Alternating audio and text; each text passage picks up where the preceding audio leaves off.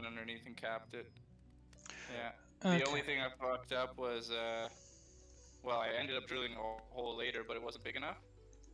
So code calls for, like in your situation, because you have, fuck now, shoot, I forget the name of, I think it's radon gas, I want to say, that comes out of the ground naturally. Yeah. So you have to have like a vent hole in that crawl space. It's super easy. All you need is a PVC pipe, 3-inch, on one corner, and then on the opposite corner. So they're like diagonally opposite.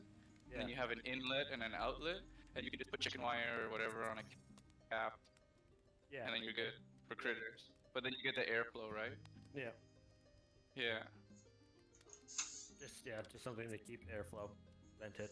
Yeah, because Oh, I won't otherwise have you to. get a buildup of that gas. But I won't have to because it's gonna be capped with concrete. It'll be slabbed.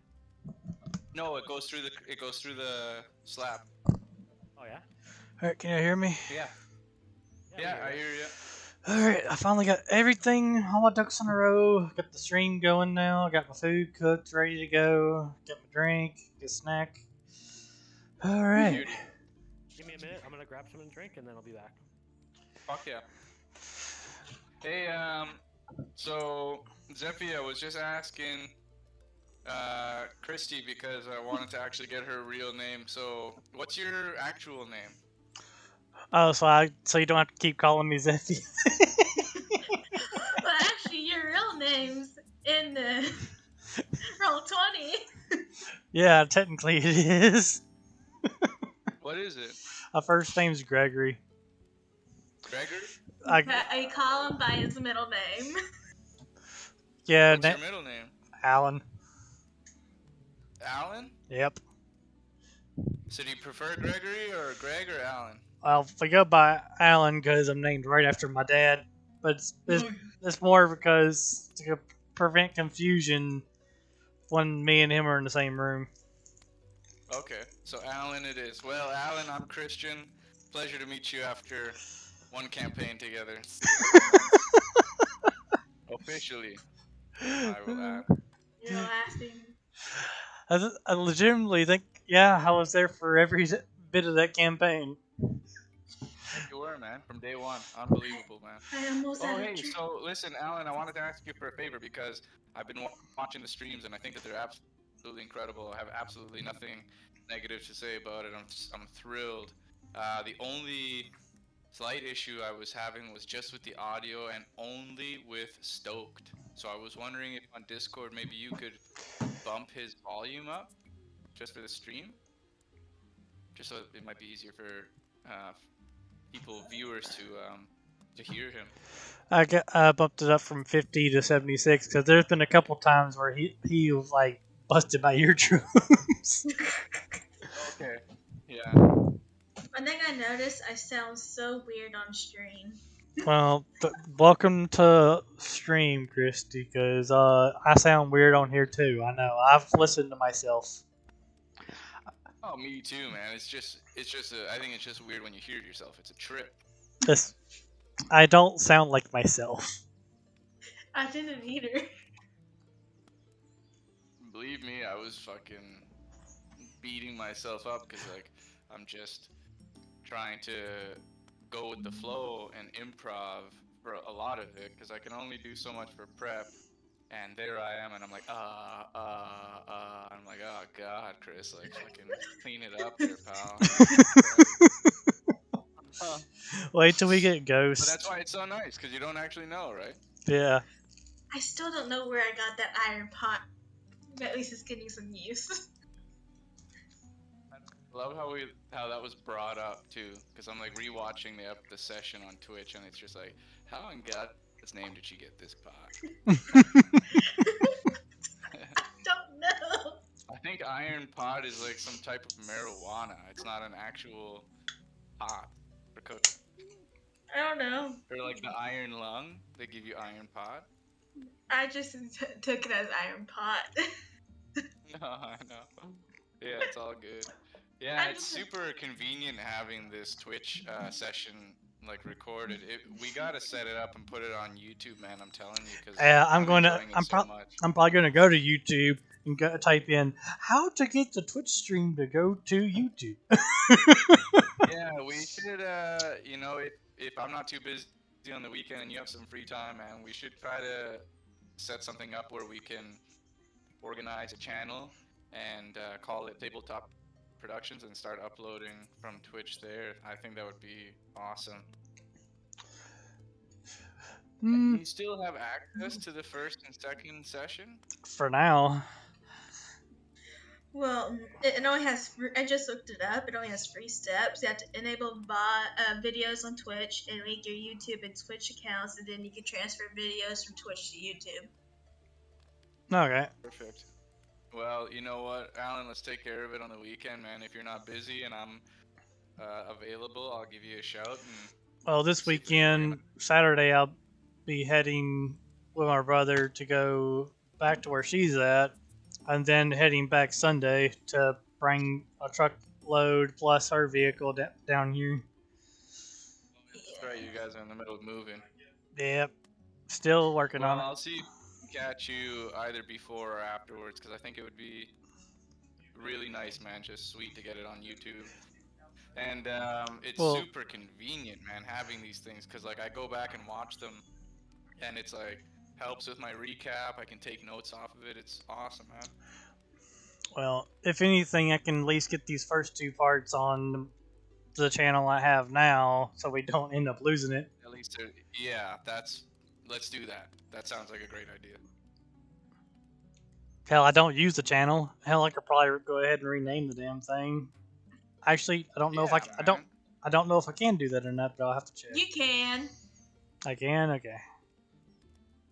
You Actually, forget I have a YouTube channel as well. yeah. I about need to get rid of my old YouTube channel. Yeah, they changed the name. You just go to your channel, customize studio.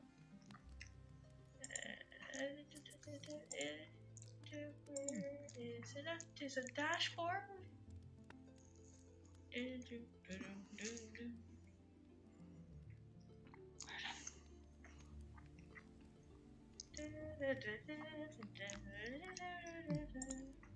Where is And that way we'll also, like you was telling before, you can eventually can get your buddies to actually make an actual animated series based off the campaign. That's exactly what I want to do, and that's why I want to put it on Tabletop Productions there, because then these guys can go look at it, study it, make some animations, send them to you, and you just upload them on the channel. And now we have a campaign that you can follow on Roll20, or if that's not your style, there it you is. don't want to spend 3 hours sitting there listening to us just bullshit for 3.5 hours, then you can watch a more visually stimulating animation. I found out where you can go to change the name. Did imagine that the actual animated series gets more popular than the campaign?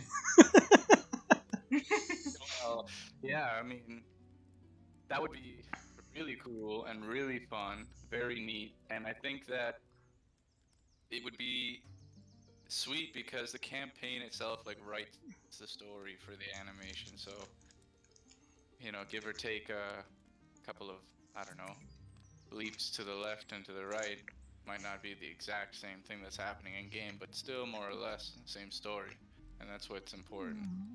That's where the fun really is in the story. That's why when I was watching those sessions, man, it was hilarious. Zephy's like, what do you mean the Cyclops didn't kill those, tear off the heads of those bodies? Yeah, it is so cool, man. It's just so much creative freedom, and I love where it's going already. I love the group, to be honest. I think we have a wicked group. I can't wait till Ghost gets in here, man. Oh Lord, how would he get entered? how is his character going to be introduced? Is the whole thing that we're thinking about at the moment. If we end the session on the battlefield, oh lord, we meet him on the battlefield when he's battle crazed mode. Oh no. I think it would just be funny if you're basically, I would say, like, you make your way along a path, and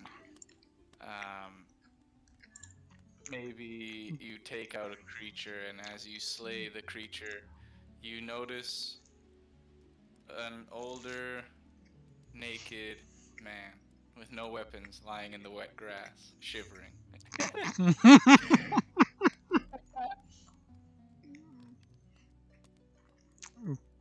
Dear lord. You called? Yeah. Oh man. So is everybody online? Oh, we're just waiting for Nurmak to get in. I'm good. I'm good. We're on roll 20? Oh, I'll get him. Yeah, I'll be there. Yeah. No worries.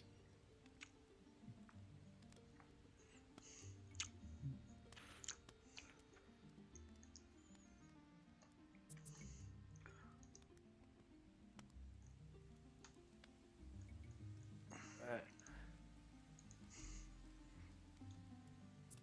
Okay, sweet. So is everybody online? Good to go? Move your token. Character sheets are all good and updated. Did everybody level up from last session? Oh, I down leveled. I lost like EXP. Impossible. Oh no, I'm being a smart ass. Of course you are. I normally don't though the bagels. All right. So if everybody, I'm just gonna assume everybody's leveled up. Character tokens are all good. Character sheets are good. Level 4. Yep. Okay, cool. I am very charismatic.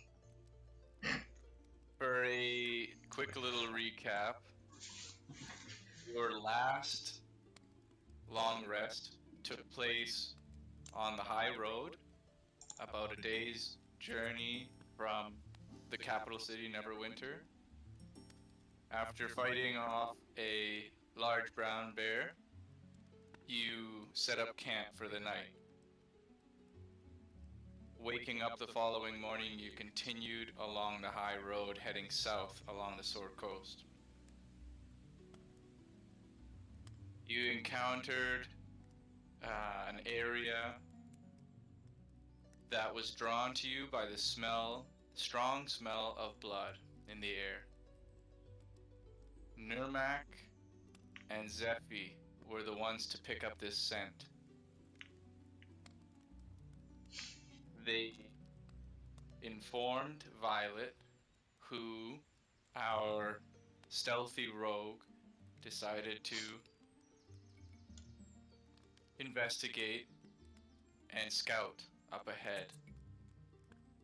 Following these bloodstains in the earth, she discovered it was one corpse that was beheaded, fresh, with lots of blood. There were a couple other skeletal corpses, and there was a combination of both animal and sort of humanoid blood. To her surprise, not shocked, but to her surprise, there was a growl, a very deep and large animal. She understood and could pick up that there was this cave nearby, and so there was this massive cyclops that you all fought off. I have to say, I thought the combat was so interesting and animated. Nurmak was whipping his whip, latching it, swinging, slicing, striking, literally climbed on this creature's back and was just, prison stabbing this thing to death. Mind you, he took a lot of heavy blows. And so, that being said, I just kind of wanted to throw it out there as a friendly reminder that as a barbarian, You know, especially these early levels, don't be afraid to use those rage points. I'm pretty sure you get them after a short or long rest, and that's something that you guys can decide to do as a group. Like, if you want to spend them and you feel you're running low, tell your party members as in player, you know, that you're feeling weak or fatigued and that you need a long or short rest. Play it strategically and use those advantages, right, that your class has. The When the Cyclops picked up this massive boulder and threw it in the air, it was crazy how, you know, in my imagination, I can see it hurling as it soars through the air, and last minute, gracefully, with this sort of dancer's uh, sort of movement, Zephy managed to dodge it last second and just hit the ground and rolled like a cannonball. Violet was like a pro, a master archer, having her back against a tree or bush, turning out quickly and releasing an arrow with masterful precision, and it struck this Cyclops straight in the eye. Several other arrows dealing massive amounts of damage. That sneak was so it was so crucial, man. It hurt so much. I could feel every arrow hitting that Cyclops because I spent so long developing that engagement, and it was robbed from me.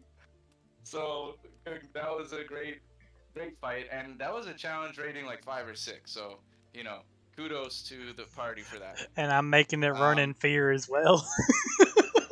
Yeah, and speaking of which, as the party was led into the cave, after slaying the beast, you discovered that it had a sort of sleeping area. There was this sort of discard pit for bones and just leftover food and all that kind of stuff. And he had these crates, I guess, that he must have taken.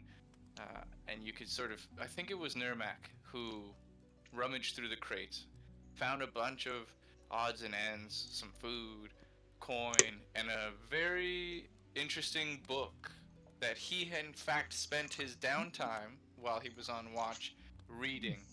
I believe he has 1 out of 6. Pretty sure it is 1 out of 6 successes on reading that, which I think eventually will grant him a bonus in athletics, if I'm not mistaken. The pit, someone descended down the pit. I believe it was Nirmak as well. They thought that they tied a really, like a secure knot. Turns out it wasn't so. When they fell,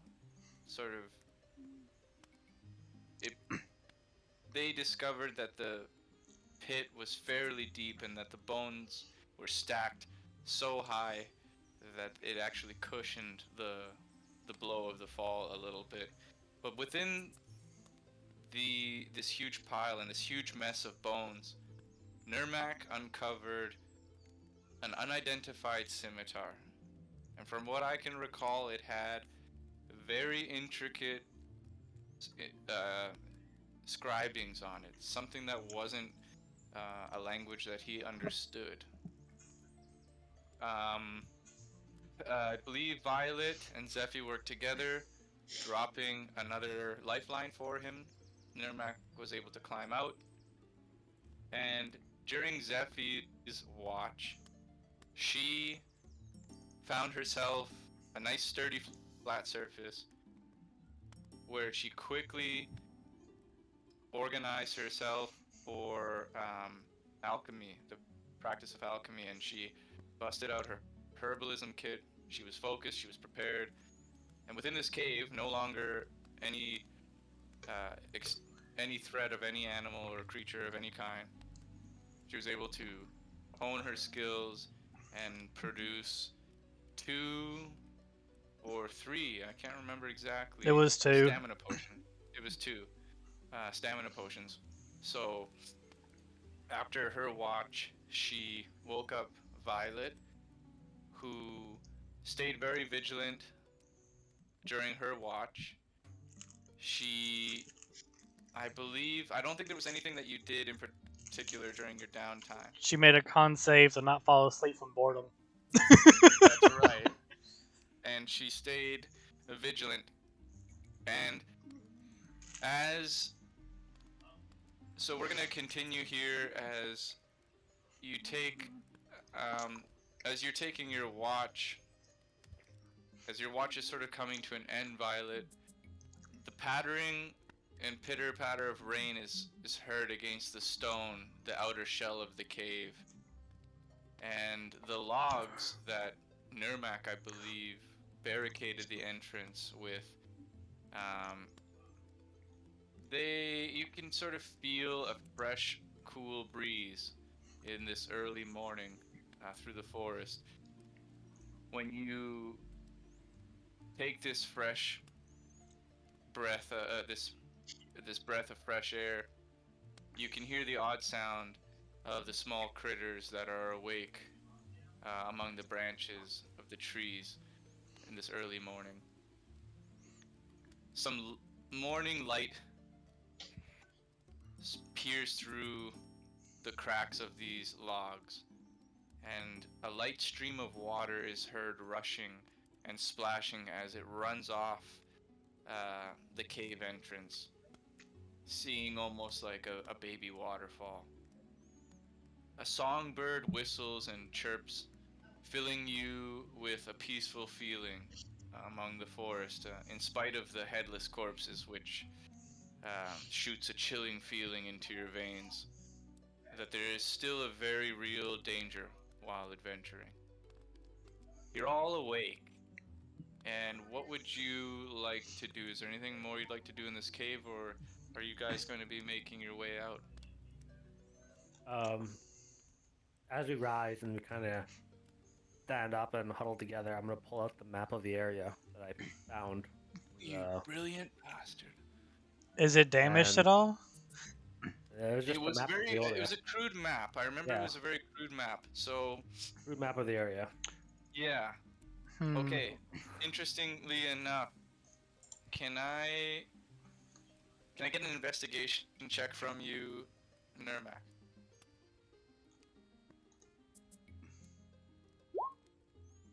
Oh! God. Okay.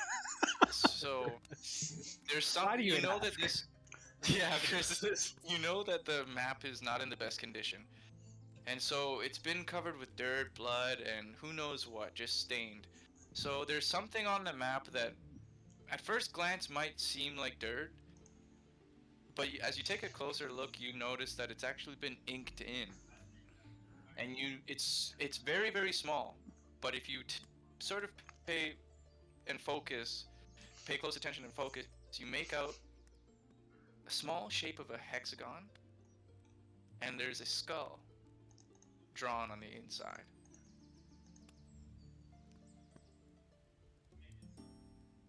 I kind of just point to it and say, "Do you see that?" Hmm. Do I actually see what he's pointing at? Since he's actually pointing it out. You would see it.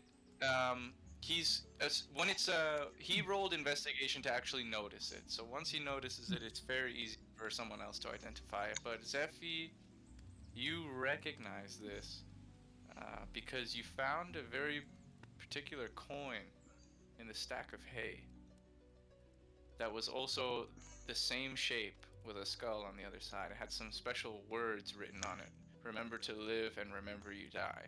Oh, I actually will go ahead and mention that to Nermac. Hey, this coin that I found earlier has that same symbol. It's Reach not. my hand up for the coin. I do not give it to you.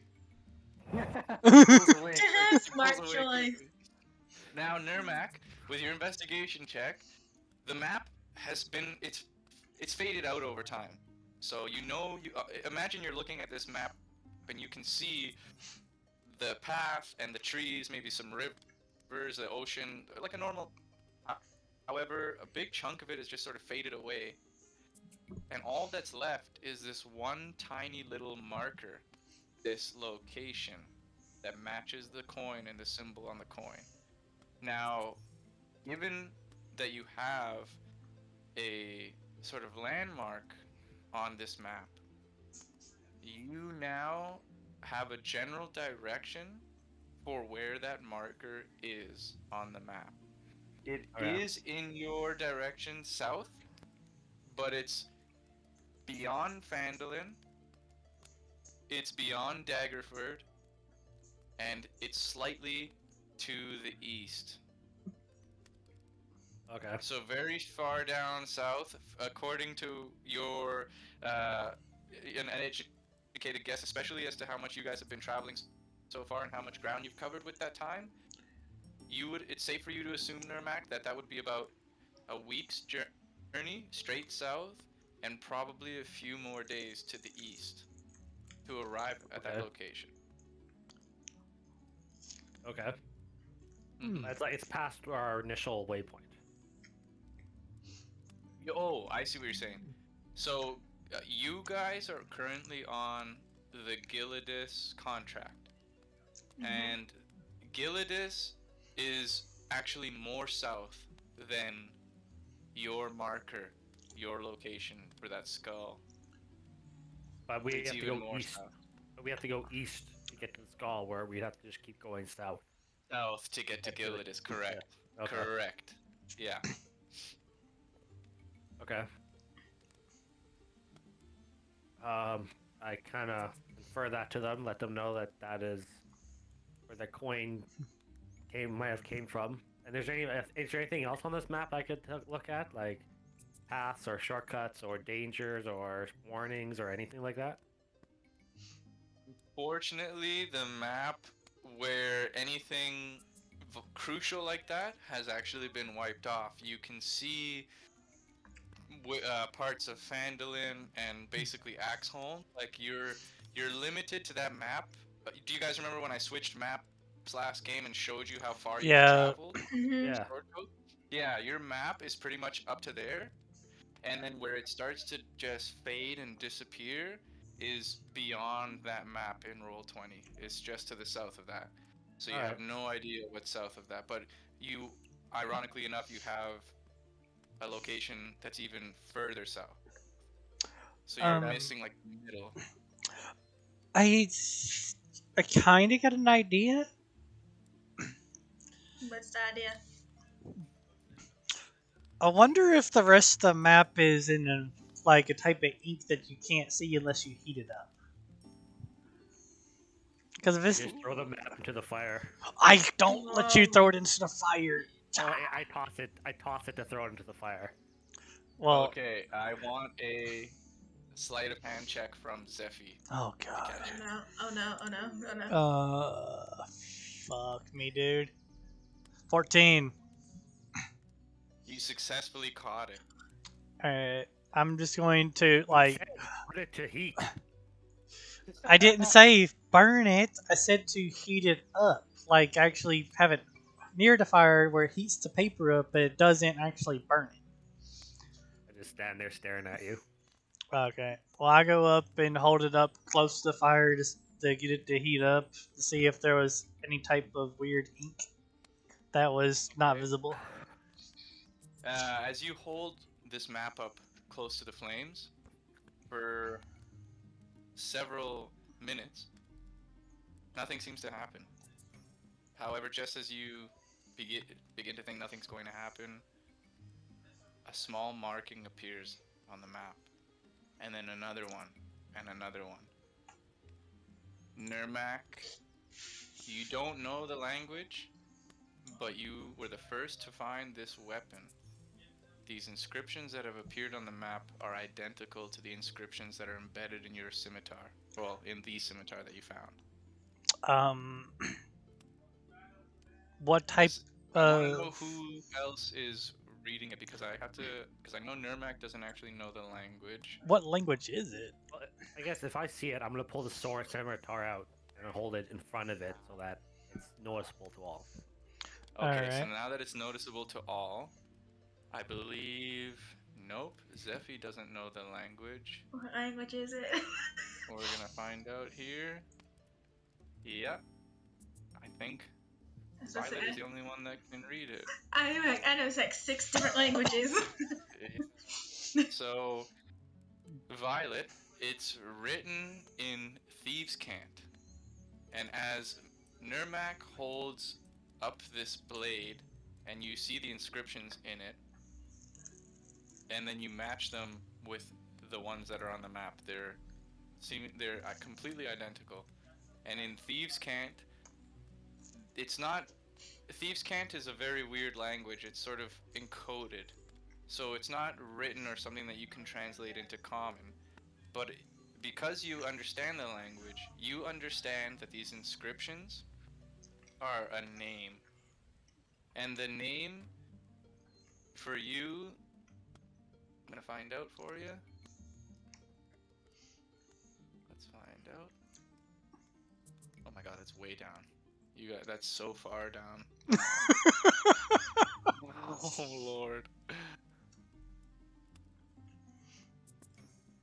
Dude, I should have known it was Thieves' Cant. Let me find out your name here for you. I was not expecting to find actual invisible text on this thing. Okay, Violet, you're able to sort of translate the name as best as you can into Common, with a name that resembles something more or less along the lines of the Devil's Syndicate. I'm gonna Devil's type that in. Syndicate. Yeah. Oh God. Where's my pen and notebook?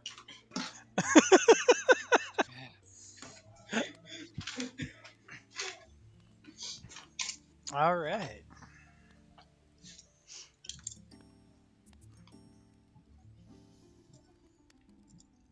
Interesting. I'm gonna lower the blade into the fire so that it starts to heat up. Okay. Now, what I will get you to do, actually, yeah, it's not like you're really spending all this time. So what I will do is, Nirmak, as you lower the blade close to the flames, you can see that the inscriptions, they also seem to light up. They glow a little bit. And the sword itself absorbs the flame. The inscriptions absorb the flame and glow on the inside momentarily, and you can see that there's a fire roaring within the blade, and then it dies down. Is it about the fire in the pit? It Fire's just kind of gone. sucks in. Okay. Sucks Oh, wow. All right. Hmm. I put it back. Kind of, I wave it around a bit, make sure it cools off a bit, and then I put it back. Away. You notice that the blade is cool to the touch. Okay. So then I guess I'm just gonna put it away for now. was that on the Okay. was the Devil's Syndicate on the blade and on the map? Yeah, so the name that she was able to somewhat translate to with her best effort, translated into the Devil Syndicate in Common as best as she could. I don't think it's, the exact Yeah. exact name, but as best as she could translate, the Devil Syndicate was inscribed on this scimitar, and the Devil Syndicate was a sort of hidden message in Thieves' Cant on the map itself. Hmm. And from what you guys just witnessed, there seems to be some magical property or relationship with this weapon and the map with fire. Yeah. What if Okay. I hold out my coin to it? Does it do anything to my coin? Well, there is no flame, so are you holding your coin out to the map? Oh. Yeah, I'll hold it to the Source. map. Sucked all the flame in, yeah. Nothing happens. And okay, I say we need to restart the fire, see if this coin has anything to do with fire as well. I just pull out one of my torches and I hold the torch out. All right, I put the coin over the Yeah, fire. so Nirmak, you actually have Your weapon provides light, not flame. I just wanted to remind you that your sickle, but you're lighting up a regular torch. Yeah, Yep. I'm lighting a torch. Yeah. Okay, excellent. So Do I just be expel sure the to. torch, or Pardon does it me? still does the torch get destroyed when I light it, or? Yeah, they are. Yeah, you won't be able to reuse it. Okay. Yeah. We're But using what it I for an would say, experiment. what I would say is because on your character sheet, I believe it just says torch. I don't know if it gives you an amount. Yeah, I got 8 of them. Yeah. Yeah, there you go. I had 9. Eight. I had 9. Yeah, there you go. So just be sure to dock it off every time you Yeah. light one up. It'll last for a few hours or whatever. Yeah. So as you sort of take a flint and strike it, you are successful in igniting this torch. As you sort of hold it up next to your party members, Zephy holds out. She holds out her hand and has the coin firmly pressed within her fingers, and she holds it out close to the flame. As you do so, Zephy, the eyes and the mouth of the skull seem to glow for a second, and the flame from Nurmak's torch is absorbed. However, the coin still feels cool to the touch. These are some powerful coins. Throw it in a dragon's mouth, you win. I looked at Nurmak. We have 2 ways to protect ourselves from fire. I think this is going to be handy. As I do too. And then I guess at this point I'm ready to leave, and I start walking towards the exit. Okay. I'm actually. What am I going to do with this coin? Oh boy. Oh no. Well, I'm underneath her green cloak thing she has. She's Yeah, going it's to like a poncho. she's going to get the coin and have it stuck in the poncho Okay. because I'm basically going to do that. Yeah, Zephy, sort of silently and with care places and stows away this coin under her poncho, within the poncho. As Nurmak, you start taking steps towards leaving this cave. You're taking very. These steps are not they're natural, sorry, and so you have to sort of jump down each ledge. It's safe to say that you make it just about here. Yep, perfect, to the entrance of the cave. And what are the rest of you doing? Are you following Nurmak? Might as well follow him out. I'm going to get to the staircase and I'm just going to be front flipping down each one. Okay, give me an acrobatics. Watch me fall flat on my face. I'll be there to. I'll try to catch you. As you do your first front flip, you Try to dig catch your you. feet into the ground and you take a lunge. However, your feet slip out from underneath you as it's sort of a wet morning, as well as some of the blood. And I throw my whip out to like grab the ankle to try and like steady his foot. Was Like, it say I tried to catch? sleight of hand there, Mac. Oh no. Okay, you just at the tip of the whip have enough length to make it and wrap around his ankle, and as you pull, you sort of straighten Zephy out, and Zephy doesn't do a flip, but she lands flat on her feet, one level down. As you all approach the entrance of the cave here, you can see that the morning is fairly wet. It had rained all night. The earth is saturated, the leaves are still wet, there's a lot of morning dew as well, but you can hear the sounds of the forest, tiny critters, birds whistling and chirping, and so you have a very good feeling that the forest is sort of tranquil this early morning. We'll say it's about 6:37 a.m. and you guys are just heading out of the cave. If you guys would like to proceed further down the path, let me know and I'll move these character tokens. Yeah, just walking straight up.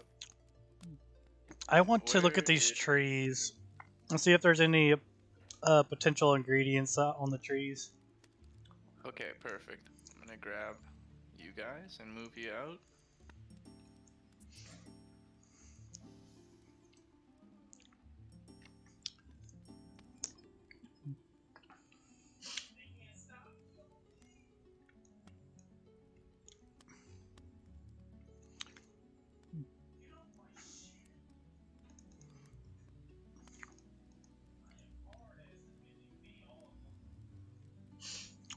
Okay.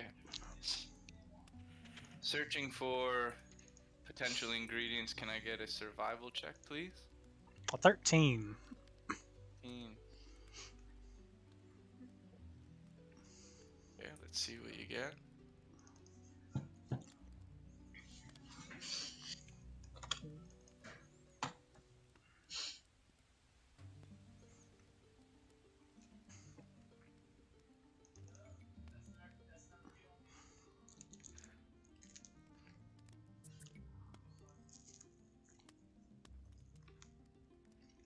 Okay, you find, let's see how many. Okay, you find 6 black walnuts All right.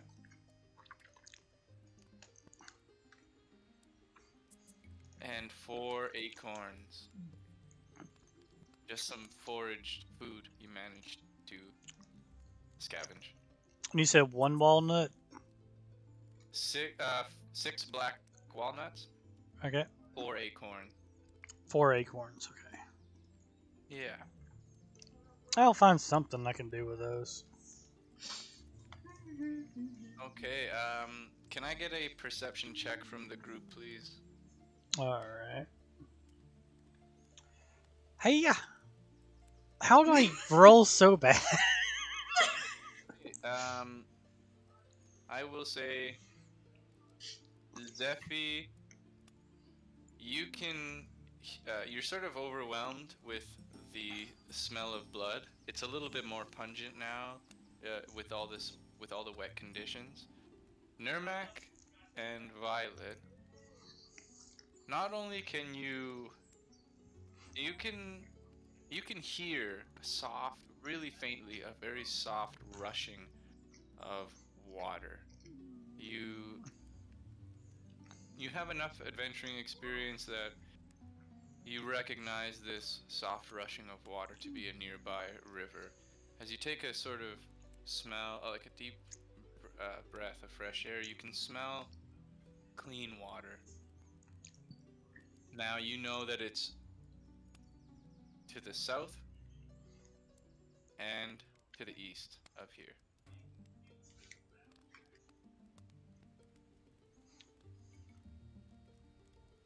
The southeast side? Okay.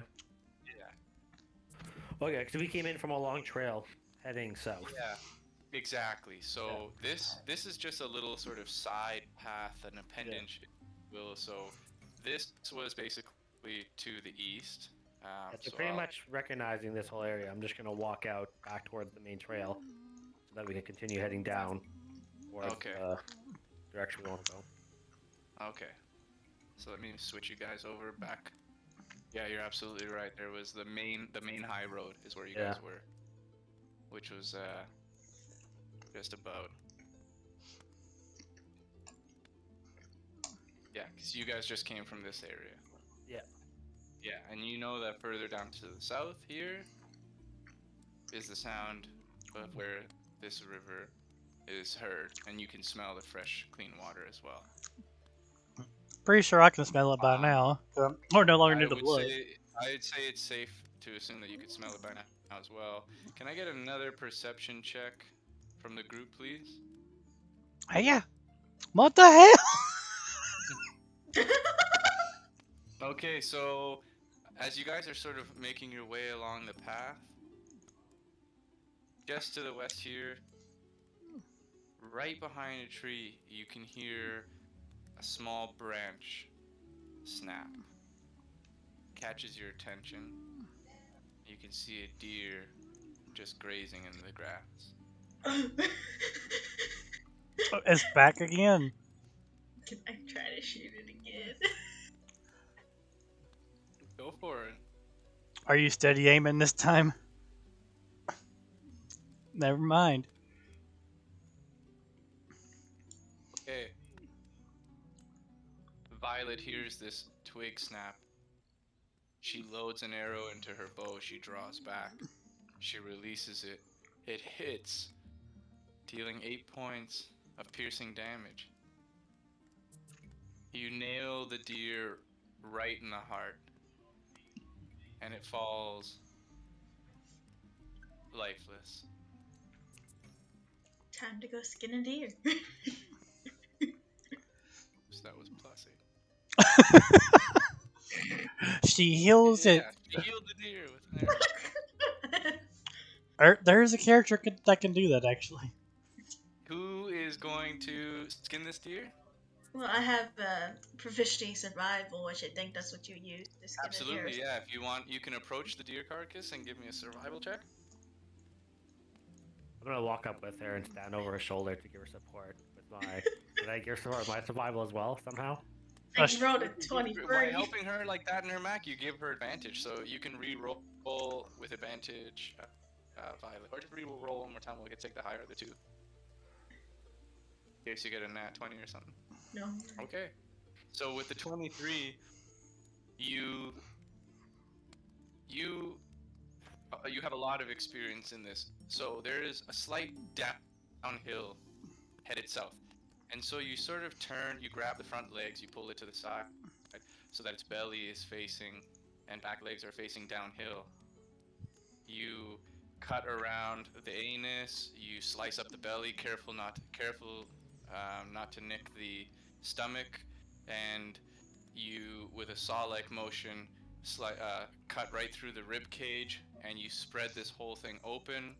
You cut near its pelvis lines, and with both your hands you reach in and you grab all these guts and you just pull them right off, and they fall and almost roll downhill, and you know that that's just discarded. You quickly cut the lining of the diaphragm. You cut out the heart so you can add the heart to your inventory. You slice through the jugular. You're able to take the lungs right out, no problem. And you know that these the tenderloins, the back tenderloins, are very good meat. So you can add 2 tenderloins to the in your character sheet. You slice those out nice as well, and you can.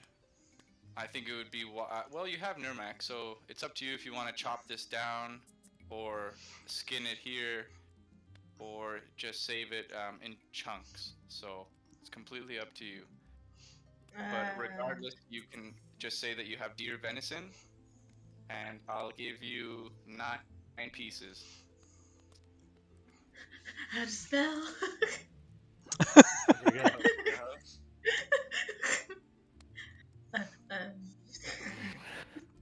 There you go. I don't even know how to spell tenderloins. I am. He spelled it all out for you. Thank you. No I'm problem. horrible at spelling. So how many tenderloins was it? 2? 2 tenderloins, yeah. And in the deer pelt. Yeah. Other than Just 1 a deer heart. venison, which they have 9 uses, and you have 1 heart. Make sure to label as deer heart because we have Cyclops heart. I know. For sure, yeah. That's very good meat and very good kill for first thing in the morning. And you know what's neat is that these deer tend to travel in the same path. Normally, they take like habitual routes. So Well, I don't think it's a coincidence that you saw one the night before. they'll do that until something lets it know, hey, this place is being hunted down. Yeah. So, that being said, how would you guys like to proceed? Are you guys going to continue on south? I would go ahead and say yes. Yeah. Yep. Okay. Okay, excellent.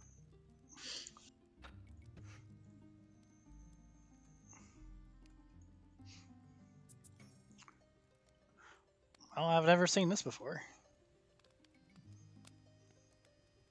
Someone's gonna end up falling off that log. And it's going to So- be me, probably. I'm going to just draw here quickly that this direction here is actually south.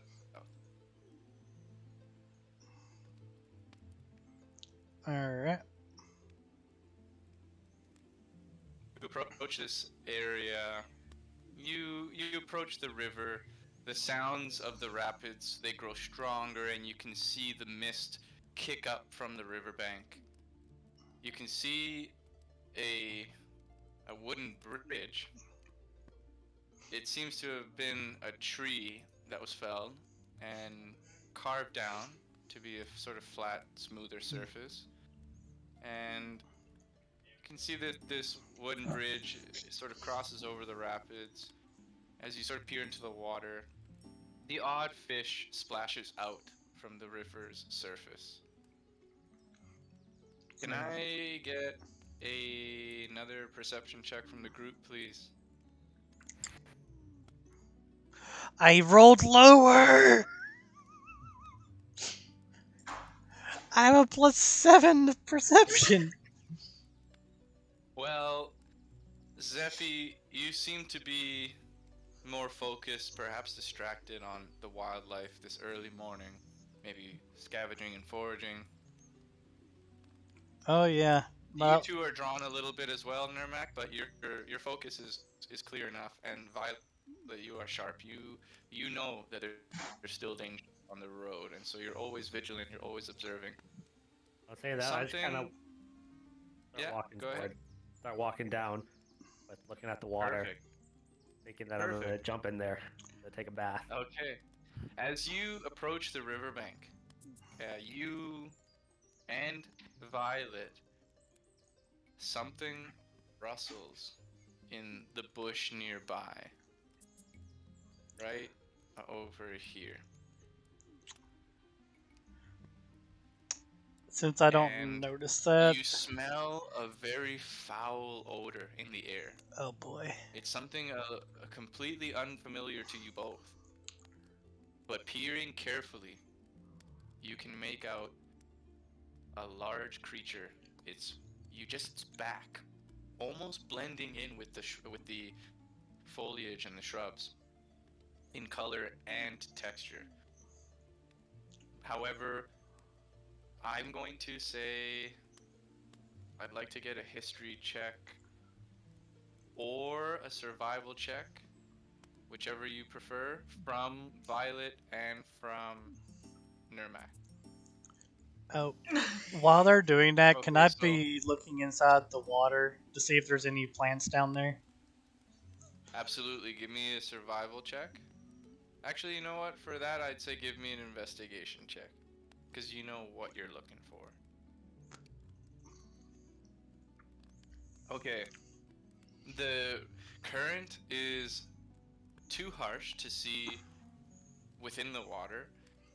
You do see that there are like the odd stem poking up through, and you can see that it's getting thrashed by the current.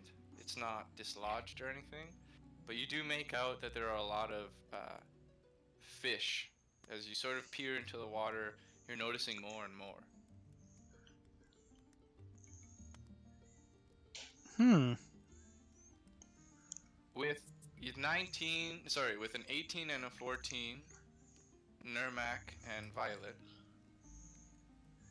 you what you had noticed this large creature blending in with the bushes, im- your instincts kick in. Something you might have heard, maybe a book you would have read, something passed down, maybe by a campfire story or something like that. You recognize that this creature is a large troll gnawing Stupid. away at a rotting corpse. And the corpse looks to be an infant child. Oh God. Oh, fuck me, dude. You know, I was thinking troll because it was like a troll bridge. Um, I don't see this yet, so. You do not. You got your eyes glued into the water, and you're happy to see the fish, the birds, and the bees. You are in a joyful place right now, Zephy. Yeah. However, your party Alright. members, your companions, Violet and Nermac, they sense danger and they see something quite disturbing. That's disturbing, alright. Well, I so don't even know if we can kill that. I alert Zephy to point across the waterway so that it gets his attention. So he sees what's happening. And then I slowly start making my way to the log to see how sturdy or stable or investigate the log. Yes, good man. Give me an investigation check.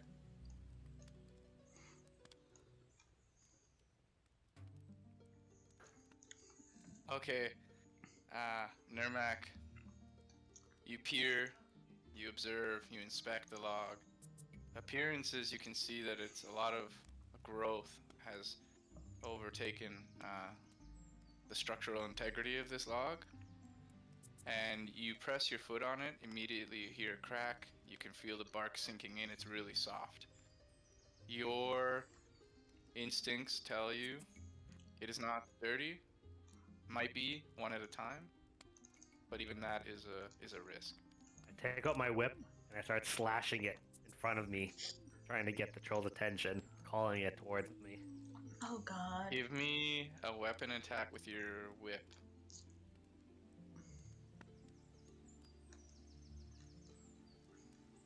Okay.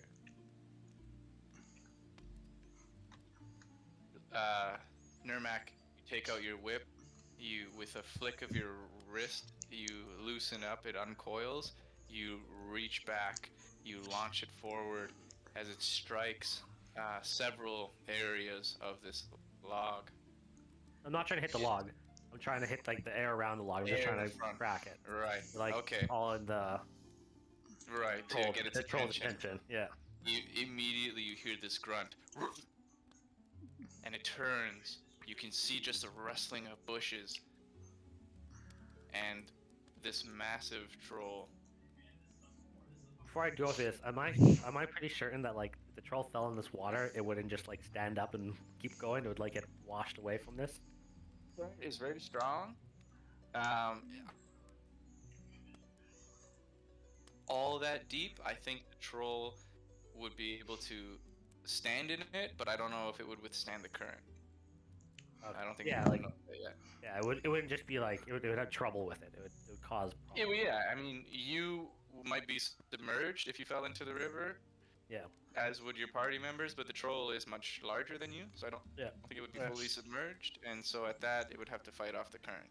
Yeah. But hearing your whip and grunting, it starts quickening its pace.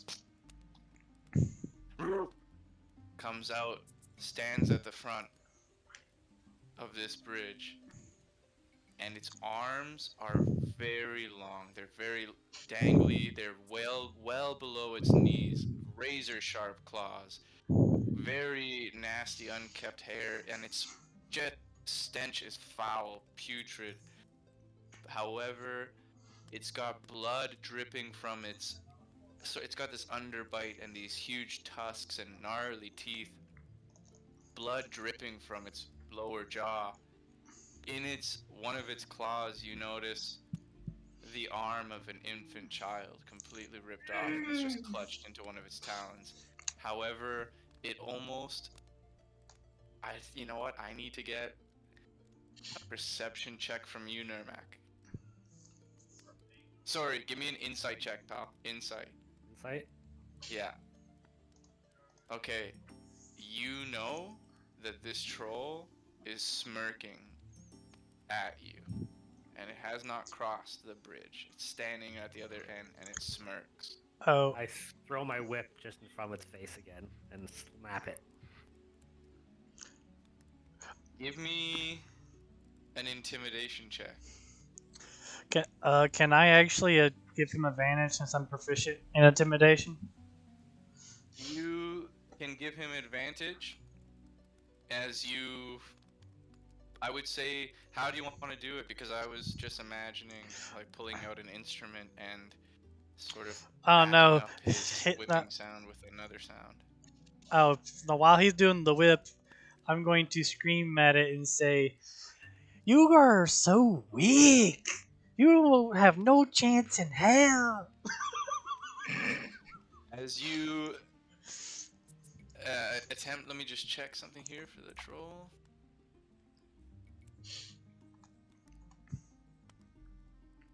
I don't know if it understands me or not, but if it did, it's gonna not like that. Curious. Okay. Its smirk dies down, and it stares at you. It blinks after you let loose a thunderous crack with your whip. It holds its position. Why is it not coming across the bridge? That's the What do you guys question. want to do? Well, the bridge. I mean, the bridge is weak. It's gonna collapse. Does it know? That's the question. It seems to. Look in its eye. I don't know if it's considered a humanoid or not. I guess Troll when I hear troll, is a large giant. Would it be? I know it was I knew it was giant. I didn't know if I could use charm person on it. I forgot. Oh no. I don't think that works on monsters. Tell me we're streaming this right now. Yes, we are. Okay, thank God. This is getting really interesting. well, it's a troll and it's technically a bridge, so I think I guess a troll bridge. That's something. But It's probably not. Oh, I got a great idea. oh no, I got a great idea. what is it? Oh, I see any big rocks behind me? Do you I want to would try? say you find some fairly large rocks. Uh, Probably the size of bowling balls, basketballs, that kind of stuff. All right, I'm gonna get Some a. are much larger than embedded in the ground. I'm gonna get a one that's slightly bigger than a baseball. What do I have I can do this with? Are you gonna try to make the troll mad so he'll come across the rug? There's actually an idea I have.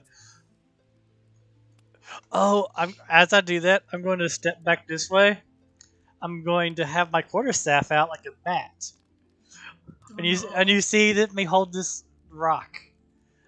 I yeet it up in the air, and then I hit it like a baseball directly at the troll's gonads.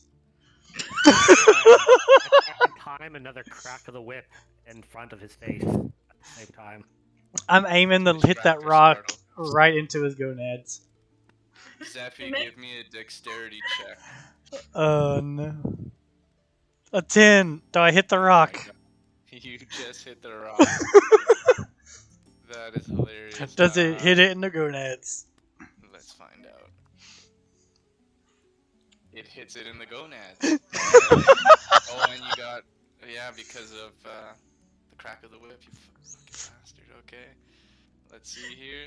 I'm gonna shoot it now. Okay, well you deal 1 point of bludgeoning damage. Is it holding itself like crouching? Like, oh. It definitely sort of steps back and grunts, and you can hear a large roar. And you can see it sort of pacing. Oh. Yeah. It looks towards you, Zeffy, Mm-hmm. and it reaches it reaches up with one of its arms that's clutching this child's arm, and you can hear a horrible crunch as it chews up and grinds the bones as fresh blood streams down. All right, then I'm just gonna hit another rock at it. I was about to say, I want to shoot an arrow at him. You're gonna shoot an arrow after I hit a rock at him. Got it. And then as I see that what's happening, like him crushing the arm and the blood starting to spew, I take out one of my spears and I wrap the rope around it, and Yeah. I'm gonna jam it into the log behind me, like where it's on Yeah. land. Tie Yeah. the other part to me and start running across the log. Brilliant. All Okay. right. I'm gonna get a. I want to get a sleight of hand from you, Nermac. It's okay. We'll go with the 18. That's fine. And then I need to get a dexterity check from Zephy. I hit it harder in the gonads. Ha! Boom! I'm gonna aim it there, aim there as well. You're aiming there with the arrow. Yes. Can I use And I need steady a aim? weapon attack from Violet. Can I use steady aim for advantage or? That Yeah, one. I would say you could. She's I don't see Okay. why not? dude. It's gonna have an extra stick in its gonads.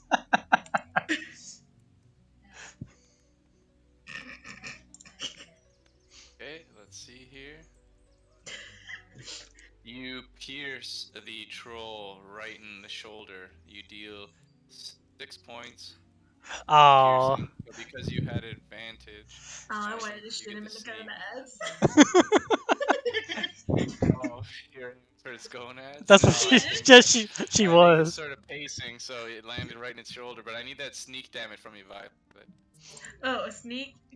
Yeah, because you get advantage with the bonus, the aim.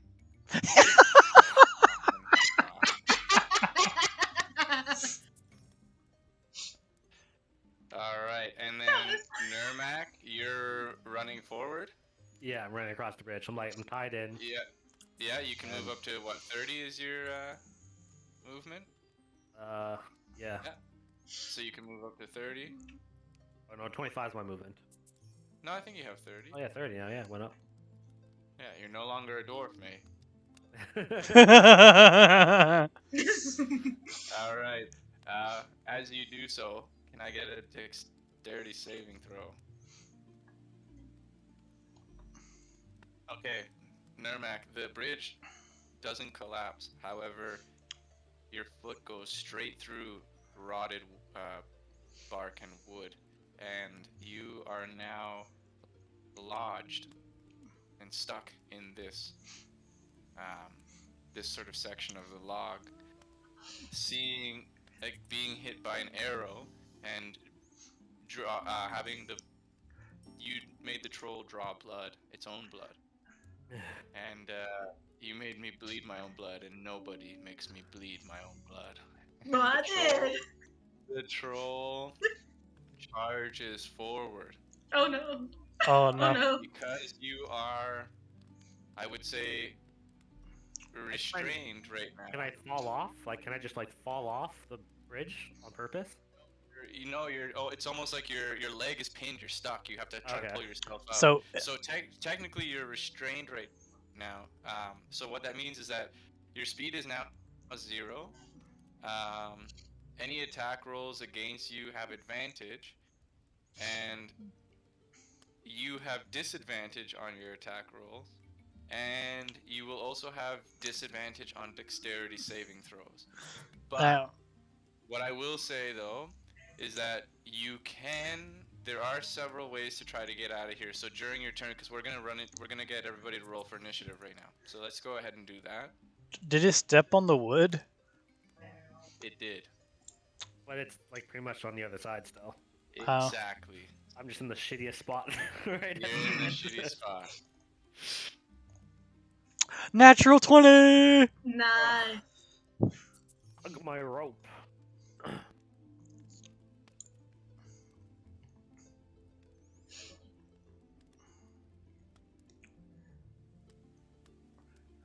Dude, We're gonna end up doing some weird ass shit here. Okay, um, so yeah, when it gets to your turn, Nermac, if you have a couple of options. You can either try a dexterity saving throw again to get out of it, or you can give me a strength check and try to bust your way out of the log. Okay? When it gets to your turn, you have those options. All right?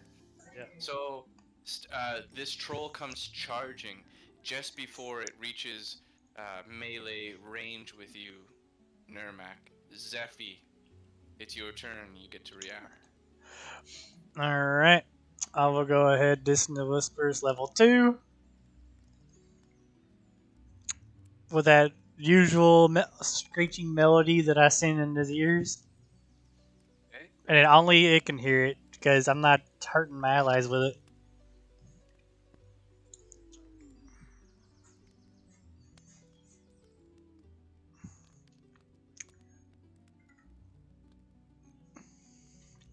Just be a wisdom save.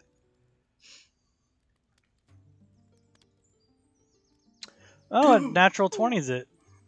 Nat 20, baby. So you try to let out this high-pitched screech note from your instrument, and the troll is unfazed as it charges towards Nermac. Alright, I'll step forward. I'm still on the same turn. I will bonus action Stamina Potion to replenish an action. Beautiful. That was well played, mate. And then I will grab the rope Oh my and god. I will pull on it so to dislodge his foot. Okay, I want to know one thing here. Yep. So, okay, I'm gonna get Nermac to give me a perception check.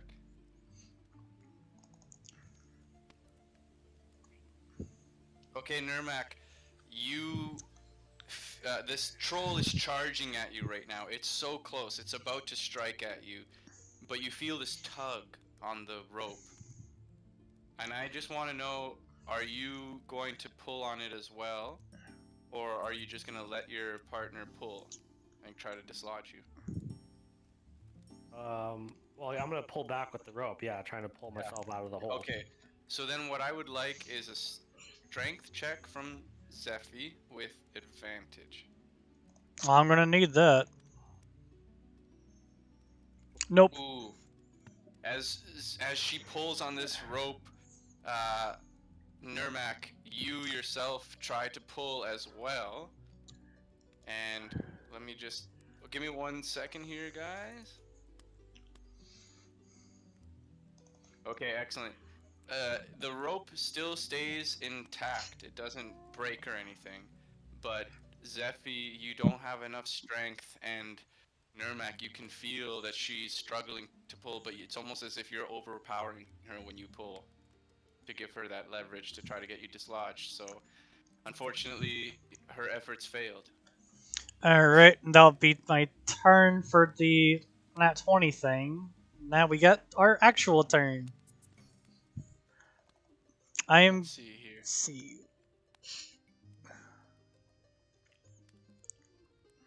Oh my god, I didn't even realize you crit on initiative, you bastard. I did. Did it? So I did all That's a that great rule, while I'm he not was gonna lie. coming. I really like that rule. I did all that while he was trying to get to us. Mm-hmm. Now that he is up there, I'm going to go ahead and Distant Whispers level 2 once more, because he took 7 damage from the first one. Oh, hold on, I didn't punch that in. And this first one, wisdom saving throw. And he fails that one, so he takes 21 damage. And has to flee right now. Oh, thank God. Has to use its reaction. Yep. Yeah. And so immediately it turns around, has to use its full movement.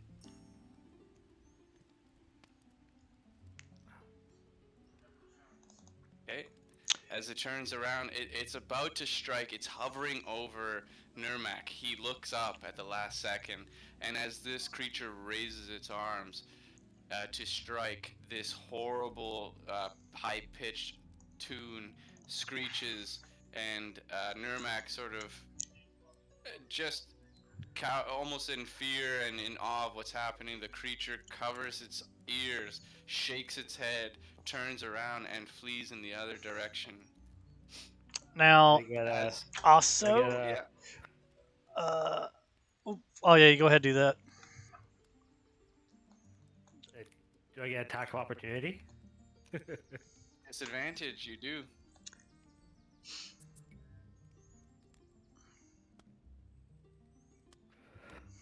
Unfortunately, your sickle falls short of its Achilles heel as its Achilles tendon as it just sort of turns around and runs off. It was just a few inches away. You struck nothing but air. All right. Zephy, is there anything else for your turn? I'm not going to use another stamina potion. I'm going to hold off on that. I'm going to EOT right here. Next up, we have the troll, and from what I understand, I don't need to do another wisdom saving throw. The effects No, are off. it's off. Okay, and 10 points. Okay. Okay, excellent. So let's double check that. Oops.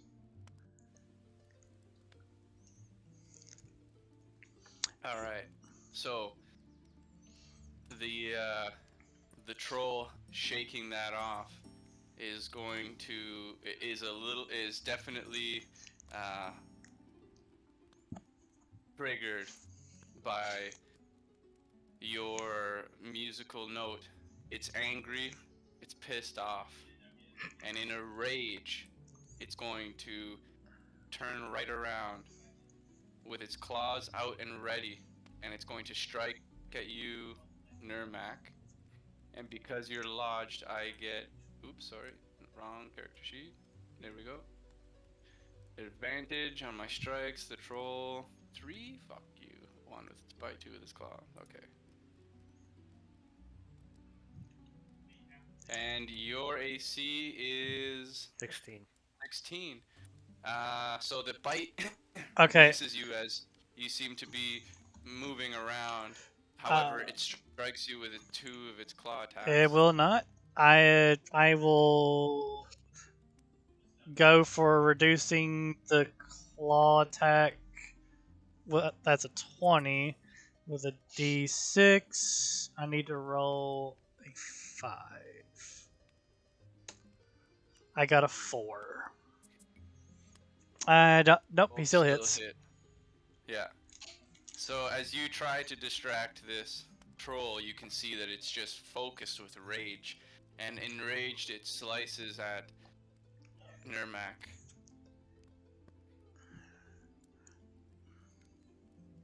Dealing 11 and 14 points, a total of 25 points of slashing damage. This is gonna be rough. I Okay. mean, damage and that'll be EOT for the troll. Violet, you are up. shooting the troll. Yep. We need to put some serious hurt on it.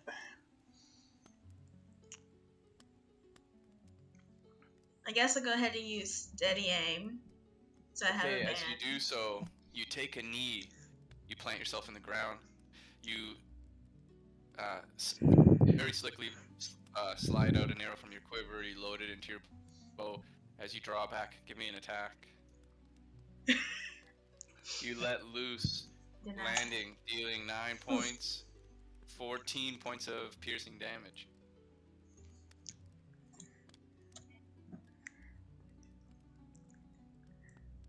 Excellent. Anything else left for you, Violet? I already used my bonus action, so that'll be end of turn. Okay. Next up, we have Nurmak.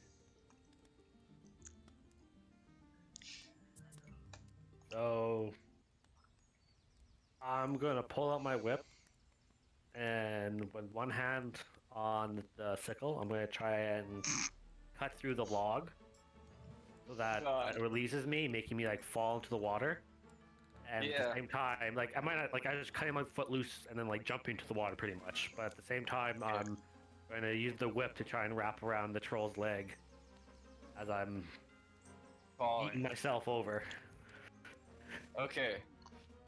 So you're still strapped to your javelin. You're pulling out your sickle. You're gonna sort of dislodge yourself, at least weaken the log a little bit. Yeah. And then you're gonna try to fall. As you're midair, pretty much you're gonna whip and latch around the troll's ankle. Now, let's see here. I'd like to get a weapon attack from you from the sickle. 10 slashing damage? Oh shit. Okay. Oh fuck. Alright, so so as you stab your sickle into the log, you hear a small sort of repeating cracks, and they sort of grow in sound, and you hear a very large snap as your end of the tree trunk begins to fall. Now, where the troll is standing, it's still firm, planted in the ground. So it's almost like in the Lord of the Rings when Gandalf's like, "You shall not pass," and he smashes his staff down. And as that creature steps forward, that part of the bridge falls, but in this case, that's the part of the bridge that you're on right now, Nurmak. So this whole bridge, even from where Zephy's standing, is now become a ramp going downward into the water. You fall, and I'd like to get your whip attack. Okay.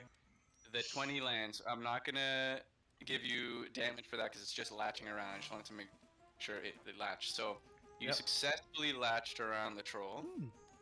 The troll is gonna make a strength save to see if it can hold you guys, and it does. So you are now currently suspended above the rushing water. The log is just beneath you, plunged into the rapids. And you are currently being held on one end from a rope around your waist, and your arms outstretched, holding a whip that's latched around the troll's ankle. Image. Holy shit. So that was your standard attack to break the thing, and I would say a bonus action to use your whip. I don't think you get 2 attacks, so and you can't really move either because you're technically you're still restrained.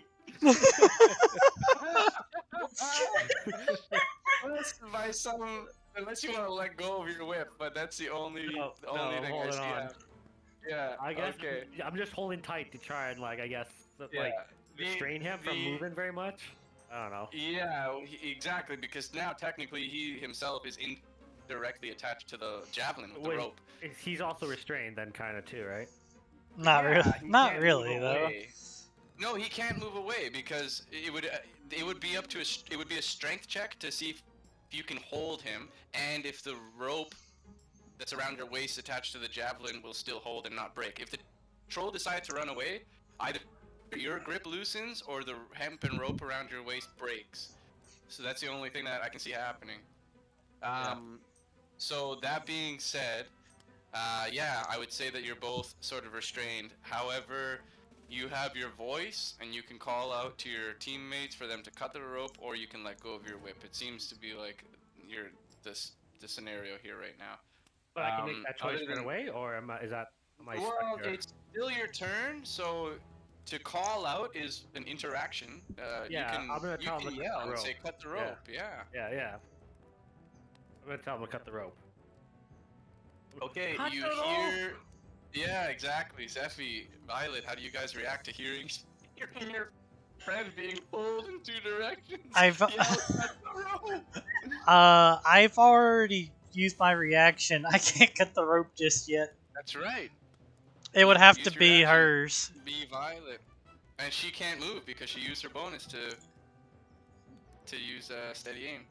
I could Yep. try to throw a dagger or something, but You gonna throw a dagger my direction to cut the rope? it was an idea. I didn't say I was going to do it. Well, it's my turn up It's next either completely up to way. you guys. So Nicely done with the visuals there, Nermac.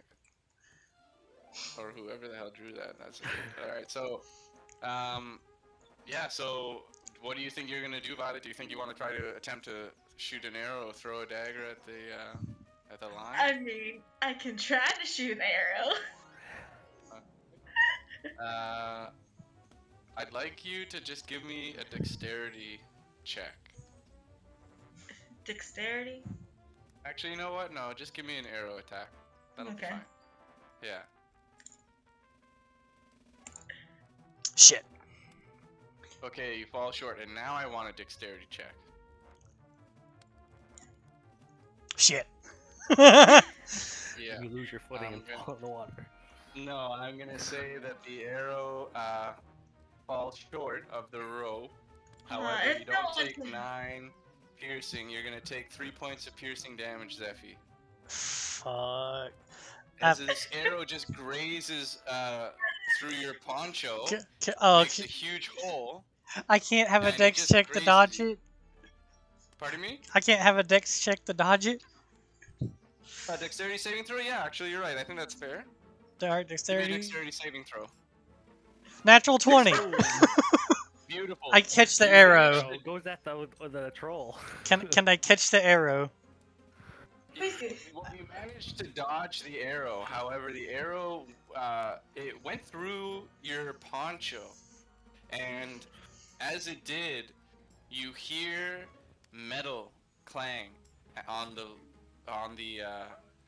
log. That's a ramp, and you can see that coin has fallen out of your poncho, landed on the wooden ramp in front of you, and begun to roll down. I'm gonna instant. When my turn comes around, I yeet down there to grab it. It's we're gonna say we're sort of within seconds here within Yep. time, so I'll allow. So Sorry. we're gonna move on to Zephy here. Who go? Where? How far down's the coin gone? It has fallen about 4, 5, maybe 6 feet as it's sort of bouncing and rolling, kind of. Okay. So it's like hexagonal and shape. Alright, instead of like using normal movement, I'm gonna half my movement, just carefully go across and pick up the coin. Well, this thing has already fallen. How far? It's now a ramp. I would say it's not at risk of falling anymore or breaking. However, there is risk of you. What happened to Nermac happened to you, where you might find yourself lodged into this thing. So give me a dexterity saving throw again. Oh boy. A 10. Okay. As you take your first step, it's sturdy. You take another step, you feel a bit of a crunch, and you can feel that there's a massive impression now into the rotted wood.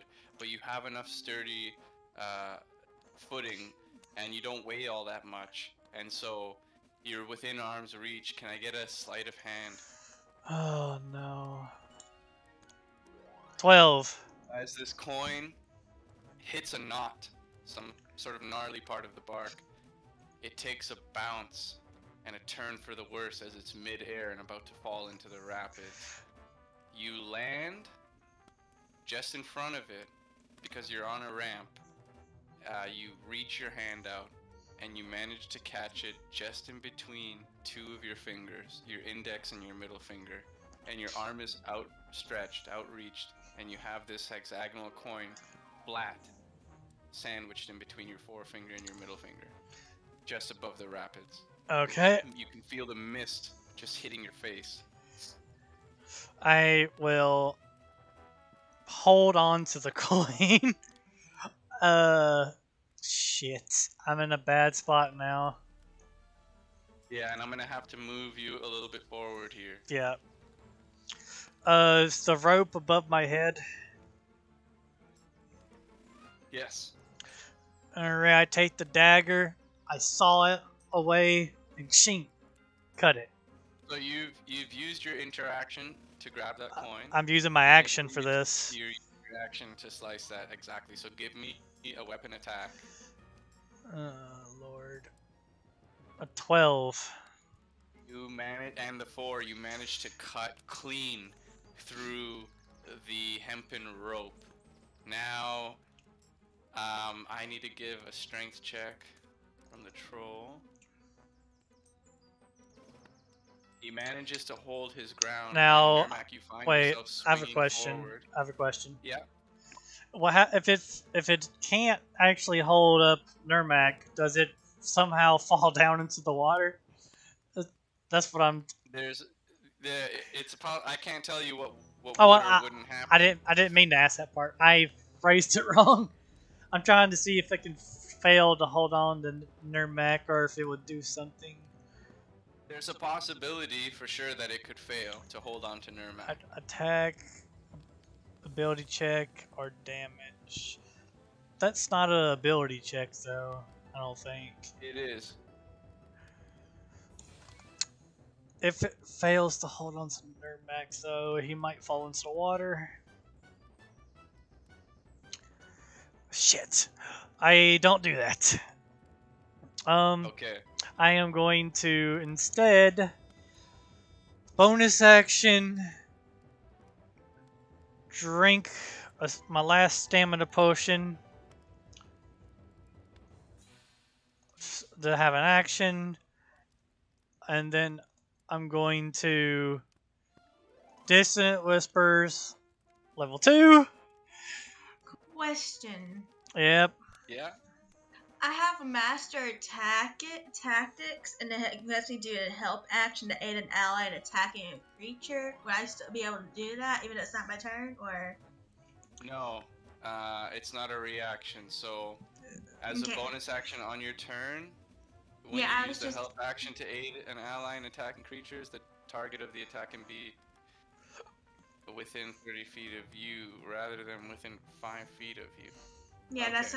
I want to ask about that because I have that and I didn't know for sure. Yeah, so when you help someone, I think you have to be within 5 feet of them to use the help action, and in your case, now you can use your bonus action to help instead of a standard action, and you don't have to be within 5 feet of them, you can be within 30 feet. Okay. Alright. Yeah. Wait, did the troll pass? This troll pass with flying colors. So what am I taking? Only 5? No, 7. 7, sorry, 14, yeah. And I'm not able to do it with a melody. She basically has to do it with her voice. Right on. So she lets out a bit of a bellow and. Basically, she's pulling a black canary right now. And Nice is that image. EOT for you, Zeppy? That's all I can do. I have to stay there. I can't move. Okay. The troll up is going to. Oh, that's nice. All right. Nermac, give me a perception check. Okay, so Nermac, you can see that the troll has pulled an arrow out of its shoulder.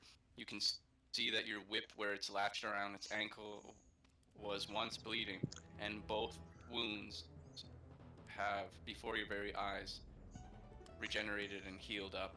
Something that you've just witnessed and taken in. And now this troll is going to pull.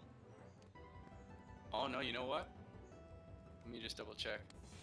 The troll is going to take 2 swipes at the actual whip latched around its. And I'm going to consider this whip as a part of you. So the 11 won't hit, but the 25 will. And I'm gonna give your whip. Let's see. 8. Let me roll one more. It's 4, 12 hit points. So, I'm dealing. going to cutting words the damage. Okay. If I remember right, level 4 is still a d6. 4. 4 off my 13. 9. And you have 12. So you're gonna be at 3 hit points left on your whip.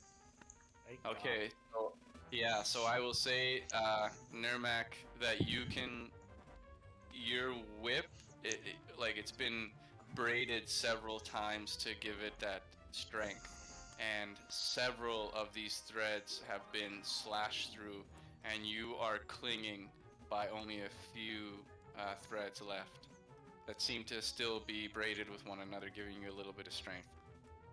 The troll is going to use its last attempt to crouch down and gnaw and bite at the whip as I have one last attack. Eh. It's almost like it's flossing its teeth. It can't get.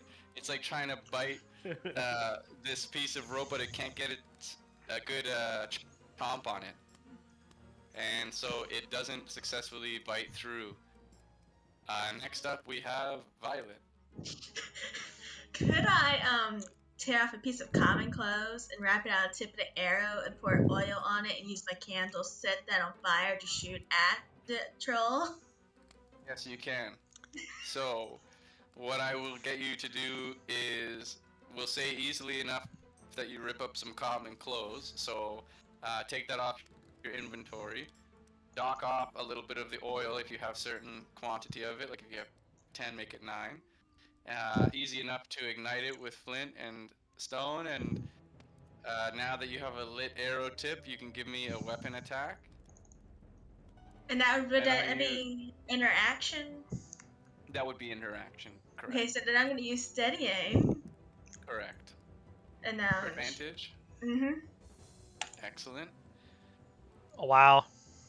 Okay, oh god, this is so bad. This is so fucking bad. Alright.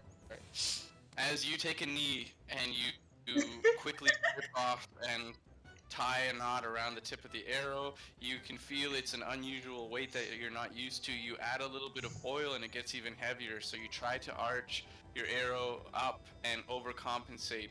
As you ignite it and you let it loose, it arcs through the air, and as it lands right in front of the troll, and you've set ablaze some of because it's oil. Normally I wouldn't think it would ignite so easily, but you have a fiery mess.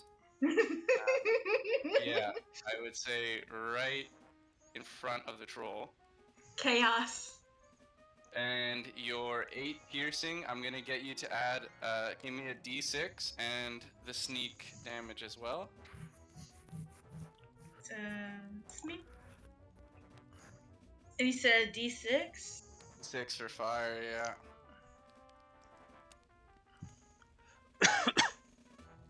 Oh, this is gonna be fun. Okay, so altogether, I would say that is enough to finally take out the last chunk of the whip that's holding Nirmak as it sort of catches on fire with oil, and you can hear the last thread, the first thread just sort of thwack, and then the second one you can hear stretching, thwack, and it breaks. Nirmak, you plunge into the icy cold rapids of the river. The currents are strong, and they drag you. I'm going to see, just by chance, 1 second here. I still have like the rope wrapped around me too, right? And it's Uh, actually a trail of it behind me. We cut it. We cut it. Remember? Yeah, you cut the rope, but I still have it wrapped around me. Like there's still a length of rope dragged behind me. That's right. So you are plunged and you are carried by the harsh current down the river. However, your hempen rope is tied securely and firmly around your waist, and you have this tail, this drag, that seemed to have been caught and wedged between two large boulders, and you find yourself not frozen, but you're stuck, floating in place, saved by the miracle of your hempen rope being caught between two rocks. I'm going to leave you there. Is that EOT for you, Violet? Yes. That was funny. Okay. Made things more interesting, Nurmak, that's for sure. you have a couple of options here. So you're not submerged where you're drowning. So your head is above water, but you can feel that you're being plunged in and out because the rapids are they want to take you, but you're being held by this hempen rope. You can try to pull yourself and get at least closer onto this boulder, or try to or try to pull yourself all the way. Can I like? Let me know. Yeah, can I like use like the tension of the rope to like surf it to the side? Like kind of like use it and like drag myself across?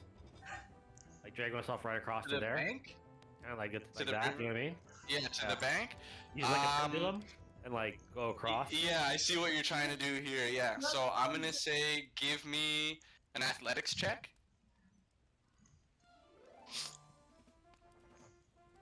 Oh God. Okay. So, Nurmak, you sort of use the currents. You sway yourself to the left. You sway yourself to the right. You're not getting enough momentum. You manage to pull yourself a little bit further this time to the left, and as you gain momentum to the right, you feel your legs hit this boulder and you push off as hard as you can. As you swing over to the left, you feel your rope dislodge. However, it's just enough to get you as you reach out with your hand. Give me a sleight of hand check. Oh! Nurmak, there's some trees and shrubbery growing off the bank, and you can reach out with your hand and you grab a firm grip of one of the large roots that are sort of overgrown by the riverbank, and you feel it sturdy and you've latched onto it successfully. Give me one more athletics check to pull yourself up and out of the bank. Ooh. Beautiful. Nurmak, you have successfully pulled yourself right up onto the ledge. And I undo the You rope are from my waist. drenched. Pardon me? I undo the rope from my waist. Okay, excellent. I untie myself from the rope. Okay, so just make sure you dock off rope off your inventory. Yep. I will say that whole situation there just called for an interaction. So you still have your standard, your bonus, and your movement. Okay. Well, this is So not-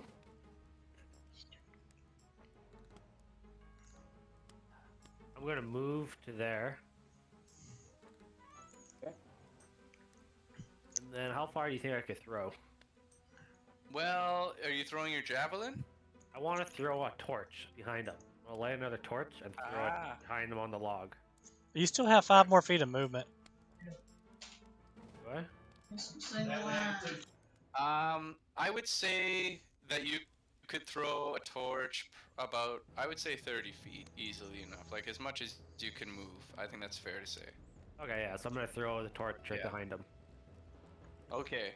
As you throw a torch over behind him, give me D20. Ooh. Oh. Okay. So you managed to throw quite the distance, like you're within range. However, your torch, it sort of spins and sort of twirls in the air, spinning and spinning. And as it lands on the blunt end and bounces off the log and does another couple 360s before you hear it sizzle into the rapids and carried off by the current. Okay, and I guess that's EOT. Standard. I guess you still have bonus if there's anything for bonus. Well, I guess I'm just gonna rage. That's what I do. I'm gonna Good rage. call. Yeah, as a bonus action.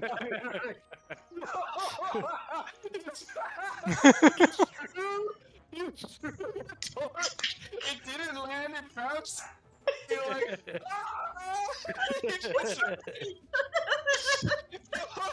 Mac is by far the barbarian. I love how you rage. You don't rage before battle, you rage because something didn't go your way.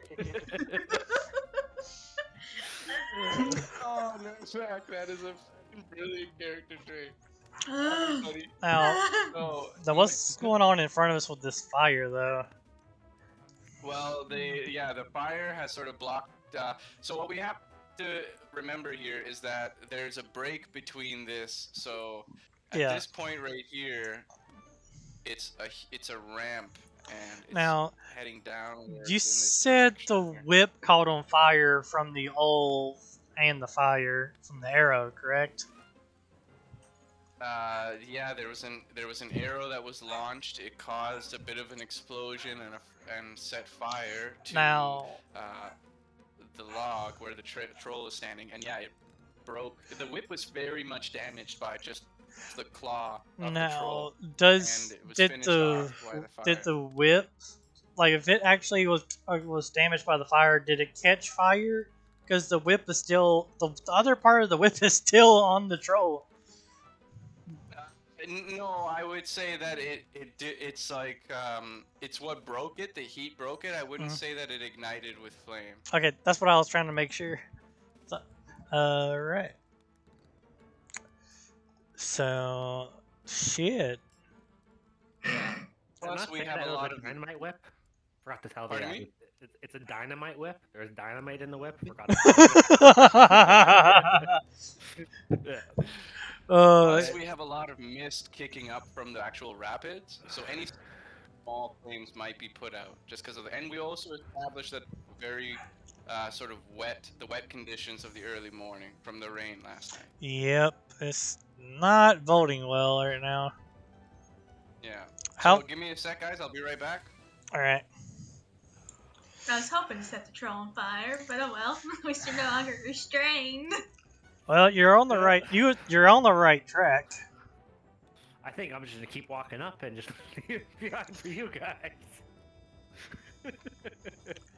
I want to try the fire arrow thing again because I still have some cloth. I still have one more flask of oil. And I still have candles, so I could try it again. Yeah, the candles ain't gonna do much of shit. Well, I can light it on fire. The oil. Hey guys, I'm back. Ooh, boy. Zephy, you're up. Yeah, that's. How far down is this from the top part where it's on fire?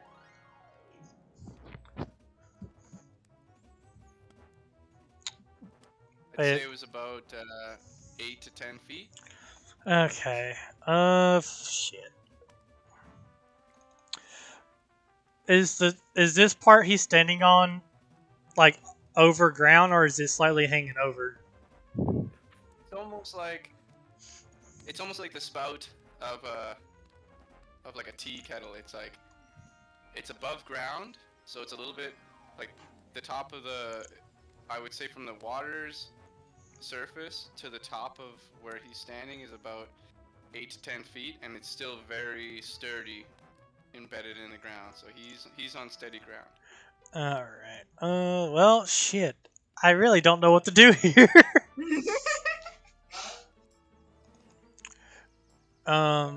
If that's is there any steady ground on this part here where I can just go forward and then walk around? No, the tip of this. Sorry, hold on a second. The tip of this here is sort of. There's water rushing right over all of this. So your side is now a ramp that's been submerged in water at that thick red line. Yeah. And so you'd get caught by rapids if you decide to go down the ramp. Unless you try to make a jump for it, or yeah, exactly. Yeah, that's what I was thinking. I'm going to make a jump for it to get over here. Either athletics or an acrobatics check. Acrobatics. Don't fail me now. Okay.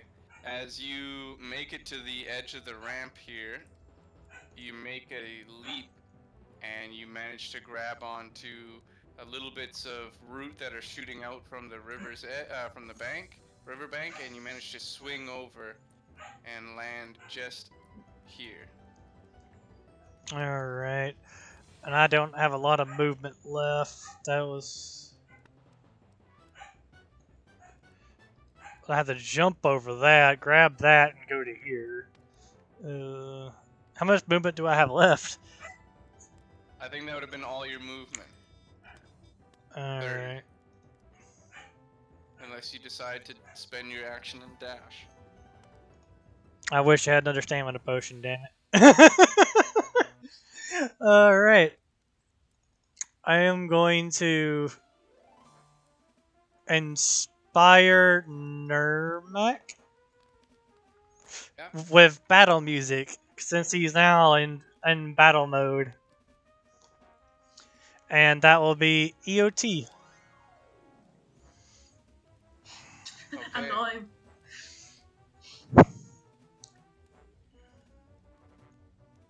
All right. And are you using a bardic inspiration? Yeah, that's what I used. Okay. So roll me Zephy. Well, it's whenever he decides to use it, because Okay, I see what you're doing. Yeah. Okay, so the troll's turn is going to see, and let's see who it's going for. Okay, rushing over here, it's going to strike at you, Zephy, oh yeah, I want him to. and let's see here. I get one bite and one claw. All right, Oh, now, normal. now, ooh, shit. What do I want to do? I could either cutting or you know what? I'm going to use my legacy trait for that first attack. I will level 2 Hellish Rebuke.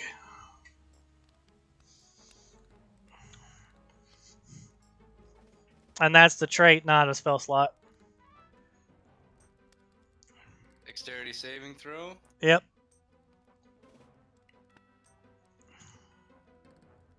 He fails. He takes 23 fire damage with the first attack. I don't know if that will do anything to him after the first attack, if it's debuffs or anything, or if he's what happens with that thing on him. I don't know that thing like that. No, it's like a thaumaturgy cantrip, so it's just like Oh no. it's almost like reacting with that. It's like reacting with magic. Yeah, I know how that does. I don't know what fire does to troll. Okay, well, it just took 23 points of fire damage. And let's see here.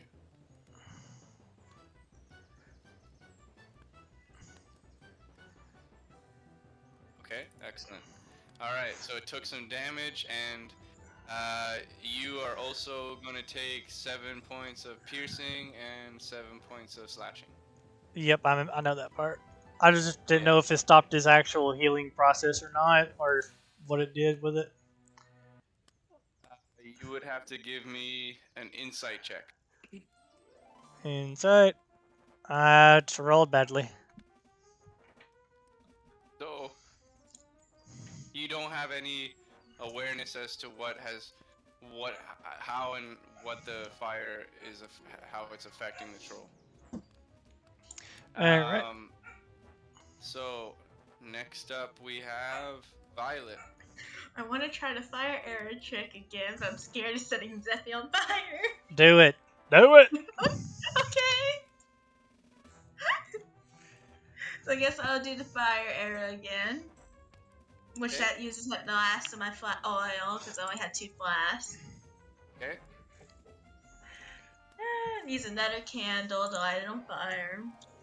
And of course, steady aim for advantage, because I really don't need somebody else to do that. A 14. Okay. Give me the sneak and give me the D6 for fire. I don't like that ooze sound. That makes me worried for Zephy. Okay. Alright. It falls. You can't quite gauge the distance, and so it falls a little bit short. And it's landed just about right here with more fire, dealing no damage. However, there's a little bit of a mess of fire here as well. As you sort of spilled oil in that area, lit it ablaze.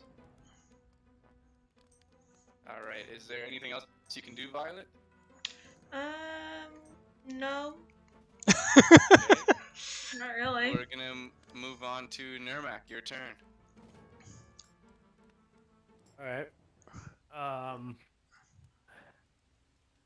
So then I'm going to run at it with my sickle out. And I'm going to bend down and put my blade through the fiery, like, liquid mess kind of stuff. Yeah. To try and, like, stick it to the blade and then swing at the troll.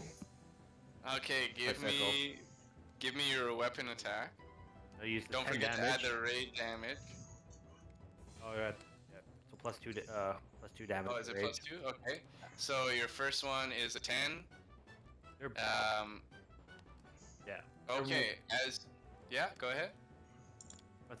So it's the 10, but I'm keeping like the second damage. Yeah, that's right, because you have Savage Attacker. Yeah. Okay, so as you sort of slide, as you power slide, you slickly slide across the wet grass. You swoop your sickle into the oil, and your weapon becomes engulfed in flame, and you attempt to strike upwards at the troll. However, it sort of leans back and completely dodges the attack.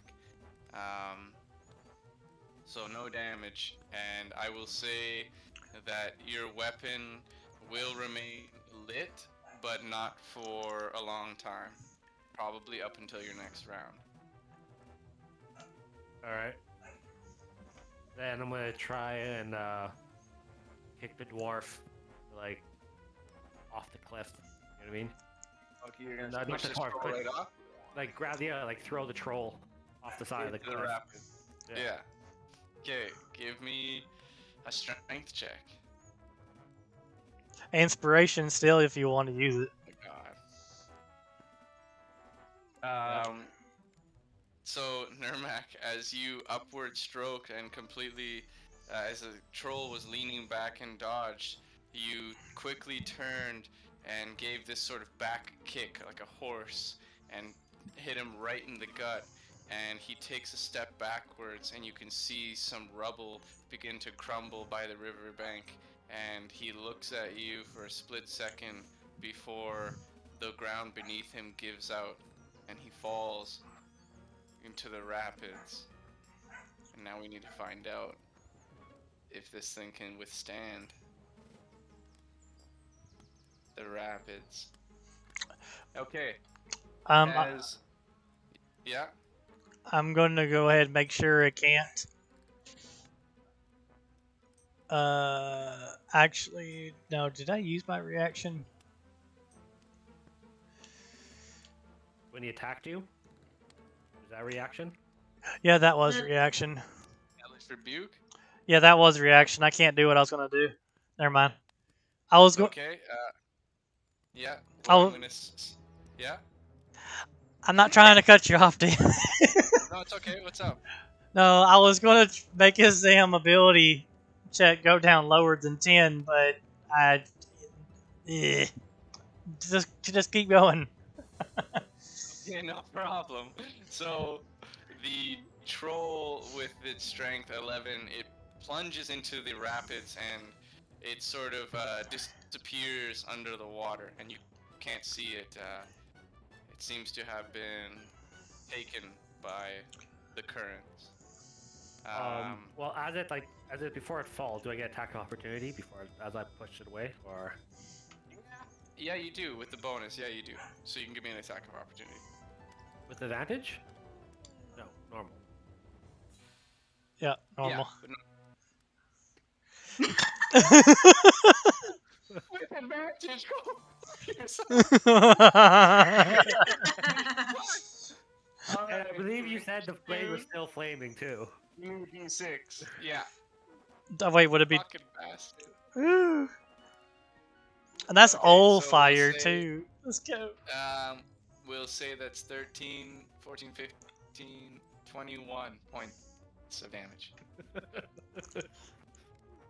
Okay, so Nurmak, as you kick to this thing, and it looks at you and the ground gives way and falls, you manage to turn with a explosive twist of your body and slice with your sickle, and you can see that you sliced its throat, and this huge pool of blood sort of spews out and lands on the riverbank, and this troll disappears into the rapids with nothing but like a red murky water that quickly gets taken by the current. Zeppi, it's your turn. All right. I'm going to hold action Dissonant Whispers level 2 for when he pops out the water. Okay. And then that's going to be EOT. Okay. Up next is the troll's turn. So, as this creature disappeared into the rapids, you can't see any sign of red blood in the water. It was all taken by the thrashing currents. And out of nowhere, Zephi, you feel a firm grip and sharp claws dig into your ankle as this creature's arm reaches up out of the water and grabs your leg. All right, now we'll go ahead Dissonant Whispers. Mm-hmm. Level 2. It fails, It's in the water too. Yeah. and it has to flee. Doesn't. Okay. It releases your leg and it's taken by the current. And I would say you'd get an attack of opportunity as well, Zephi.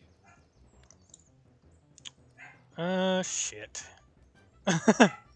At this point, I guess I will two-hand quarterstaff him. Hiya! I was supposed to whack it with the staff. Okay, your staff hits the water with nothing but a splash, and you can feel cold, wet, fresh water hit you right in the face. As the troll has disappeared into the rapids.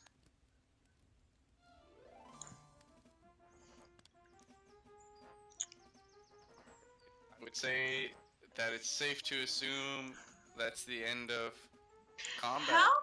Gonna get across.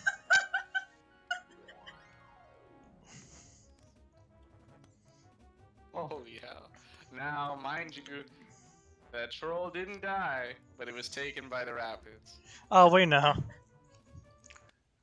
Alright. It's How not. am I gonna get It's not something we normally can kill with this set of characters. Without fire, it's really hard to kill. That was tough. Yeah, so now that you guys are, back to normal here, figure out how you guys want to proceed. I'll be right back. I'm just going to get a drink. I don't know if I'll be able to get any arrows back. I could try, but how am I gonna get across though? Good. You could take the See way I this did.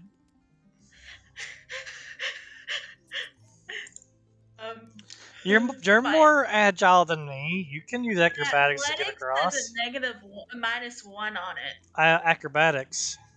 Well, that's a free. That's what I had. I guess I'm gonna try that. Of course, I'm gonna try to see if I get any arrows back, because I know Dude. some of them. I was afraid he was gonna say it's gonna drag me down into the damn water.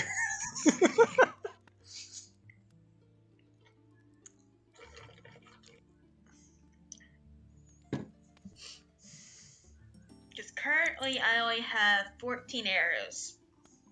So I'm gonna see if I can get any back. Well, you stuck one. Oh no, passed by Zephy, yeah. Yeah, the one's burning. I don't know. You burnt them down. you kind of I only burnt 2 of them. Alright, I'm back. So we gotta So, get her What are we across. thinking here? I'm trying to convince Violent to come across the same way I did. Acrobatics. It's You're gonna right, have You to can be approach. You're not gonna yell She can over. approach. Grab my spear on the way. And- yeah, I'll grab your javelin. And the rest of the rope. And what's left of the rope. And what did can I get any arrows back? I know I burnt 2 of them. So let's say add a javelin to your character sheet, add 4 feet of hempen rope to your character sheet. In terms of arrows, 1 was lodged into the troll. However, it pulled it out and dropped it where it was standing. I would say that no, I'd say that your arrows caught on fire, all of them. Oh boy. Yeah, the I have ones that 14 you use, so you arrows. won't be able to. You won't be able to get any more. But you can. Let me check your character sheet, Violet. One Let's went down see, the current. I know that much. So you might be able to find someone or some form of school. Like if you can buy arrows, or you can try to learn how to make your own. You're not proficient in that right now, but there's certainly opportunity in the future. That's If you definitely. if you find a fletcher, you'll be able to learn how to fletch your own arrow. Yeah, that's definitely something I need to learn in the future. how much I'm So someone who has that skill might be able to teach you. You might be able to pay for classes to teach you at a big city or town that might have someone with that skill. And yeah, or you might be able to read a book and learn how to do it. There's different options for sure. And now you can to always just buy it. now to get across. Yeah. While I'm watching her try to get across, I'm gonna healing word level 1 on Nurmak. Nurmak, you are restored for 7 points of health. This is gonna be acrobatics because my athletics is. My athletics go is ahead. no go. And I'll use one on myself. Okay, excellent. You managed to make it to the other end as you follow in Zephy's tracks. You hurl yourself, you grab a firm root, and you swing yourself onto the riverbank. Alright. I think we should keep going. Yep. Okay, Take back you know my that the javelin. path continues in this direction here. If you guys want to continue, that's good. Let me just double check one thing here. I want before to we check get too far the ahead. area where the infant was killed. Yeah, sounds good. Let me just double check one more thing here on Roll20 before Yeah, you're good. we proceed. Yeah. Oh, I need to give you that javelin back. Yeah, I'm gonna take it, and then I'll take the piece of hemp rope as well. Yeah, I'll give you the javelin and the rest of your rope back. So Yeah. what happened to the other 40 the feet that you had? In That's the all water. it's floating, locked to that wall, like rock, kind of wedged in the rock. Oh well. At least I still have my rope. Hey, 4 feet of rope can be used for something. I don't like that laugh. I think you went down a really bad path there. Tie a noose. Is that what you were thinking? Oh, man. Lord. Shit.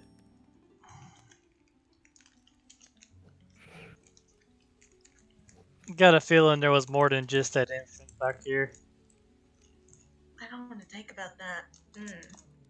Jesus. Well, it is a troll.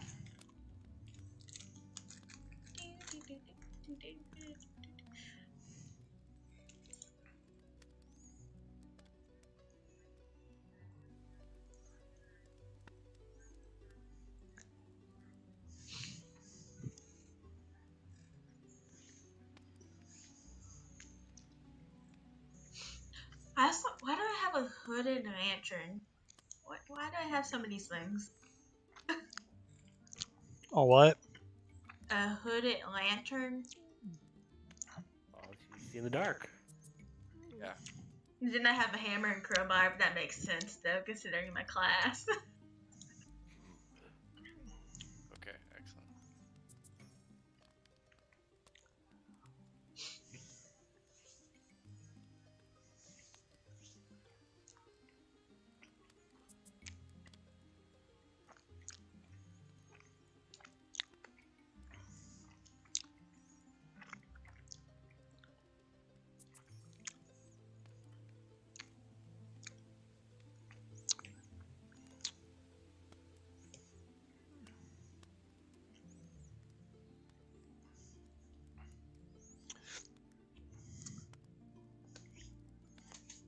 Hmm.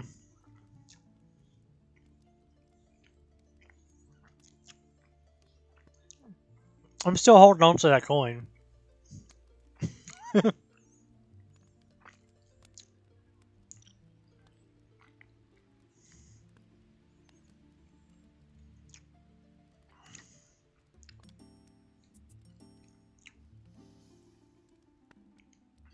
One thing I'm glad about is that my phone has that stylus pen.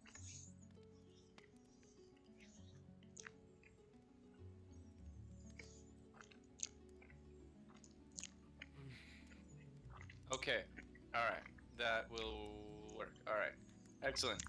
So let me just double check where we're at here. We are here. Okay. All right. So we have Zephi who is investigating this area here. All right. All right. Give me an investigation check. Or 10. No worries. So, unfortunately, there's nothing here other than blood, and there is a little bit of hair, and immediately you can see that this is the only outstanding piece of evidence other than blood, which you are able to determine is human and that of a child, at least Hmm. from what you saw, putting it all together. I'm gonna walk over to where I like disemboweled the troll, and now that I took my little bath already, I'm gonna put my hand in the blood below it and rub it across my chest. Beautiful. And I gave him the javelin and the was broke back. Okay, good. So you might want to add that to your sheet there, Nermac, if you haven't. Yeah. And I would give you advantage on your next melee attack Okay. for your sort of bloodlust ritual that you have developed your character around. Nice. Yeah. Wait, so you Can I actually get a took a bath? yeah? Well, Can I I get a fell in the water. perception check from the group? A what check? A per- Perception? Perception check from the group, yeah. Hey, I actually got a good perception there.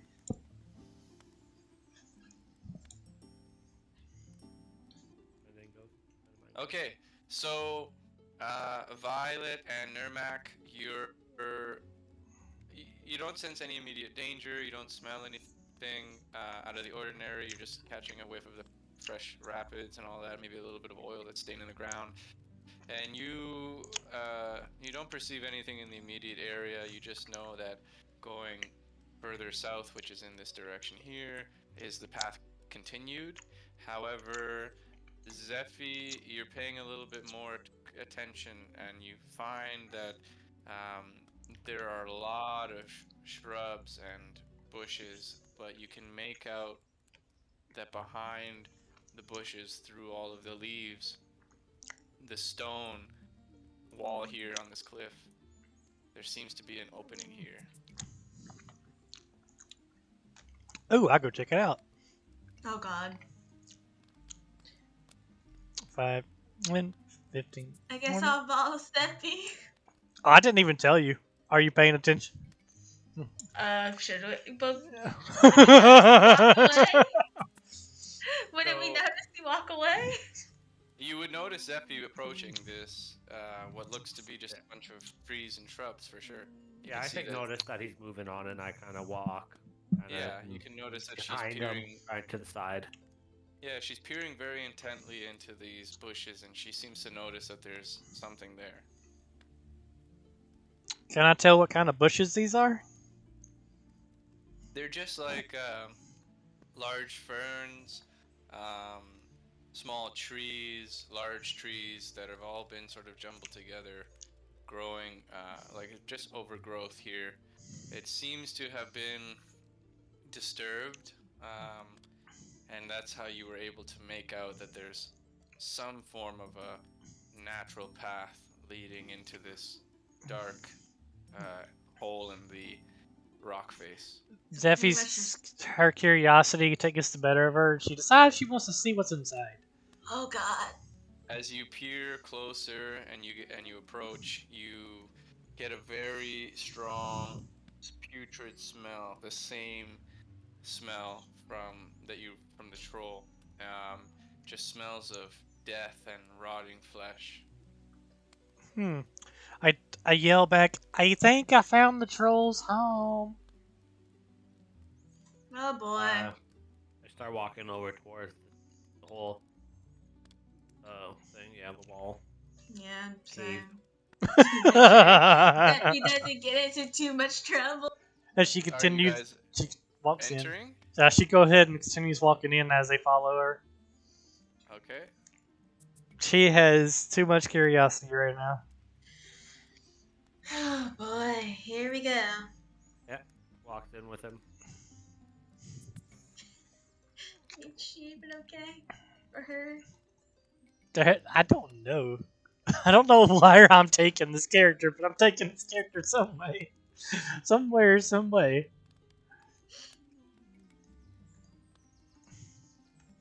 Oh, don't Sorry, I tell put me. you guys on the wrong map. 1 second. The black hole. We all died. Oh God. Well, you gotta teleport into another dimension, another time. Oh no, not again.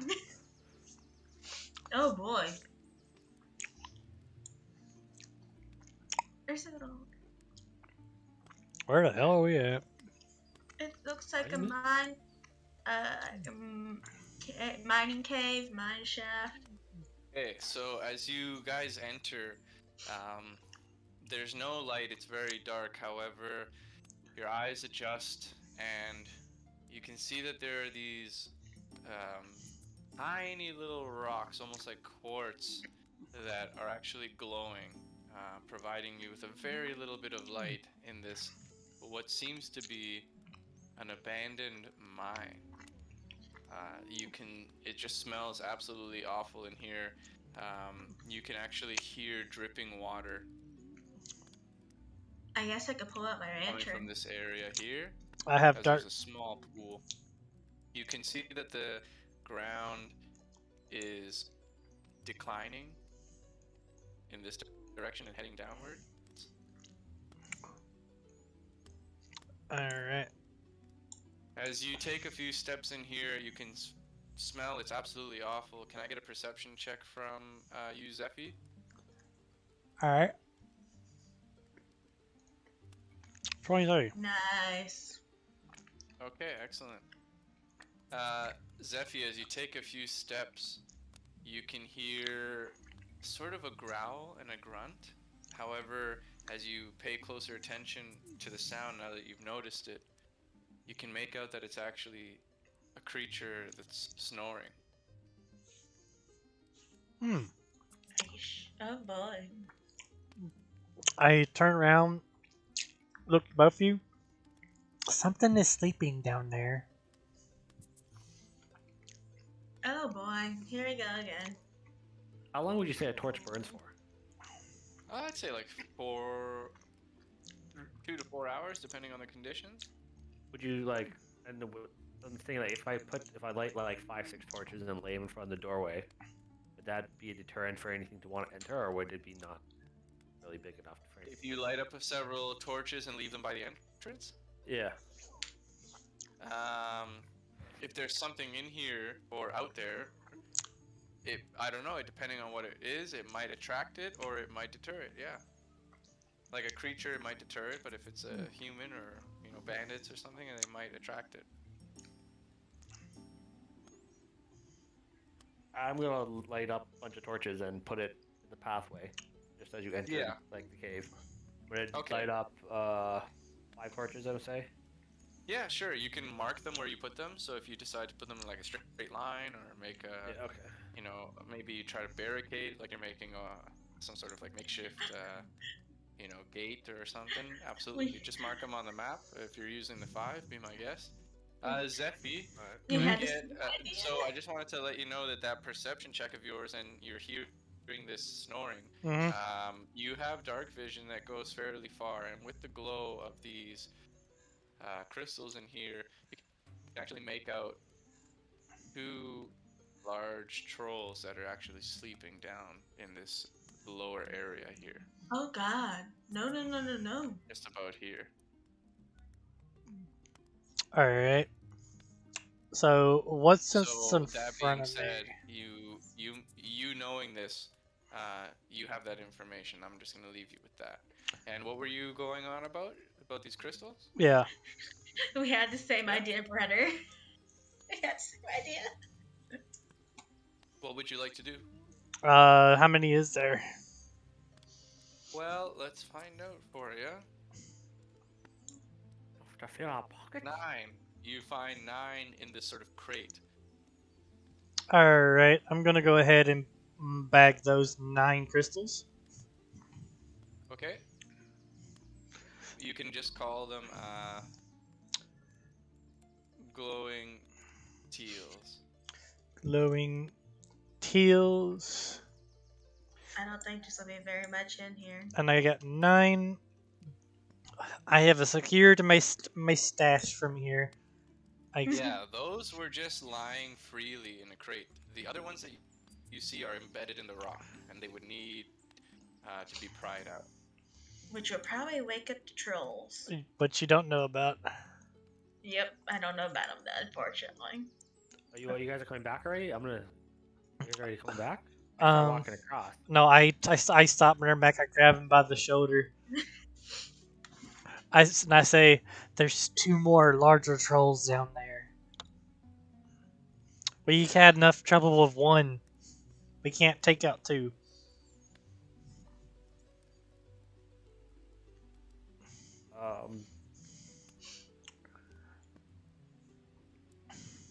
Okay.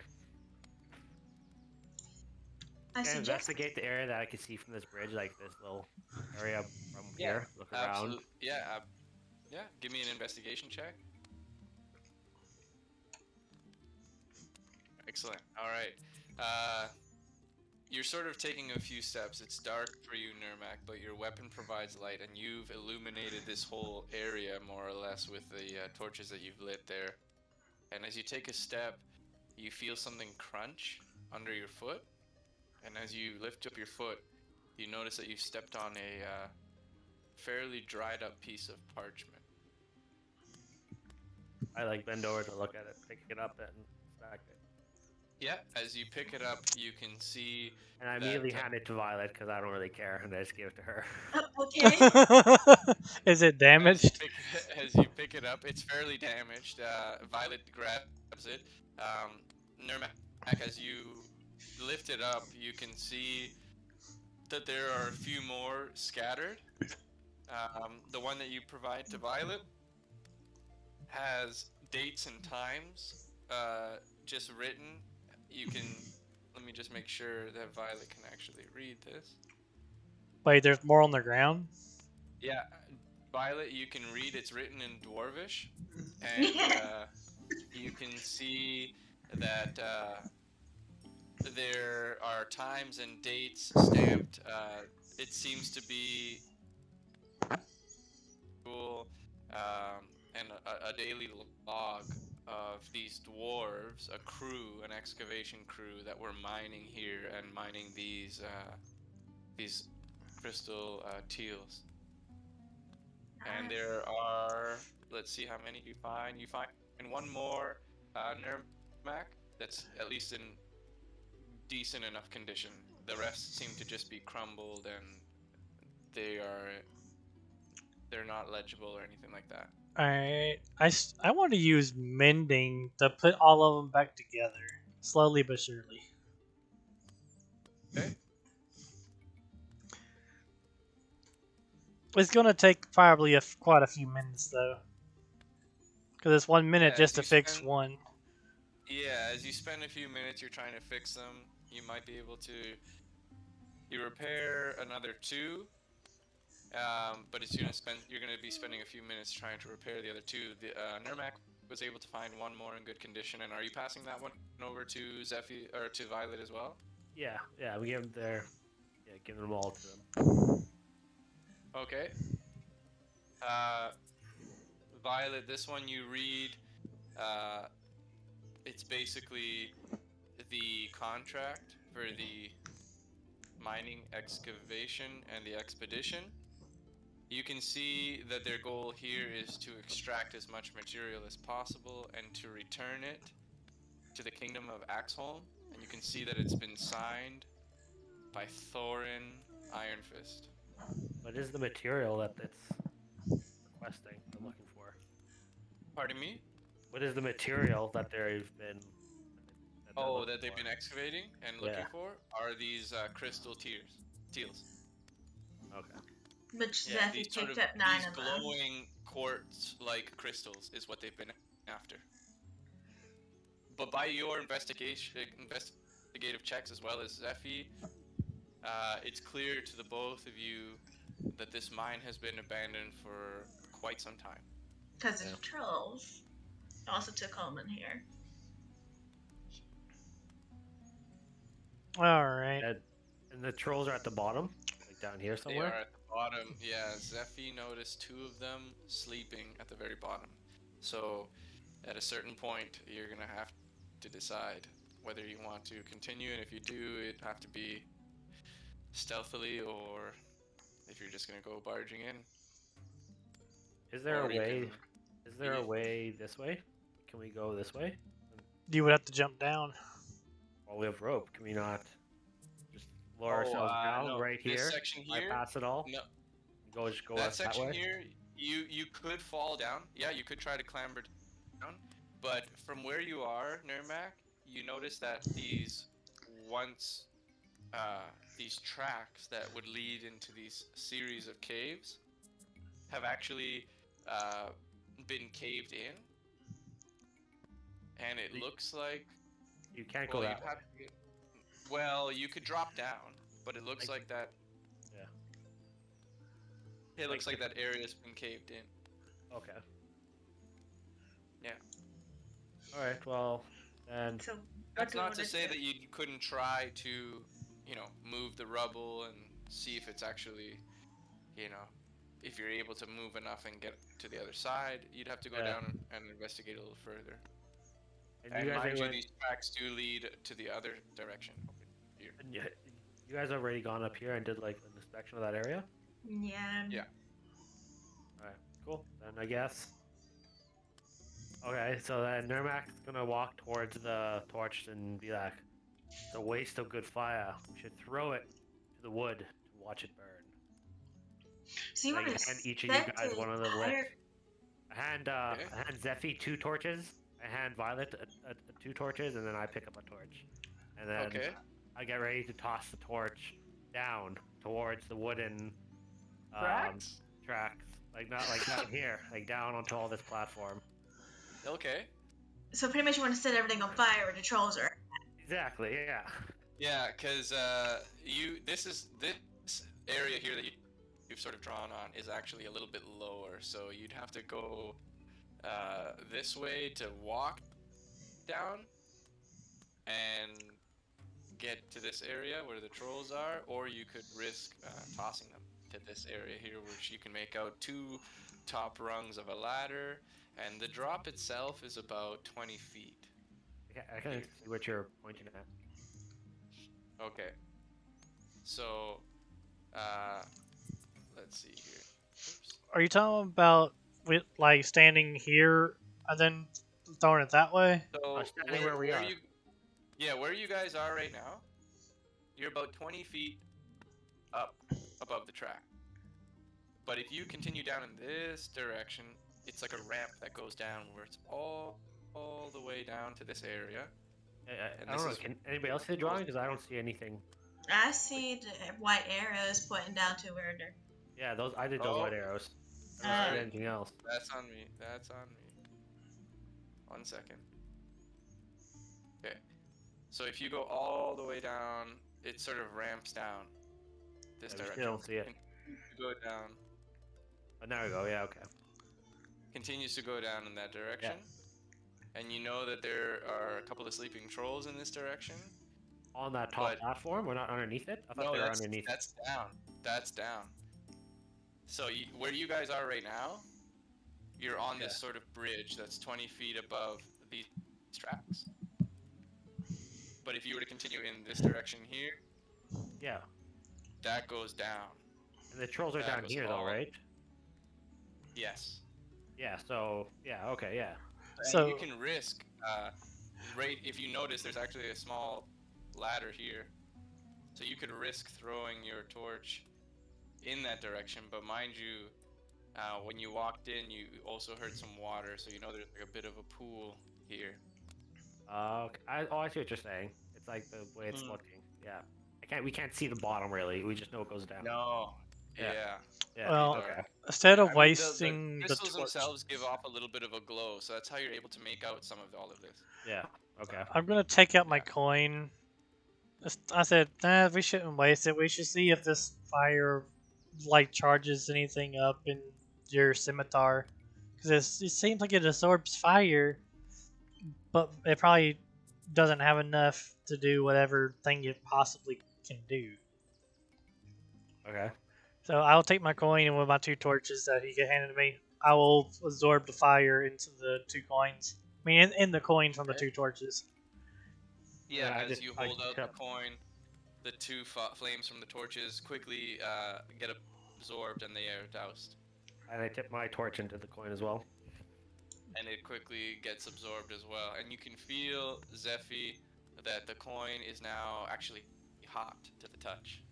And good thing too, because I'm actually got fire resistance, so it just feels like a little warm to me. That's right. But you notice that there's a difference from the first time you absorbed fire with it to this time. Yes. Oh, there's 2 torches left. Yeah. I guess I'll go ahead and get those 2 as well. Go right ahead. I'll hold them out to you. Shink. And then we leave. Anything else happens to the coin? No, the coin does not absorb them this time. It's too hot. Oh.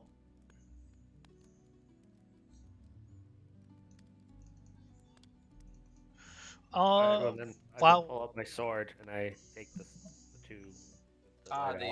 The scimitar with the similar markings? Yeah.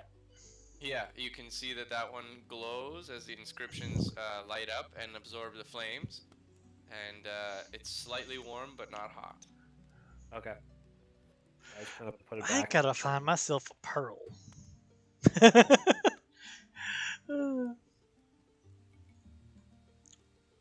are you guys proceeding into this area, or are you heading out? Oh, we're heading out. Okay. We'll come back to this place another time. Okay. Okay, so you did spend some time mending the remaining parchment. Mm-hmm. And does Zephy know Dwarvish? No. Zephy, who has no Dwarvish. I have Celestial, Common, Inferno, and Sylvan. Okay, are you passing those pieces of parchment to Violet? Yeah, since she's the only one that can read it, I already would have gave it to her after mending it all. Okay. Okay. Um, one of them is just inventory, calculating how much they've gathered, and pickups and deliveries and stuff like that for equipment and mining tools and stuff like that. The other one is actually a personal diary of a dwarf here that was mining, and it's stained in a little bit of blood. And the last thing that was written was, um, we they it seems that they trapped some of the remaining miners in a desperate attempt to save themselves from something that they discovered deep within these mines. And you can see that they've labeled, this person has labeled this excavation site as the Crystal Mines.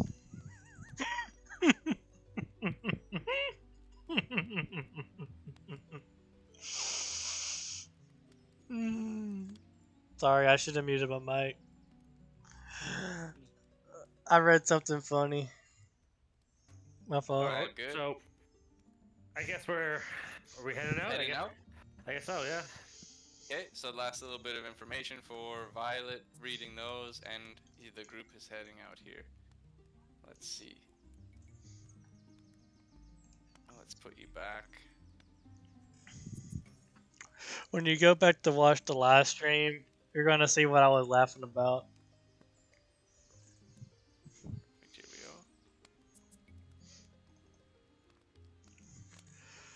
we go. All right. Okay. And so you guys know that the path continues in this direction here. Yep. And we're heading up that way.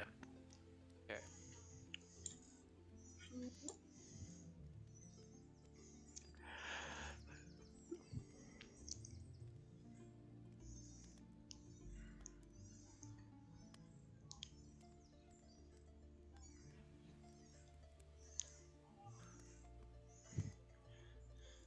Oops, Oh. wrong map.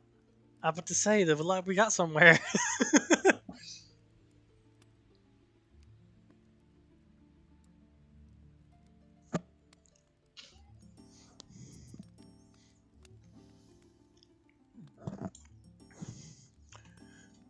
Oh, that's a stick. Okay. What did you think? What? Okay, so as you guys pass through a very narrow passage that was flanked by these large rock faces and cliffs, it opens up into a large valley. Massive trees are growing. They're sort of scattered. It seems to be fairly open for the most part. I'm gonna get the group to give me a perception check. All right. Excellent. So, all of you notice a very large elk standing off the path, and Nurmak and Zephy, you two are able to catch a whiff of something. You smell smoke from burnt firewood, Mm-hmm. and you sort of gaze and peer in the distance, and very faintly you can see a plume of smoke rising up into the sky. Right now, at this time, it's probably around 6-7 p.m., and so the sun is beginning to set. It's giving you a bit of an orange haze, and you notice that there is a smoke. Your guess is from a chimney or campfire from your distance, and it's well beyond the path here. It sort of carries on for probably a few hours travel, but you get the smell of the smoke, and you all notice this very large, beautiful elk sort of grazing by the trees nearby. I'm just gonna keep walking by. I'm gonna keep walking by too. I want to try. I'm thinking about it. I turn around and Yeah. look at Violet. And I see. Can I tell she's contemplating shooting the elk? You can give me an insight check. 20. Beat that. Oh, yeah, I think Violet, you can let Zephy know if you are going to fire that arrow or not, or at least contemplating it. Yeah, I would say. But I combat it, yeah. But I only have 14 arrows, and I have no way to get any more at the moment. Zephy, you can definitely tell she's contemplating whether or not to launch an arrow. Alright, I'll spend a bark inspiration to inspire her. That she can most confidently do this in one shot. That gives you I a, guess, that gives you a d6. I guess I'll try Okay. to. Go ahead. I already Give me a know weapon. what she's Yeah, gonna I'll do. use steady aim, steady aim, and shoot. Alright. I will say that hits. You can give me your sneak. Woo! Okay, and as you take a knee, you quickly draw an arrow. You line up your shot. Your sight focuses. You release it, and it goes whistling through the air. Goes right through a couple of tree branches perfectly, and it lands right in the neck of this elk. You can see that it takes a few steps as it staggers and falls.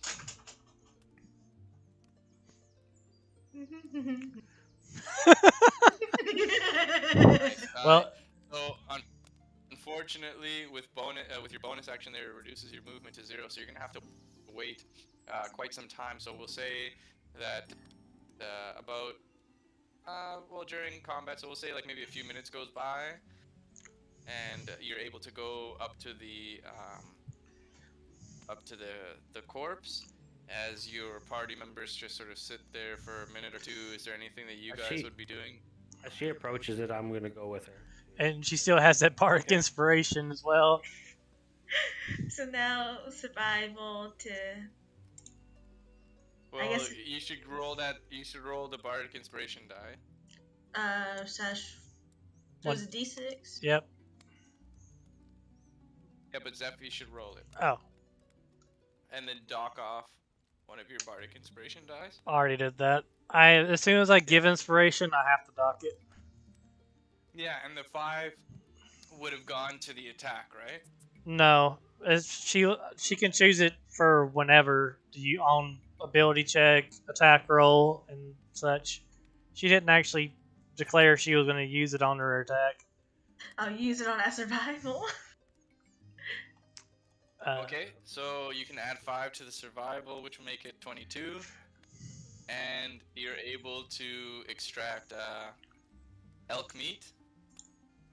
We can say that you get 6 pieces of that. We can say that you get the elk antlers and an elk heart and 4 elk hooves as well. Holy shit, she's collecting everything, I swear.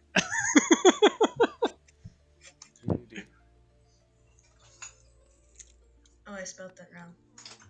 Okay, that was correct. Then I guess I'll go back over to Zephy and follow. Okay, 1 sec.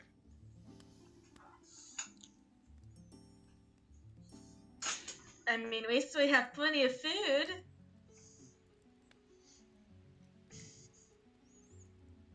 Okay, so you guys have made it to about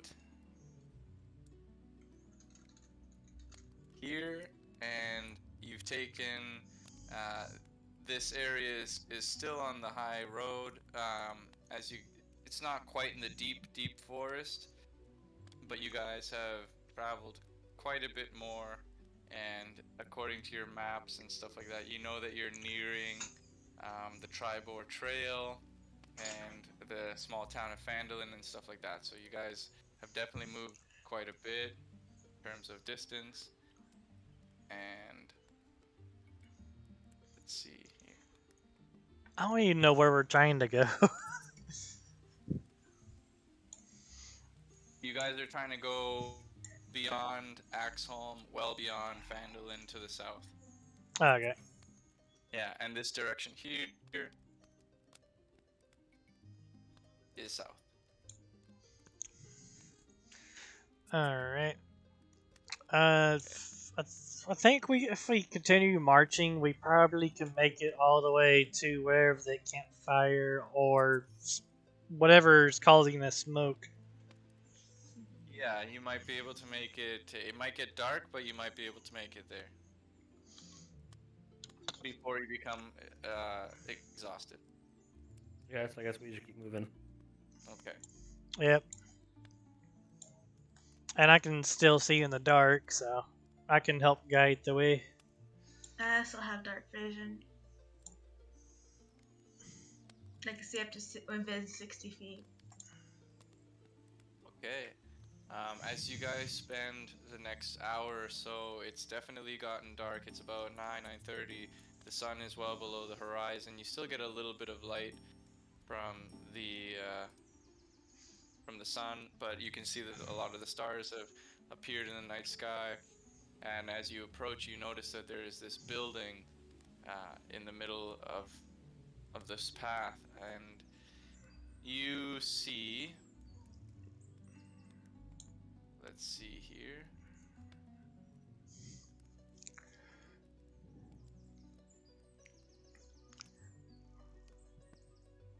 Oh, hold on.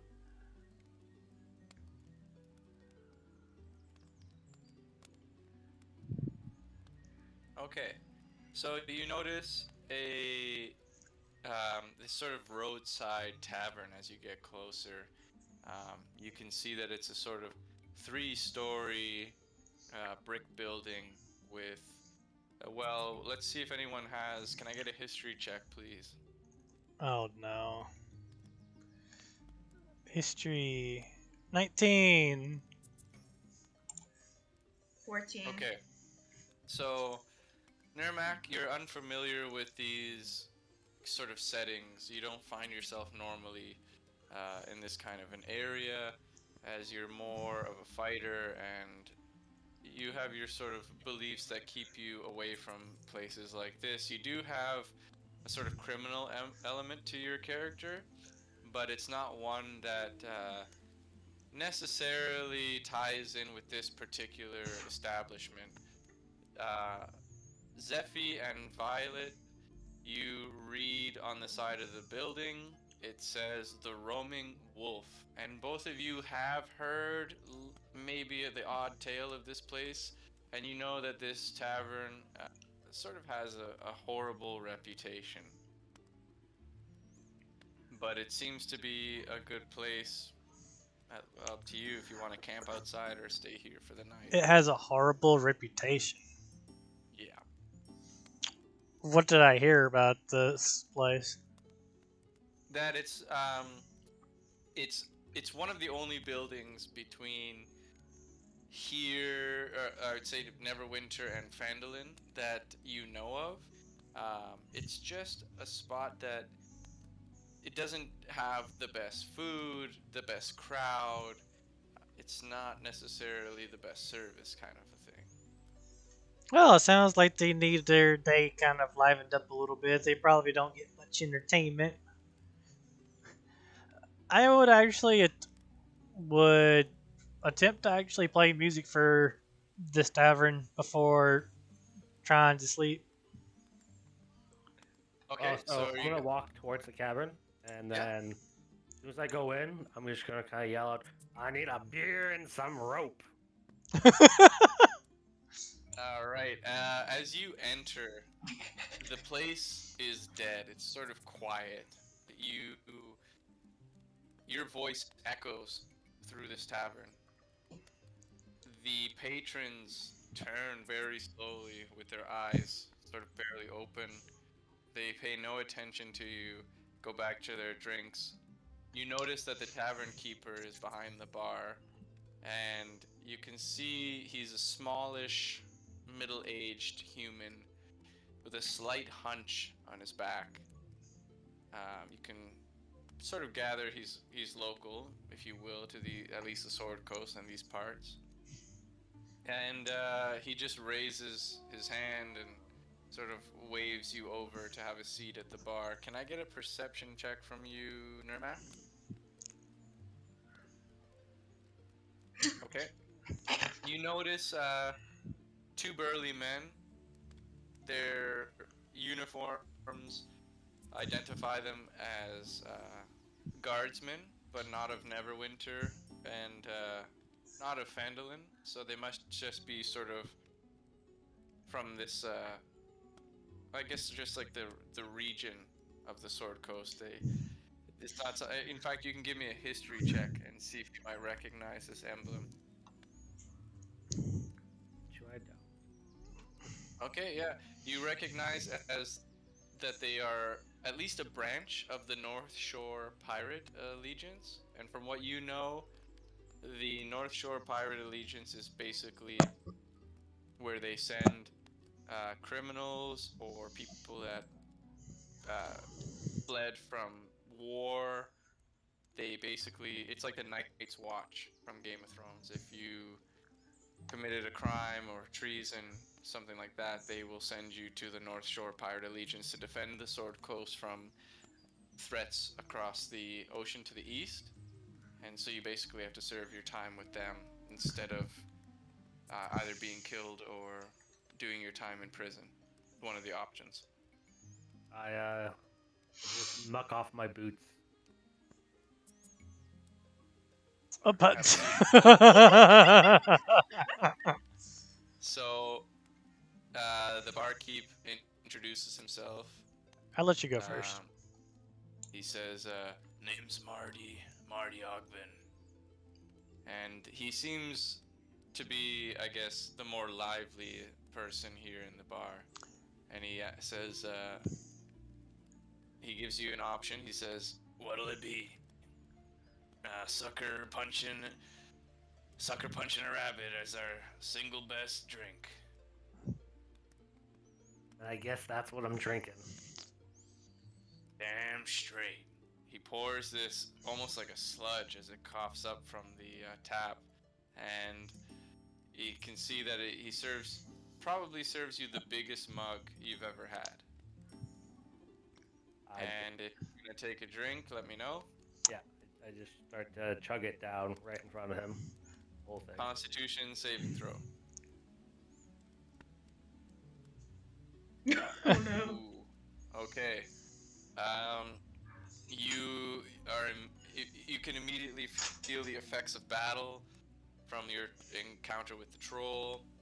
You feel tired, but you feel loose, and you certainly feel intoxicated. And so, from one drink, you're already slurring even a little bit. All right, and then Violence already went in. I'll go behind Violet. Okay, Violet and Zephy, give me perception checks. Wow. Wow. Okay. So, both of you noticed that there is a samurai. She is dressed in a sort of loose kimono and a tight undershirt. You can see that she is smoking a pipe, and she's breathing it out in these huge puffs of smoke, sort of really smoking up the interior. A samurai. And you can see that there's another figure sitting at the end of the bar, and you would have noticed him too, Nermac. You're a little bit intoxicated, but you can see that there's another figure sitting alone at the end of the bar, and you can tell that this person they're sort of donned in these loose robes as well, a little bit more tattered, and they've got this really thick sash tied tightly across the waist, and a huge backpack sitting on the floor next to his bar stool, filled with all kinds of manner of trinkets, small little tools, like artisan tools and stuff like that. From what you gather just from looking, it looks like some sort of road traveling merchant.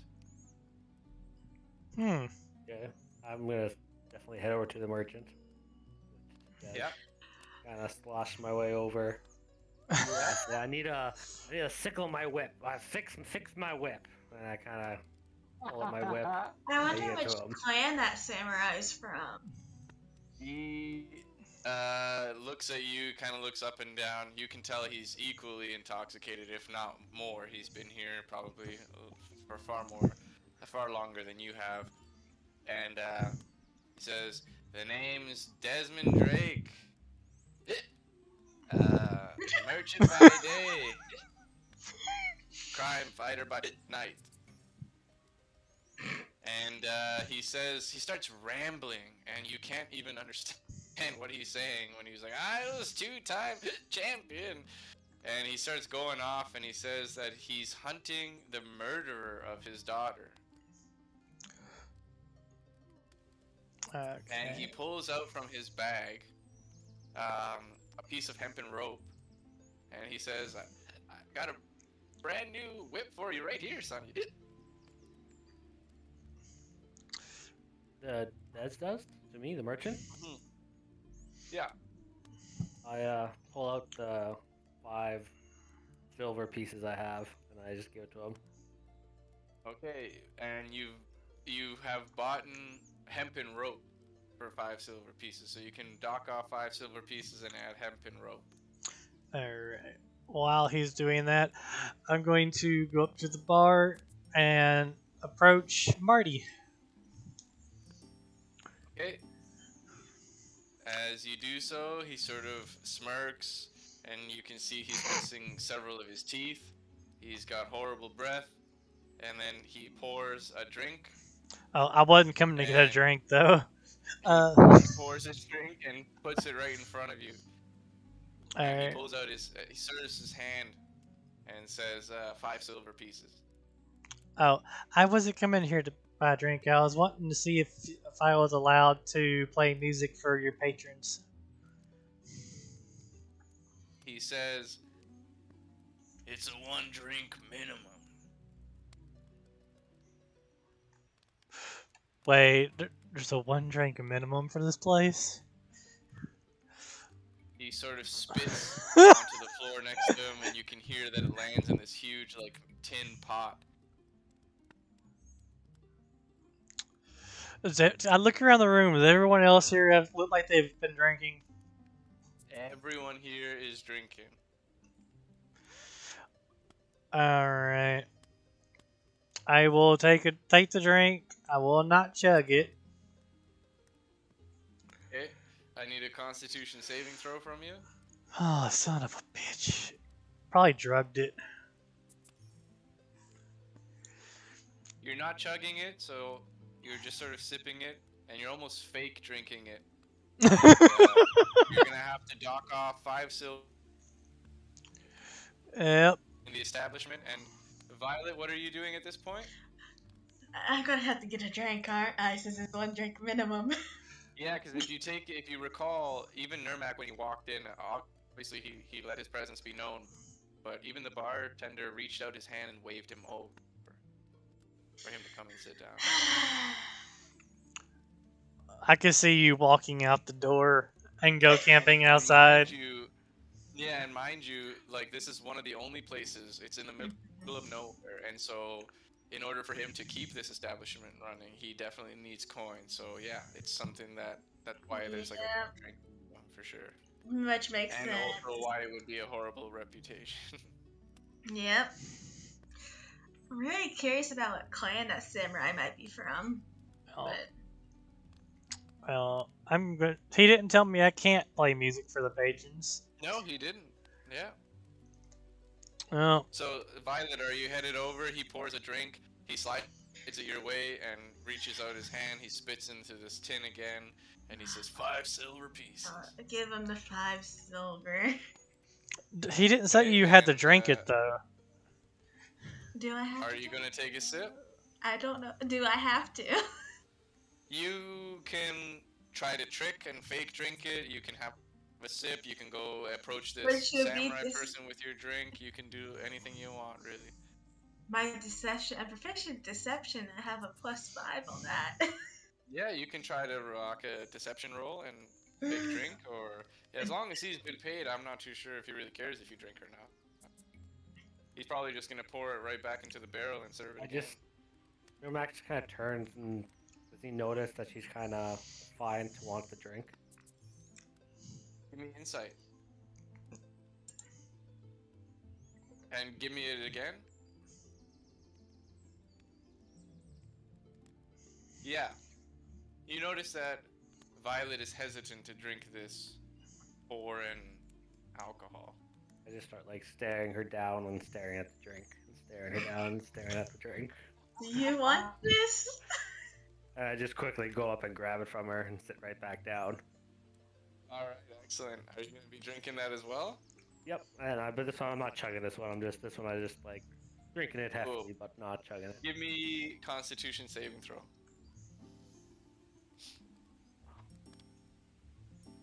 Hey! Beautiful.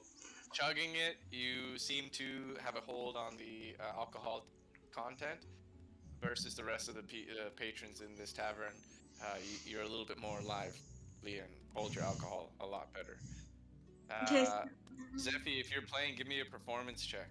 All right. 13.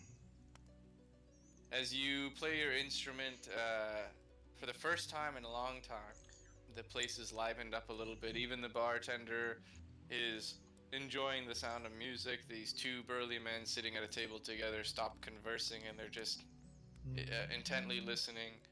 The samurai has her eyes closed and she seems to be almost waving her head side to side, and her hands sort of wave along with the beat and the rhythm of your music. And Violet, what were you gonna do? Does a samurai have it to give away what clan she's from? Because those samurais have clans. Give me a perception check.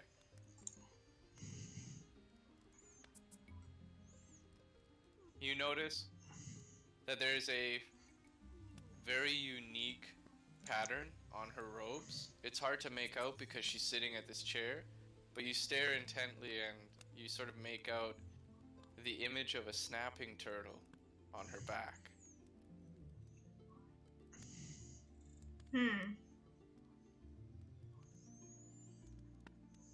Now I'm thinking about it, what clan would? Well, she was raised by a samurai, so I don't know if she'll have knowledge of what clans, because... Yeah, you can give me a history check with advantage.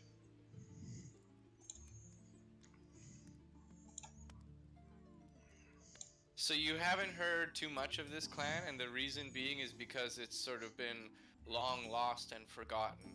They are an ancient clan of samurai. Ooh, that's interesting. Yeah, they are masters of theatricality and deception. Cool. I guess I'll come over here so that... You're approaching the samurai? Yeah, I guess I'll approach her. Okay. As you move over towards her, let me find out here for you.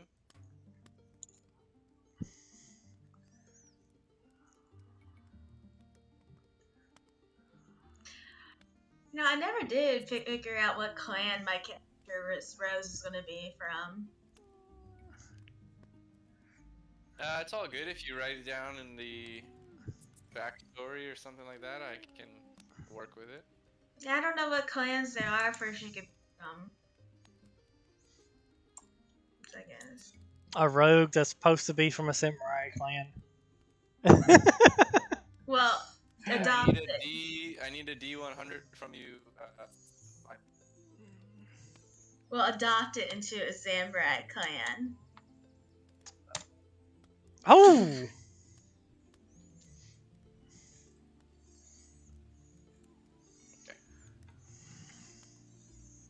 So as you approach, you almost feel like there's this wind guiding you. You can only be or move in the direction that you feel this wind is blowing, which is luring you closer towards her. Even though there are no detectable air currents, you move around normally, but in the direction. So you've literally been sucked in towards her. As you do,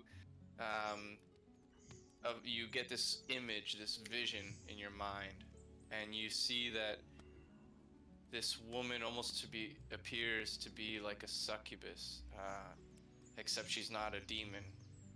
And you can tell that she sort of glances at you, and you're in a daze, you're in this haze, and you've actually suffered the effects of almost like a hallucinogen, whatever she's smoking from this magical pipe, which she seems to be clearly immune to.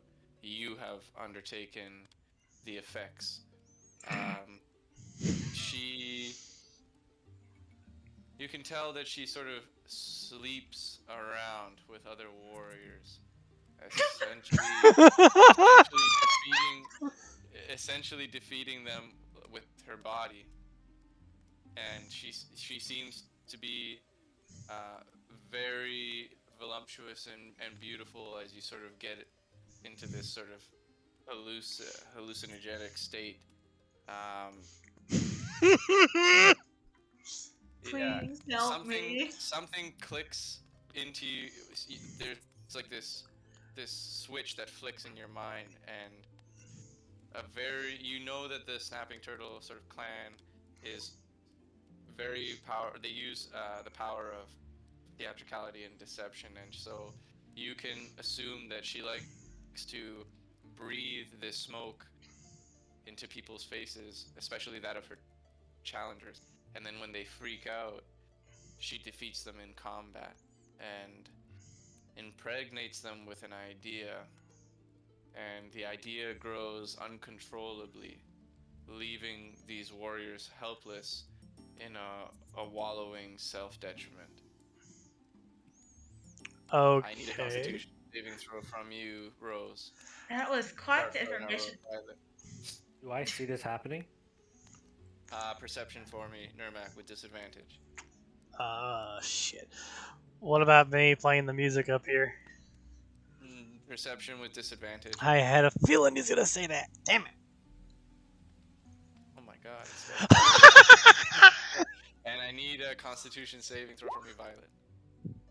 Okay, so you managed to sort of shake off the effects of the hallucinogen, but you were definitely affected for a temporary point of time, temporary moment, and you have a seat next to her, and both Nurmak and Zephy, you noticed that as Violet approached this samurai warrior, she was definitely affected by the smoke as she sort of wafted in the air and seemed a little bit dazed, but she sat down and she seems to be herself and composed.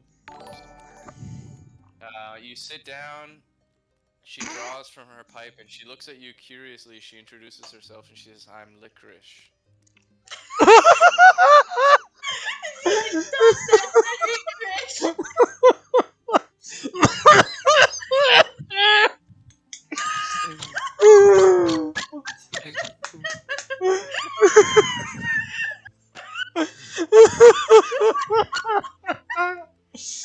Thank you, Sins, for the tier 1 sub. Perfect timing. Holy shit. Also, I just had an idea. Do you know that symbol of the dragon I have on the back of my cloak? Can that be like the symbol of the samurai clan she was adopted into by Rose? Absolutely, yeah, and it makes sense too because Rose was the dragon warrior. And so I introduced myself Pirate Azar. I remember how to say it. I laughed so hard. I mostly wanted to come in there and ask her more about her samurai. So that I could tell Rose more about it, since Rose is also a samurai. She sort of nods her head from one samurai to another, and she pulls up her robes, revealing her leg, and it's very smooth, very soft skin. And as she pulls it up, you can see a little bit of her undergarments, but then she pulls this tiny little pouch, and she places it on the table, and it has the same symbol of a snapping turtle on it. She sort of drags it across the table. She takes a sip of her drink. She puffs, takes another poke out of her pipe, blows it in the air, and she offers it to you. And she says to use it wisely. And inside is dust of disappearance. Oh my god! So if you go into your compendium and you type that in, you should be able to drag it right onto your character sheet. I just spelled dust wrong. I was Holy typing shit. too fast and put the letter E. Violet, I'm gonna get you to give me a perception check.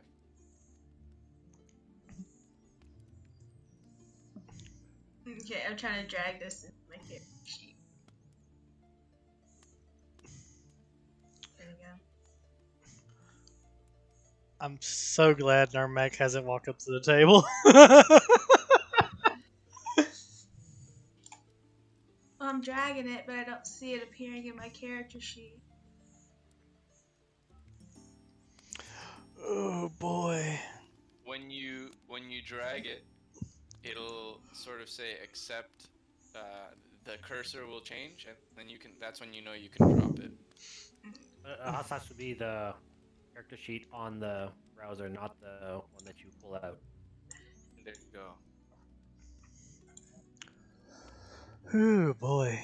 Okay, there we go. So that's how you spell licorice? You got it. Okay, and you spelled. said perception check, you said? Yeah. Okay. As you reach over and grab this small pouch with the dust of disappearance, you put it on your person, and as you do so, Licorice seems to be enjoying the music and goes back to focusing on the performance on the stage. But in the corner of your eye, you notice, right here, at the corner of the tavern, sitting alone, I was wondering about that. a figure sits in a more shadowy part of the bar, slowly sipping their drink and keeping a close eye on everyone in the room. And you can see this person is wearing a sort of like a trench coat, a very dark brown, and a leather, matching colored leather sort of cowboy hat with this sort of gray handlebar mustache and a red handkerchief across the neck. And the tip of the hat slowly raises, and you can see these piercing silver eyes glaring right into yours. And this person's face is just lined with age. And that's where we're going to end the session here tonight. Damn, I was going to play even better music.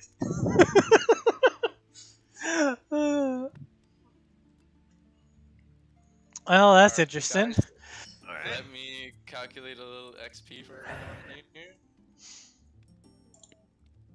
Oh, that was interesting.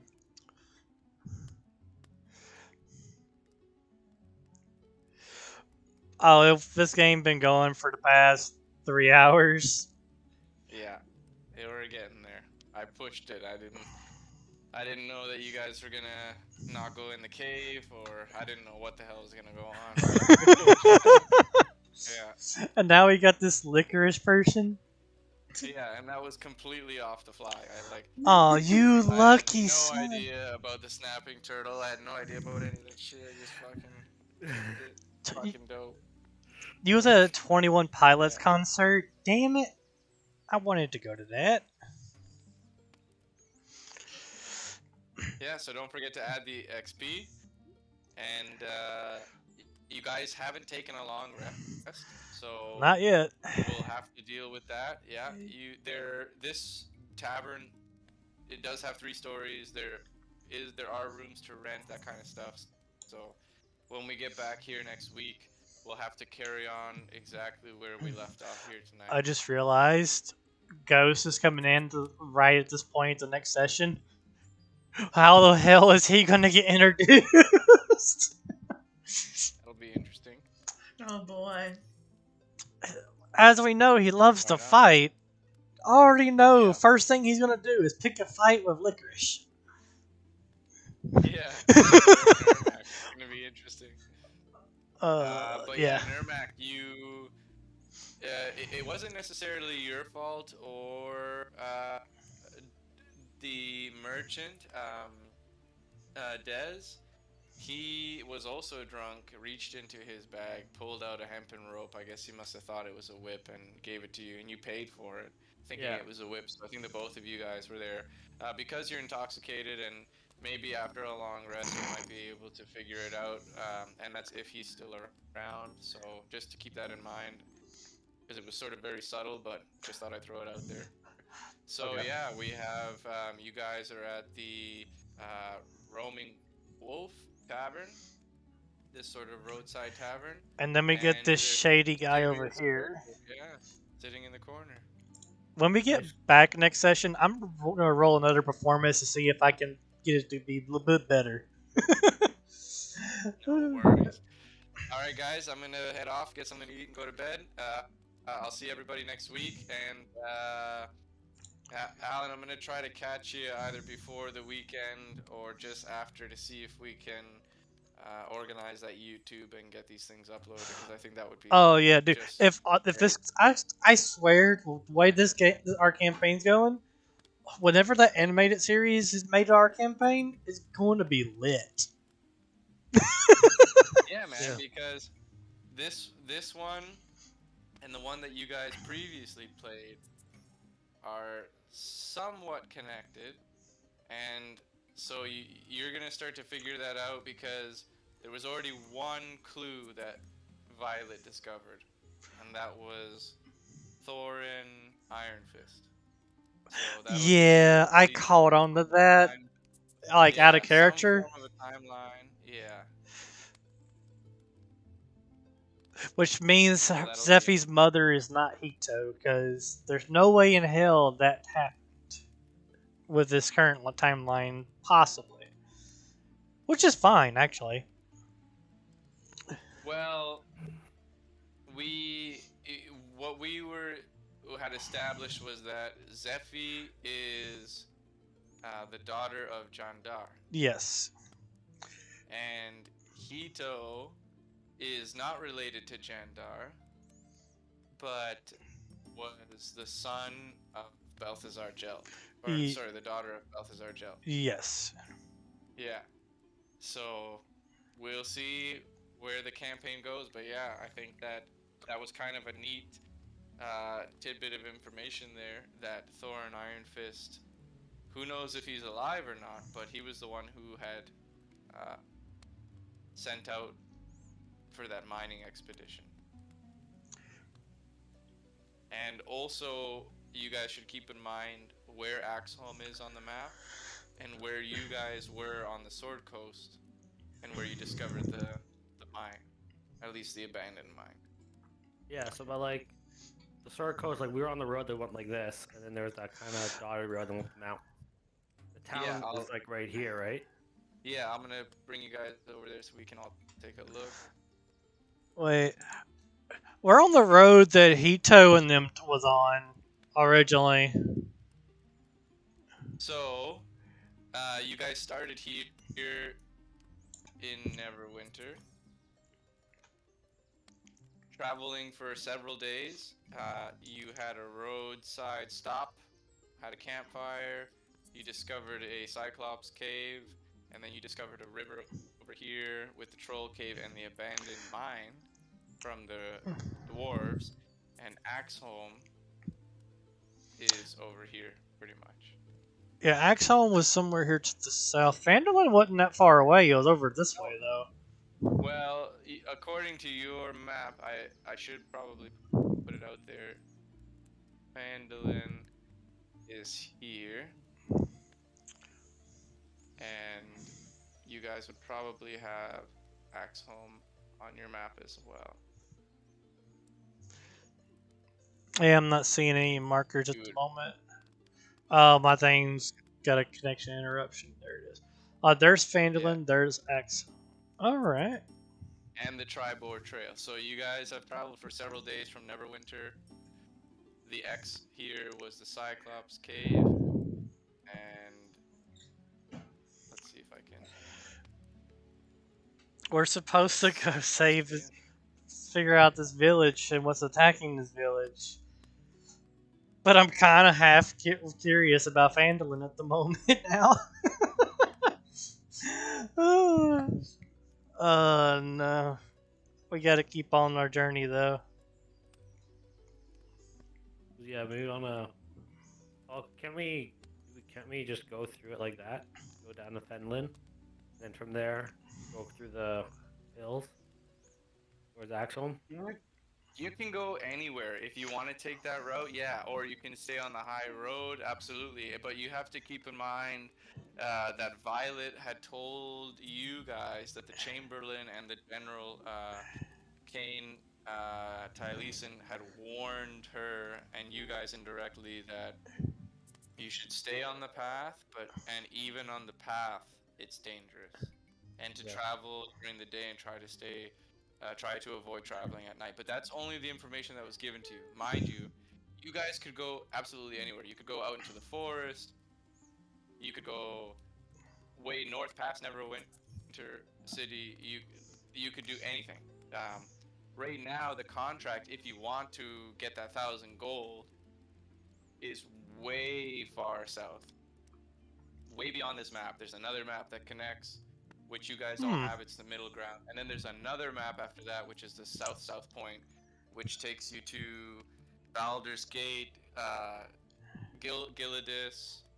It'll take you a little bit east. Will take you to the Devil's Syndicate that was located on the map. There's the Candle Keep. There's Daggerford. There's a whole bunch of cities down there. You don't have at least the information for what's south of this point here. So past Axholm, unfortunately, you guys don't have any sort of map for that. I have the map, and I have the location and the map ready for the game, but you don't have that information. But you do have the location of Giledas and Baldur's Gate and Daggerford, which are a lot. These are much larger cities, and they are fairly south. So if you think about it, in just a few sessions, look at where you have traveled to, how long it's going to take you to get to Phandalin, how long it's going to take you to get to Axholm, how long it's going to take you to get to through a whole other map, and then another one after that, just to get to Giledas. Yeah. Yeah. A lot of traveling. Mind you, you guys are traveling on foot right now. I'm thinking about going. That Phandalin is probably going to be our best bet to possibly find a map for the next area, and might be able to actually get transportation. Plus, I can potentially talk to Jandar about actually borrowing a wagon somewhere. Yeah, absolutely. And you also, being the daughter of Jandar, and if you remember from our previous campaign, Jandar was he was accumulating a lot of his ingredients in the Leyland forest, which was around here. Yes. Because it's abundant in ingredients for alchemy. And so you would probably have that information, probably have grown up in Fandolin a little bit and know a little bit more about the immediate area there. So yeah, we this gives you guys at least an idea of where you are geographically. So yeah, interesting stuff. Assuming we don't get Yeah. robbed in our sleep. Yeah, that roaming wolf. Who knows what'll happen here? Well, But yeah. yeah. So don't forget to add the experience. When we get back, we will have to do a long rest and figure out all that and give you guys some downtime, We'll have to and then we get can Ghost caught continue. up into this Yeah. too. Well. Yeah. He'll. I mean, his character might not know anything that's been going on with you guys, but he'll have some information, I'm sure, for his character that will sort of correlate with you guys, and you guys should be able to make something work. But yeah, so I'll be logging off, and I'll see everybody next week. So thanks for another good session. The troll fight was interesting. Very, very animated. Oh yeah, that fight. That was hilarious. Yeah, Nermac. I love this character, man. It's The awesome. You have a fire. great barbarian. The animated series with was that thing and the It was Cyclops. hilarious. He was like It's tied to his waist on one side, and he's like holding his whip, and he's being suspended above this rushing river. Man, it was gnarly. Oh, dude. and dude, I was starting to get scared. Was that licorice person? I was like, oh no, what is she about to do? Oh yeah. All right. Well, I think I need to All switch. right, guys. Have a this good night, over. and I'll see everyone next week. All right, have a good one. Yeah, Ciao. have a good one too. But Actually, all right. let me update the title to something else and get the. I forgot what I was gonna do. You guys have a good time. I'm gonna take off. Here's it.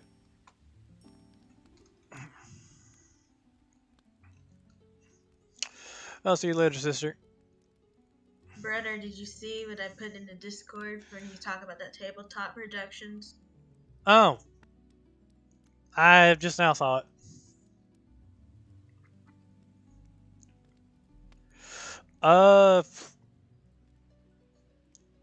Honestly, since I'm not really sure what I'm gonna do.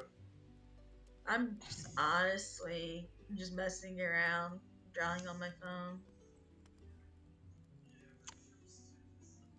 Fair. Hey, Sins, if do you want to meet up in the voice channel and Scenery United? That way we can talk with actual voice instead of trying to do the chat thing. All right. Well, I'll see you later, sister. See you later. How you doing, Sins? I'll see you later, sister. Sorry, I was trying to switch all that. That's all good. But hell, so as you might have heard, our campaign at some point we're supposed to work on actually making an animated series out of this campaign. That's cool. Well, Why I just is there 7 notification from Dave Loud in this fucking server? whose server? You don't clear your notifications, do you? Oh, On Discord. I will after about another 300 notifications probably. Oh, I can't do that, man. Okay, first of all, why do you have all of your servers separate? You need to put those in files.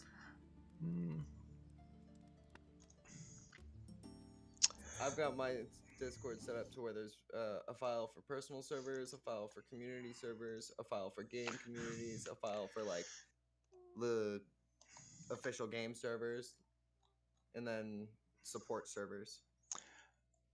I wouldn't even over half these servers I don't even actually talk in. I mean, Same with mine. That's why they're in files, so I don't have to fucking scroll through them to find what I want. Also, if they're in a file, you can right-click the file and mark the entire file as red, rather than having to right-click each individual server and mark it as red. Well, the only servers I use are basically on the bottom. Fair enough. I think only two of the servers I use is Bagels You have and your own this personal one. server? That's all it is on here. No, your own personal I- server. Oh, I have a server sitting here with a general and a league chat. That's it. I have not actually done like creating an actual server. Are you in my server? Oh, holy shit. Good question. Am I in your server? I don't think I've actually joined your server yet. Did I? Or did I? Or is it like lost in this fucking list of servers?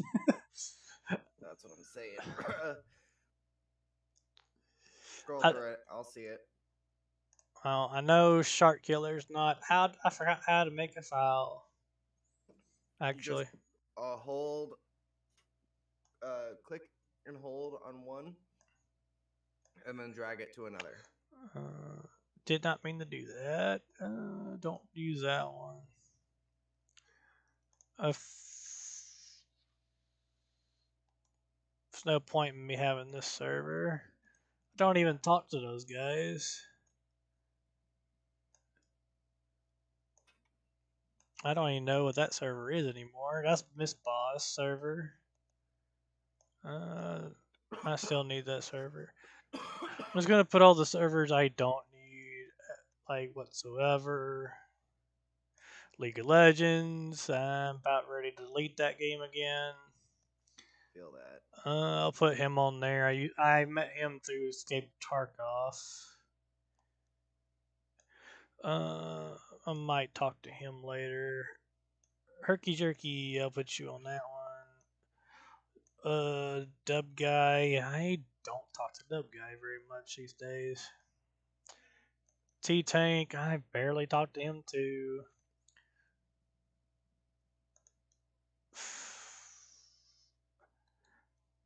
I'm leaving that server.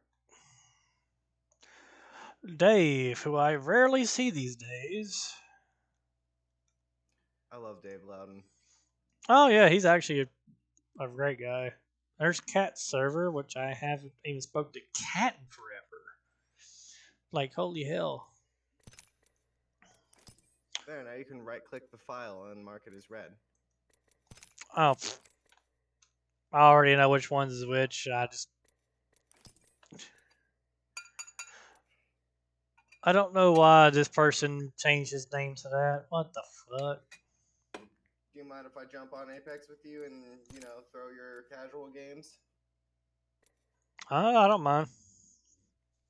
Cool. Hell, why would I mind? Because I'm throwing your casual games. Rank is casual. What do you mean? Fair enough. I Cat. got a 30-second update. Oh, it's all good.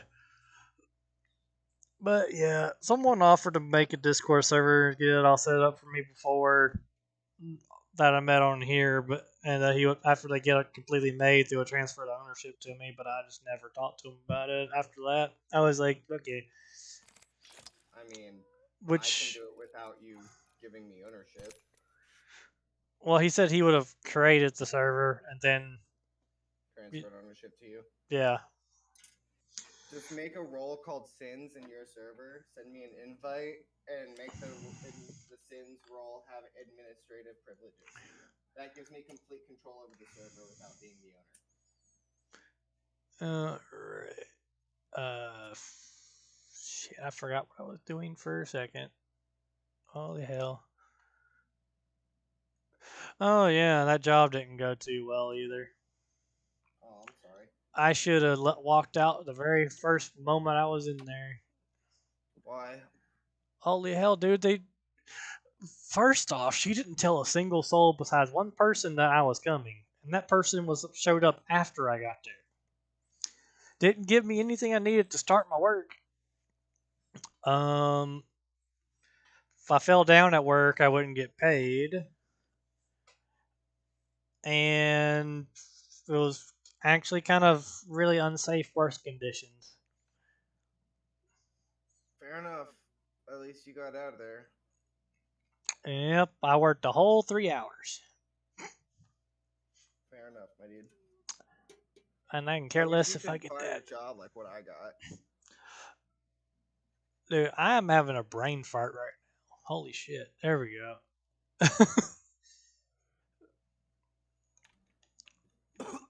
Hell, they say people are needing people to like they're having a hard time finding people to work, dude.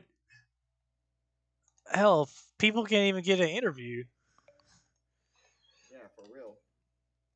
As much as they say they need people to work, uh, I am really brain farting right now. Server settings. Is that where I need to be? Roles. Okay, I somehow completely missed that. Oh crap! I got my game chat on. That's all good. Turn that on to push to talk. Sends, permissions. I just check everything, I guess. No. You're looking for something that says administrative. Oh, Administrative privileges. where? Should be at the top. At the top. Well, here's permissions. Did they get rid of the administrative role? Okay, so they may have gotten rid of that. Just give me everything if they did. I typed in AM and I didn't see anything after that. Not AM, AD, admin. Oh Lord, I probably they get. Oh, I am shit right now, aren't I? Oh yeah, yeah, that's right there.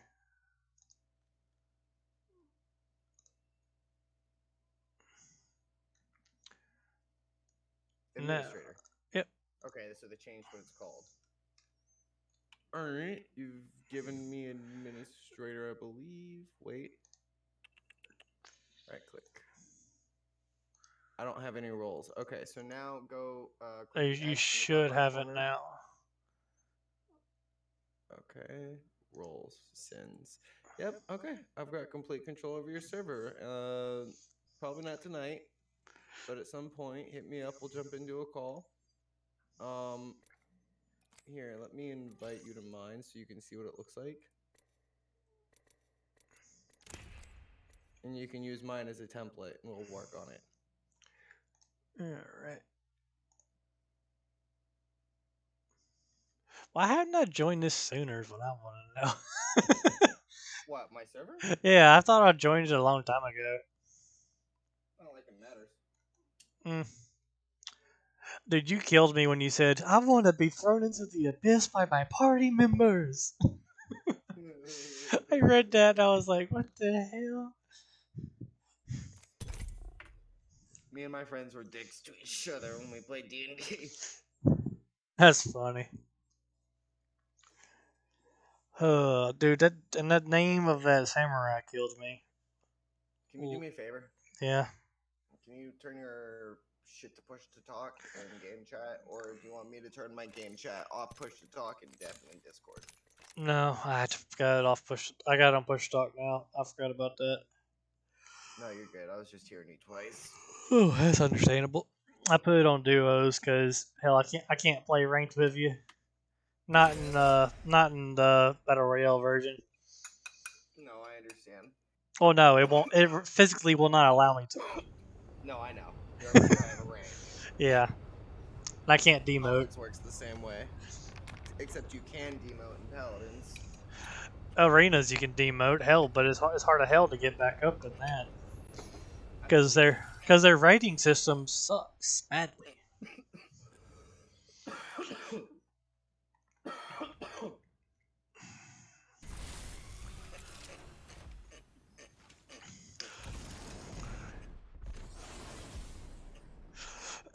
Apparently, there's also a new follow bot out there. Yeah, there is.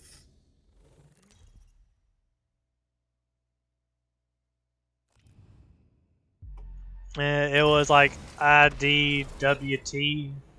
and then something after that. Okay. Good to know. It's only happened Give me 3 a- times.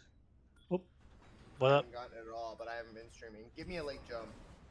I'm gonna do that in general. After this game, I'll grab a drink. Okay. I'm yawning too much.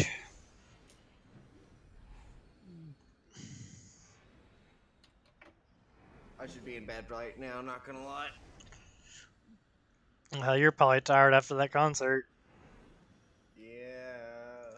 Some dude kept fucking touching me. It was fucking annoying. Oh no, don't touch me there. That's fine. No, square. No, don't touch me there. This is my no square. I hadn't thought about that in a minute. Right?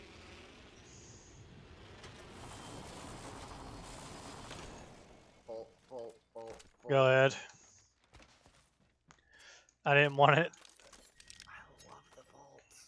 I don't. Not without a turbocharger. 301. Wait, the Bolt has a turbocharger now? Yep. No, it doesn't. It requires one unless they update changed it. Bro, the Volt has never had a turbocharger. I think you're thinking of the Havoc or something. Yeah, I thought you was picking up the Havoc. Or Devotion. No, it is the Havoc. I thought you was picking up the Havoc. Yeah, no, the Volt's the SMG that doesn't require the turbocharger. I didn't hear you say. I did not hear you say Volt. I heard you say fucking Havoc. You can tell I'm tired, right? Did somebody just throw a fucking arc star at you? Oh, you did that thing. Yeah.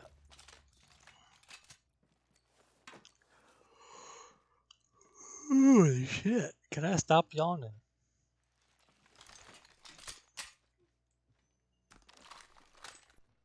I haven't played this in like 3 months, just so you know. Oh, that's fine. You already know about the map room, right? Yeah. I bet you the moment we activate it, we're gonna have someone rush us over here, Probably. and then we can smack them. Ooh, I see blue armor. You're about to grab it. Go ahead. Thank you. I thought about being a dick because I was like, oh, hey, I see a blue armor too. 2 Phoenix kits. Bet. Ooh, R99. I'm tempted to drop my 301, but I need a medium to long range gun. R99 can actually be used like that. It's got the Not on controller. probably not. It has the exact same recoil pattern now. I'm taking it anyway. But yeah, the only reason I know it has the same recoil pattern is because I actually went into what you call it. Wait. That's a Valk.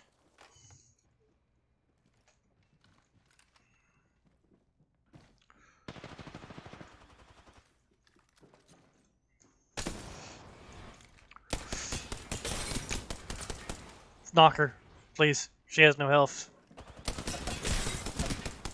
She fucking armor switched, dude. Oh no, he's one shot. He should be anyway. Dude, I lit them both up. I had to fucking full shred the fucking Valkyrie. She armor swapped on that blue armor that was on the ground over here. But she had no choice. She had like maybe 30 health left. Exactly, but it almost screwed me, considering I had to fight both of them. Yeah, but And I'm rusty as hell. Hell, at least I shredded him before I went down. He was one shot from my rampage, I think. But No, absolutely. I would have died if it wasn't for your fucking contributions there. I have like 192 damage down there. Holy hell. Because even though, I didn't have to, like, technically I didn't full shred the Valkyrie because she didn't have full health. Yeah, I tried I to. didn't even have to fight 2 full health targets thanks to you. Yeah, I was trying to knock her, but while she was flying, but that didn't work out very well. Feel like that. Alright, let's get the fuck out of here. Let me go ahead and use this map room to make sure we ain't running into any fools out there. You know, people like they're hungry as hell. It's true. Go ahead and open the map up. Ooh. Okay, we're safe. We can kill those guys at what you call Toxic it. treatment. Yeah. I have my ultimate too. Let's I'm just about it. Let's go. Let's go. Let's rush him. yeah, just Glory or death. no, I was saving for escape afterwards. Oh, fair enough. Glory or death.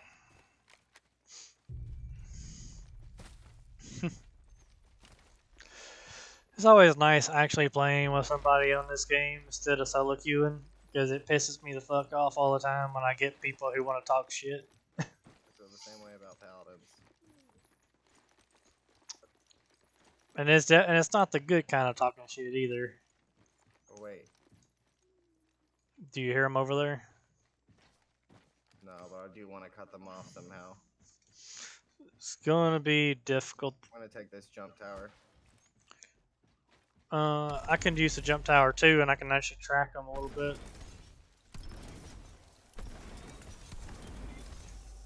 Oh no! No, I jumped off the damn tower. I hit it one too many times.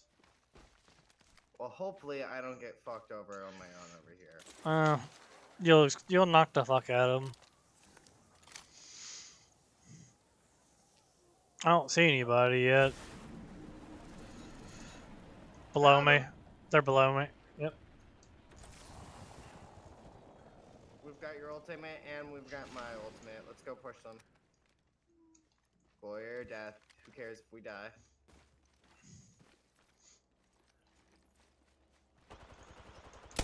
They've got purple. Oh, that's not good. Can you get away? I can try. Poppin', go. Electron. Oh no! Leave me.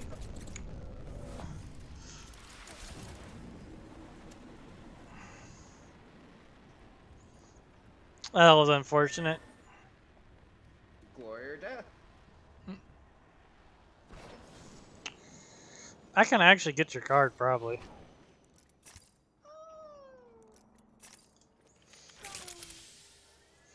I'm actually gonna go get it. Storm. I don't give two shits about that piece of shit storm. It's only round one. And here we go.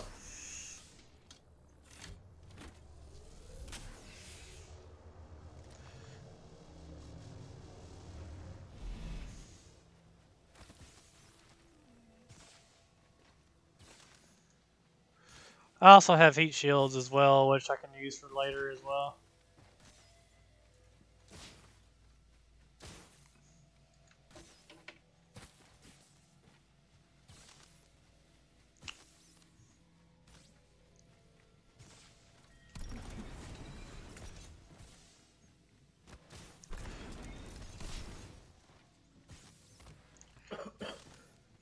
Look at that. You said glory or death. We're gonna get glory.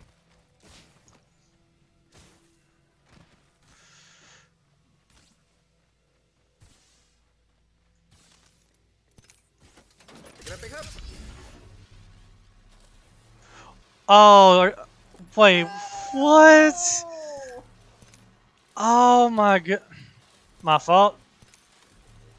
I didn't realize it was at that point. Don't worry, just take my shit.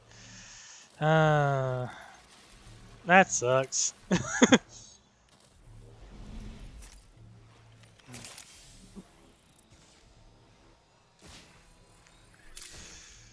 will still be glory for one of us. Mhm. I had 2 kills. I'm satisfied.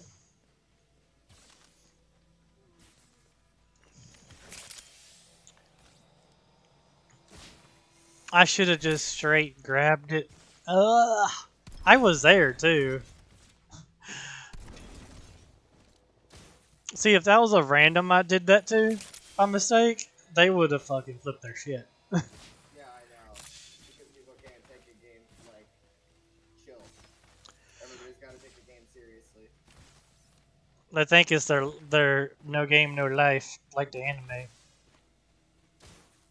Wait, have you ever seen that anime? I've seen up to a certain point. No Game No Life? Yep. Good anime. Little cringe though. The ancestry is very cringe. Still a good anime. It's weird how they refuse to separate from each other. Like they can't actually function without them both being with each other. They're codependent. There's a lot of people who are like that in real life. Married couples, mostly.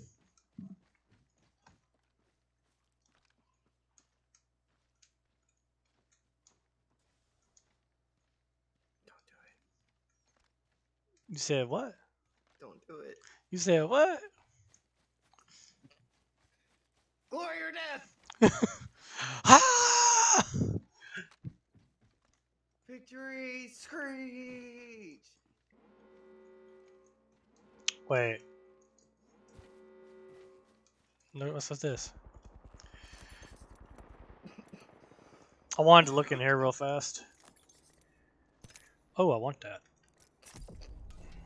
Do you?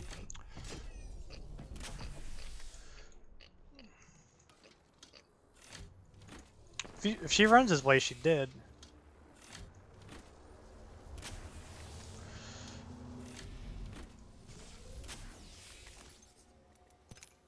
Nah.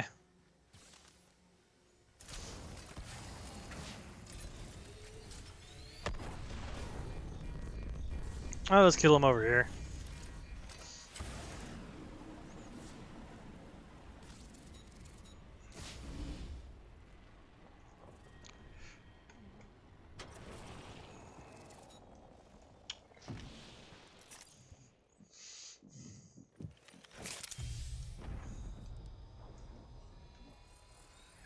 Did you hear that? I heard something weird. That constant burping noise? That was burping? Kind of. I get, like, air stuck in my throat and it kind of goes, like, up and down like a bird can't get out.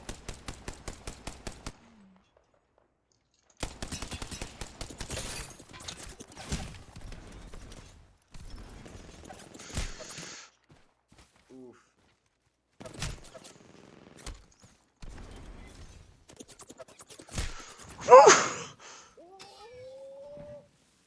Lava.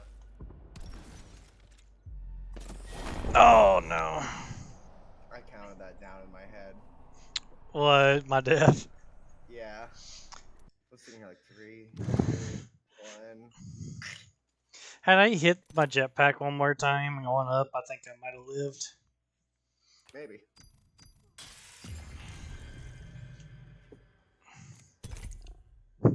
Nah, if you was there, we would have smacked him. Grab a drink real fast. Yeah, but I gotta push teams that are gonna destroy me. What's up? I said, yeah, but I just have to push teams that are gonna destroy me early game. Oh, that's alright.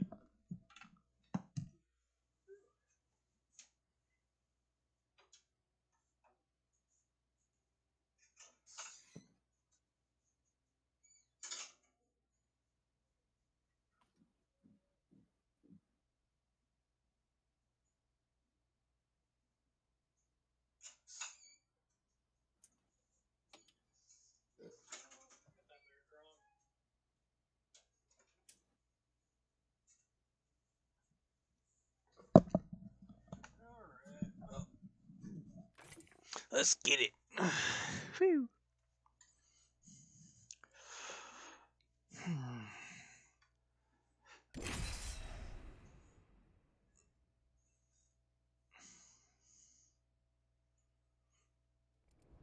Dude, imagine though that animated series does fucking fantastic, and it actually becomes an actual big thing. What? No game? No what? No, the one having to do with the D&D campaign. Where Oh right.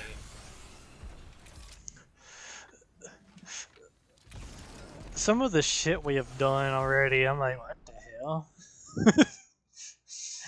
It just is like, I could just see the characters actually doing some of this stupid shit. I feel that. I always felt the same way in my sessions.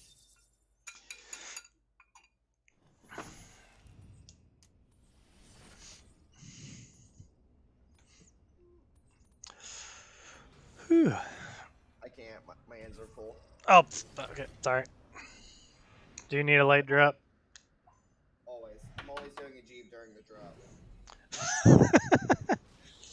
That's fair.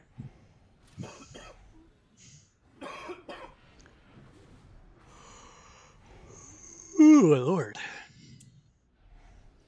I saw Olive messages as well. I'm like, damn.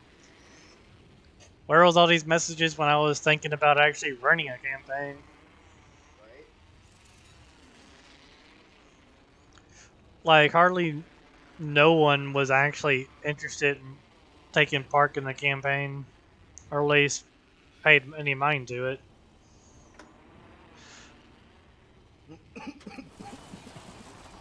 Well, we have 2 teams here to fight. There's 2 blue armors here, actually. Holy shit. You good? Yeah. They're fighting each other now.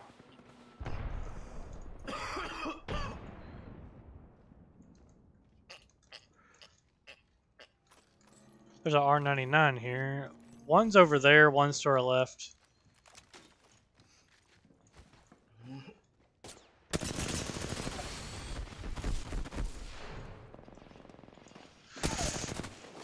Knocked that one. Well, that was easy.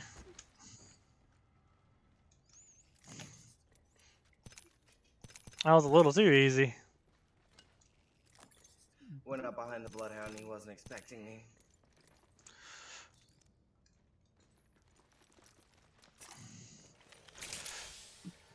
They didn't even blow the hole open.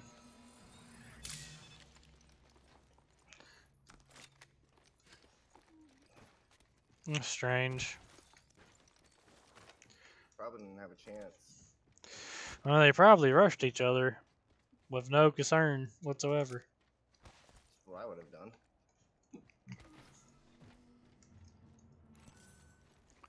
Oh, they had a chance. There was a nade right here.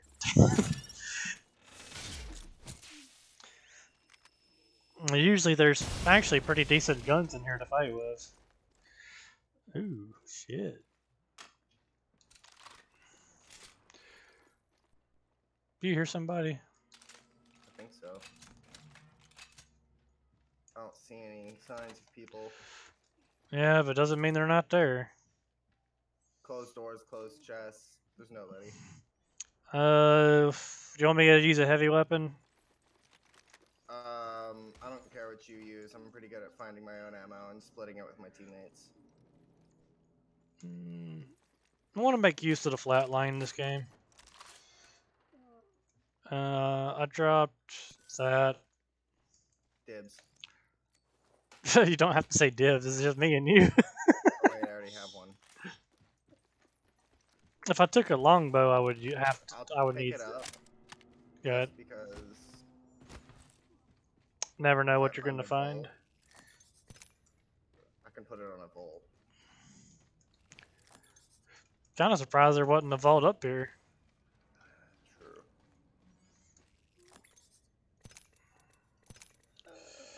I'm going over there. Hell, there weren't even any backpacks here. What the hell? Did I get one? I did. I just need a helmet. Last I checked, the level 3 helmet's in the replicator. Fuck. Speaking of level 3. My game just froze. And I'm back. Oh, there's a longbow here. Can I get that barrel back?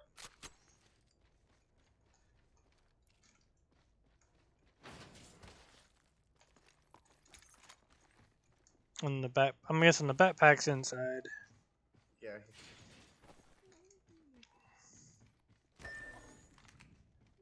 I'm ready to leave if you are.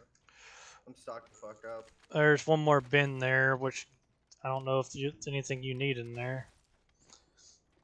Turbocharger? Possibly. I can't see in there and at the moment since I'm not Loba. Oh, I'll take that. Nothing I need. Holy shit.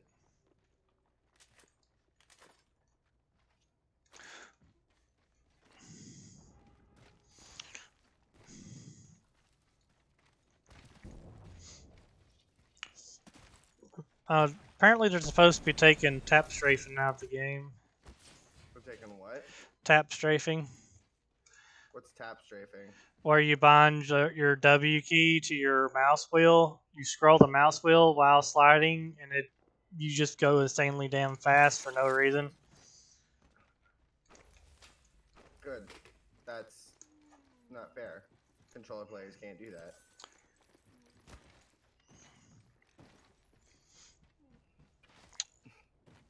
Yeah, you should see how fast Octane goes with when doing that. Yeah, I believe it. But no, I think that's a good nerf. I'm not really a fan of keyboard and mouse games being unfair against each other. I like it when they add balances to make it even. Oh hell!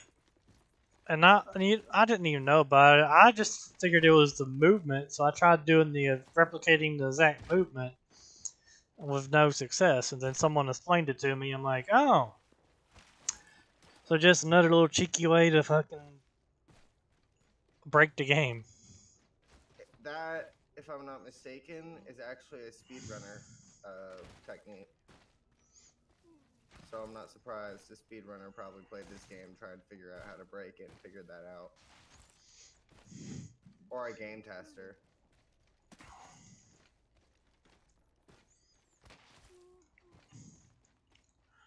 Someone's always trying to break this damn thing. I hear a fight. Yep.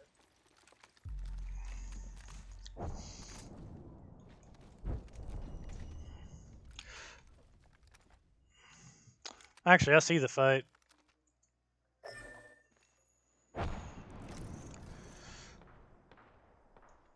I was going to snipe one who was standing still like an idiot, but then he stopped moving. Started moving, I mean.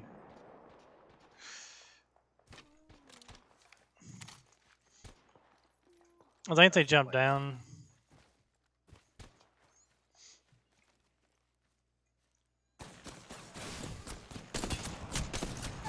What the hell? Kind of shit was that? I don't know, can you get behind cover at all? Trying to. I'm crawling to you.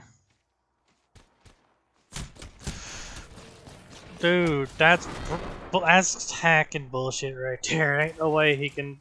He didn't miss a shot. Like the moment he shot, then everything after that just guaranteed hit body shot.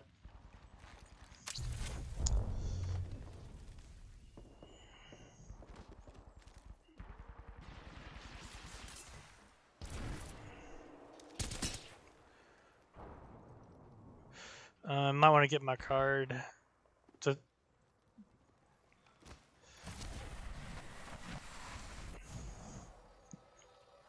Oh, holy shit! There's a crypto.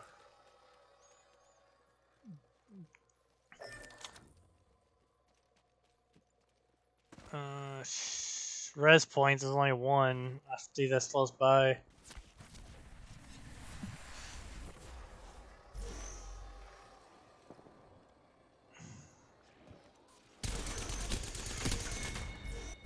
Well, he did. He was running from somebody.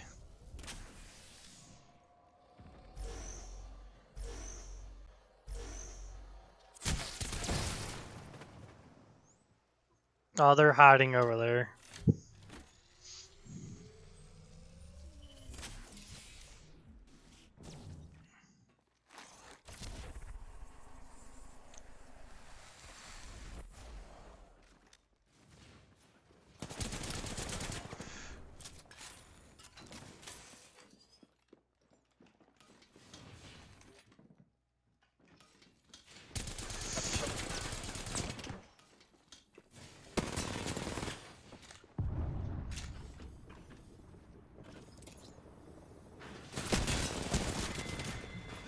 for it. Yeah. We got 5th place. Woo. Nice. Keep getting 2 kills. I didn't get shit besides assist. No, you had a kill. Did I have a kill? Yeah, you had 1 kill and 2 assists. Oh yeah, when you simultaneously killed the one guy. We're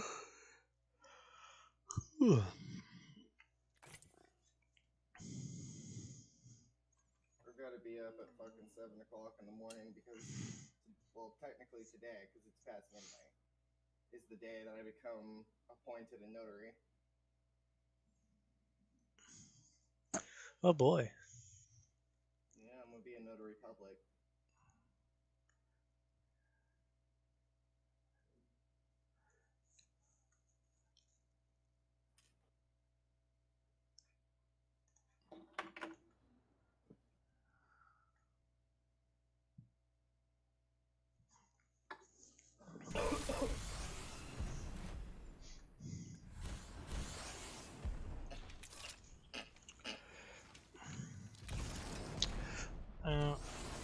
I haven't seen anything application-wise for moderator.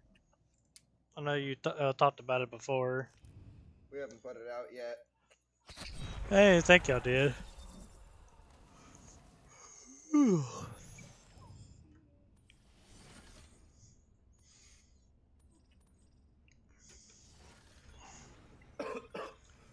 Oh, I completely forgot.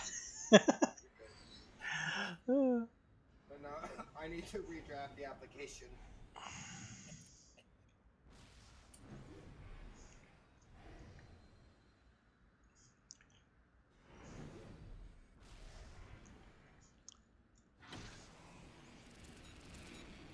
I hate this map.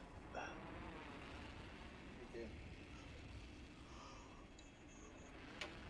Whew.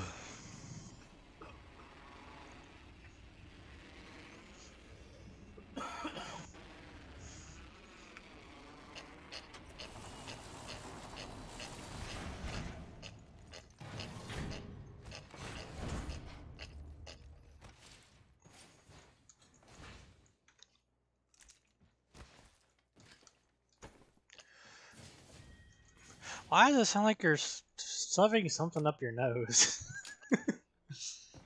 I know. Million coughs. Oh, I was just making I a. always thought it sounded like a Windex bottle. Oh shit! I did have a mistake.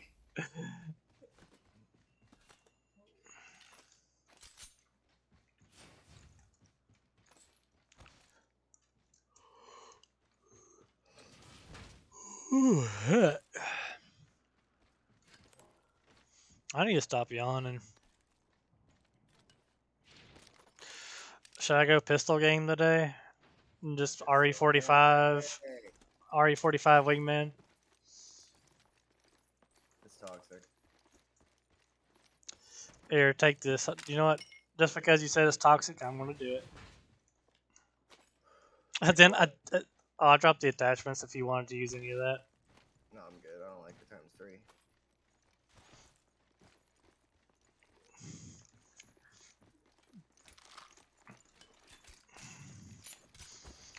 To be fair, I'm hit or miss with the wingman. So am I. Mostly miss. I've had some moderate success with it in arena. Oh wait, that's me driving. Yeah, I don't know why it put me in the passenger seat. I don't even know how to drive this damn thing. Boost! I wanna. Oh, I'm waiting for it to charge. I want to try something stupid. It doesn't work. I'm gonna do it anyway. Now if I had the boost,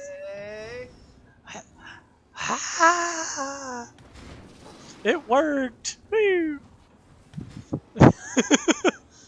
It somewhat worked. Somewhat. Ooh, there was loot here. You saw how fast it turned, though?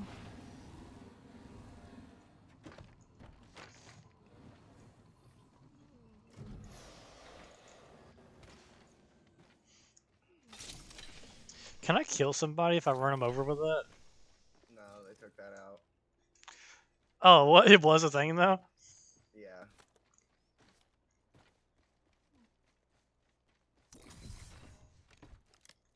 So why did it put me in the passenger seat? Oh.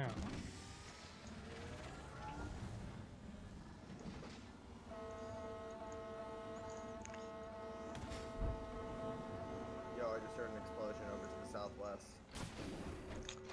Fight. Southwest. I'll get in. I'll get the vehicle. We can use it as cover.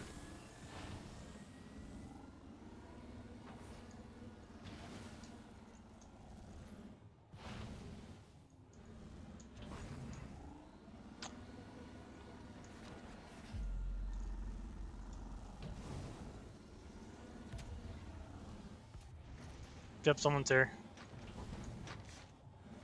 Above. Headshot him. I got a shield. I'm coming up here in a second. Where's the other one at?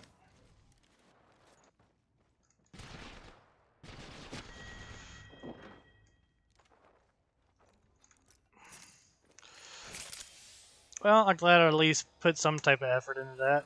Yeah, I hit one shot, a headshot. It worked. It did like 76 damage. Not a lot.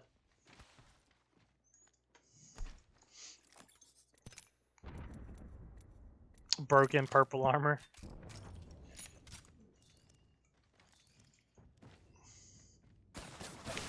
Holy hell. Where, I don't even know where I got shot from. It was somewhere behind me. Northwest.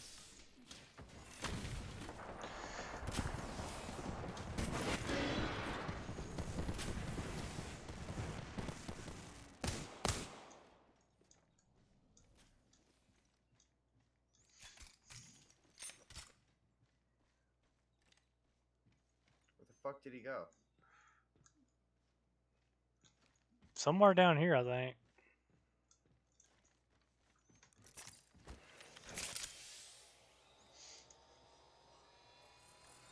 I hear him. Where at?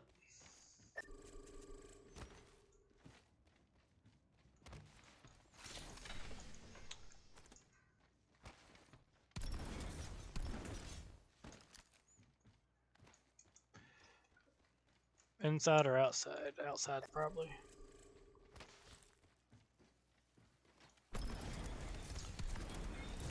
Oh, you're opening a portal.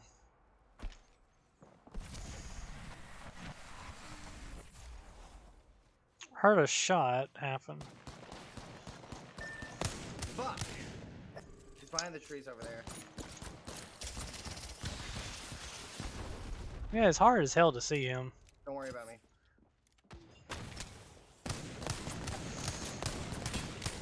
He has purple armor. I tagged him once.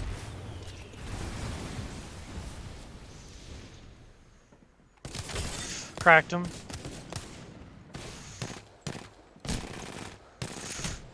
Oh, he knocked me. That was a charge rifle shot by a different team. They don't know I'm here, I don't think. Did you kill him? No, there was a long distance sniper shot. Someone else killed him.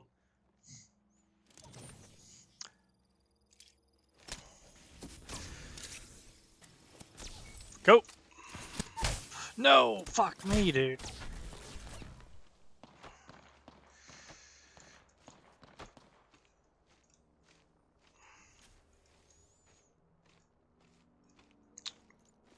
They're pushing.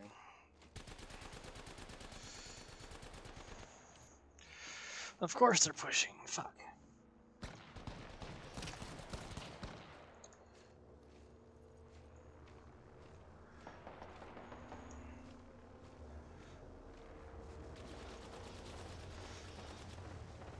One more. He's right there.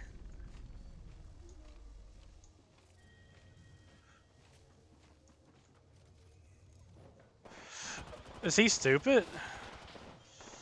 Holy hell, you barely lived.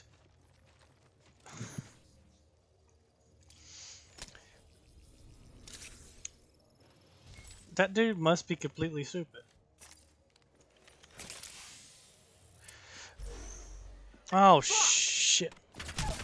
Fuck. Yep, the fuck is right.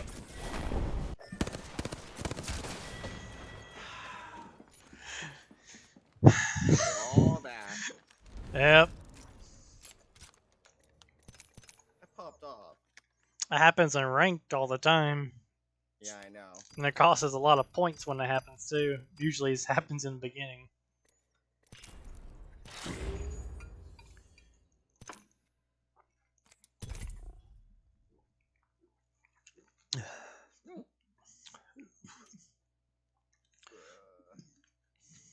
That one was demoralizing.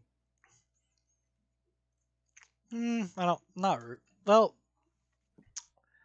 had I been able to get the med kit off, I could have helped. But they shot me as I was getting the med kit on. I killed 3 people, got lucky, and that 4th guy got fucking killed for me. Rezzed you, and then all of a sudden, third party. Yep. That's unfortunately how it goes.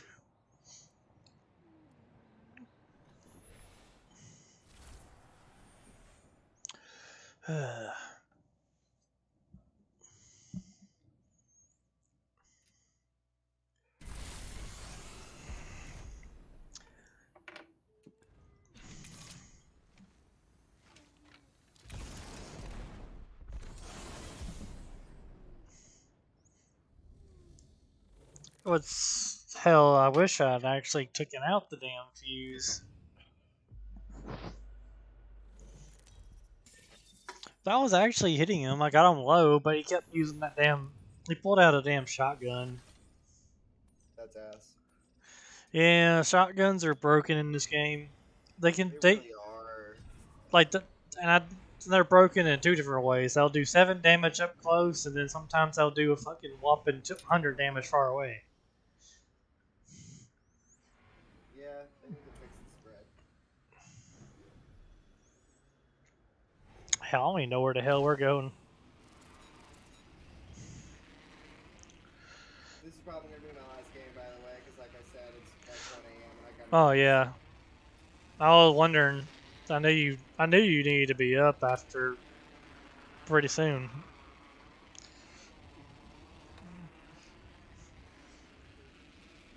I'll probably turn the stream off after this game too. Fair enough. Probably just give someone a raid or something. Feel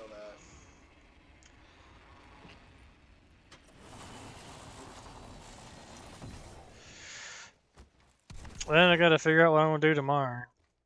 Besides twiddle my fucking thumbs. I did that for a whole year, so I feel you, man.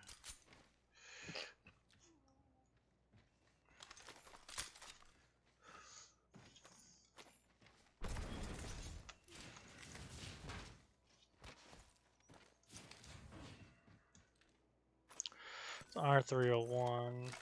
Ooh. What are you using at the moment? Flatline and the 8.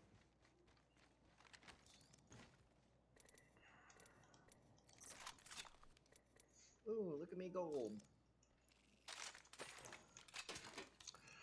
I'm dropping 80 heavy ammo.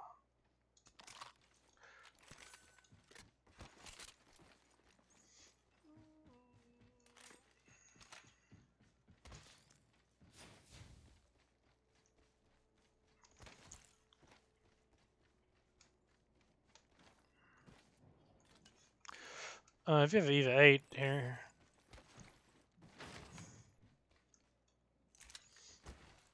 Dropping the 8.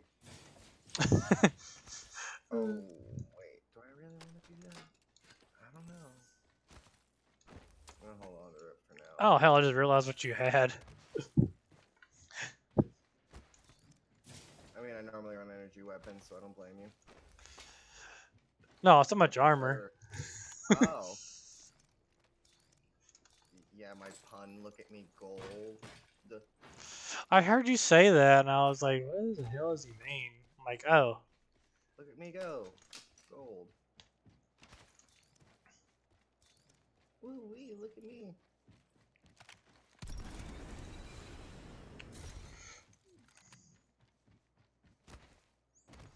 But yeah, I think I only have like 2 games on my computer that's actually installed anymore right now. Is Apex and League of Legends, and I fucking can't stand playing that damn game anymore. Re-download Paladins. Unless you just don't have fun with it. It got too repetitive, and I hate playing casual. I mean, you could play ranked with my friend Gidley. He's silver and doesn't deserve to be there. Well, where does he deserve to be? I'd say platinum.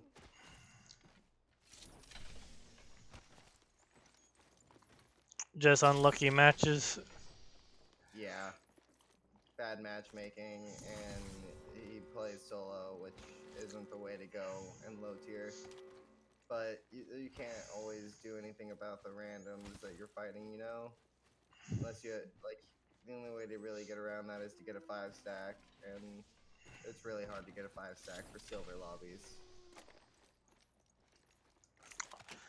Hell, it's hard to get people to commit in general. It's true. Nobody likes commitment. That's why we stay in business.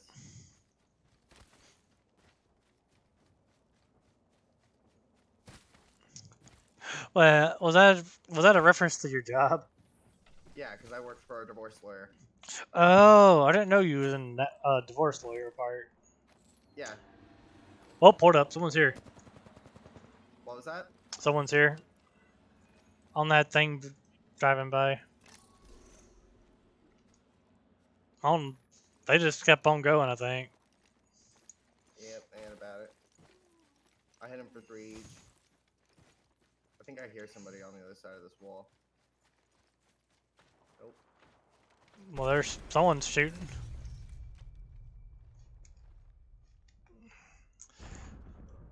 I don't have a visual. Oh, now I do. Cracked him. I hit him for 70 as he jumped in. He's very low, dude. He's got less than 30 health.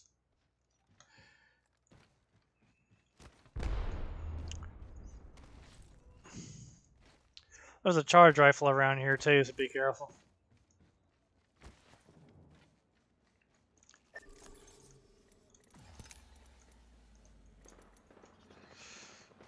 Oh shit, where are you? Oh. I lost all of my shots, dude.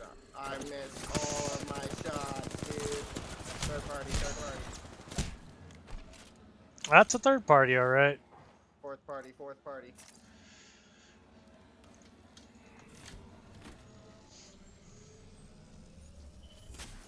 Holy hell. That seer, I hit him for actual normal health. I'm coming to you. They didn't finish you? Nope. There's Go all some. the way down. They're looking for me. Go all the way down.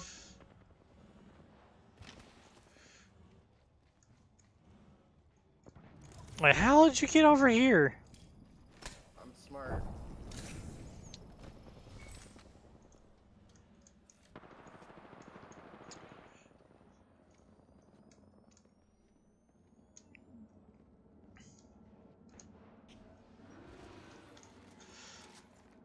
The dude on that vehicle is getting to be annoying. Yeah, I know. It's making it hard to hear footsteps and shit. It was definitely somebody directly above us.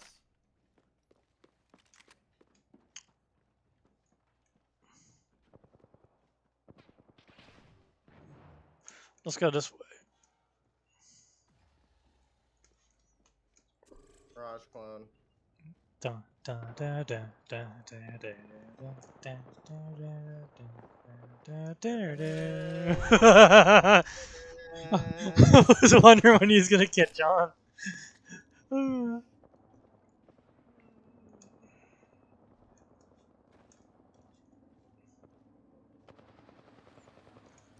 I found that seer who fucked you up. He's up there. Oh shit.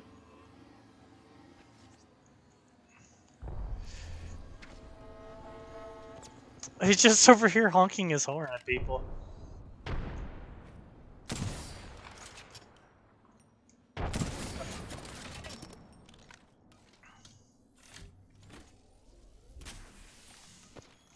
Oh shit. I didn't mean to fly up that high. They don't miss.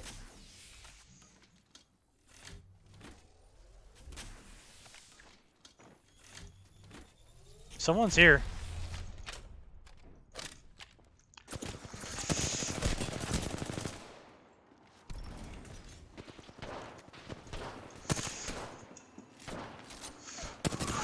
Right here. Fuck. No. We were both weak. Well, the guy I killed got eliminated. That's funny. Alright. Whew. That was actually fun. Yeah, I'm gonna Bet. chill for a minute.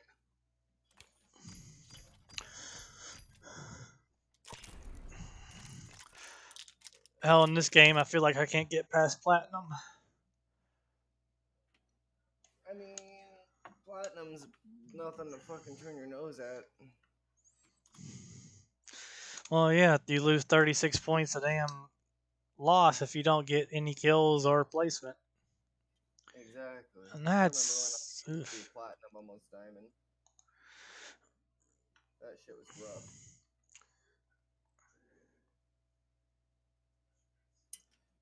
And As, again, I was also playing with two people who were like diamonds at the time, and they ended up making it to Predator.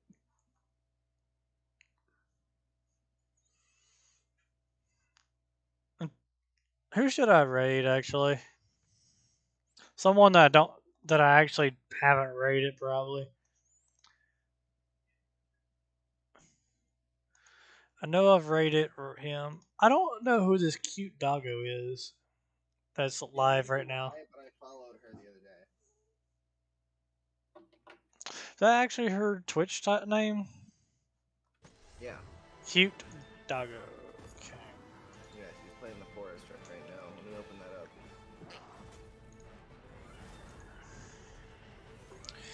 Alright, yeah. Lineage 2M. Join the beta. I tried to get into that game. That game hated me. I can hear you playing with something. I just don't know what you're doing. Forest?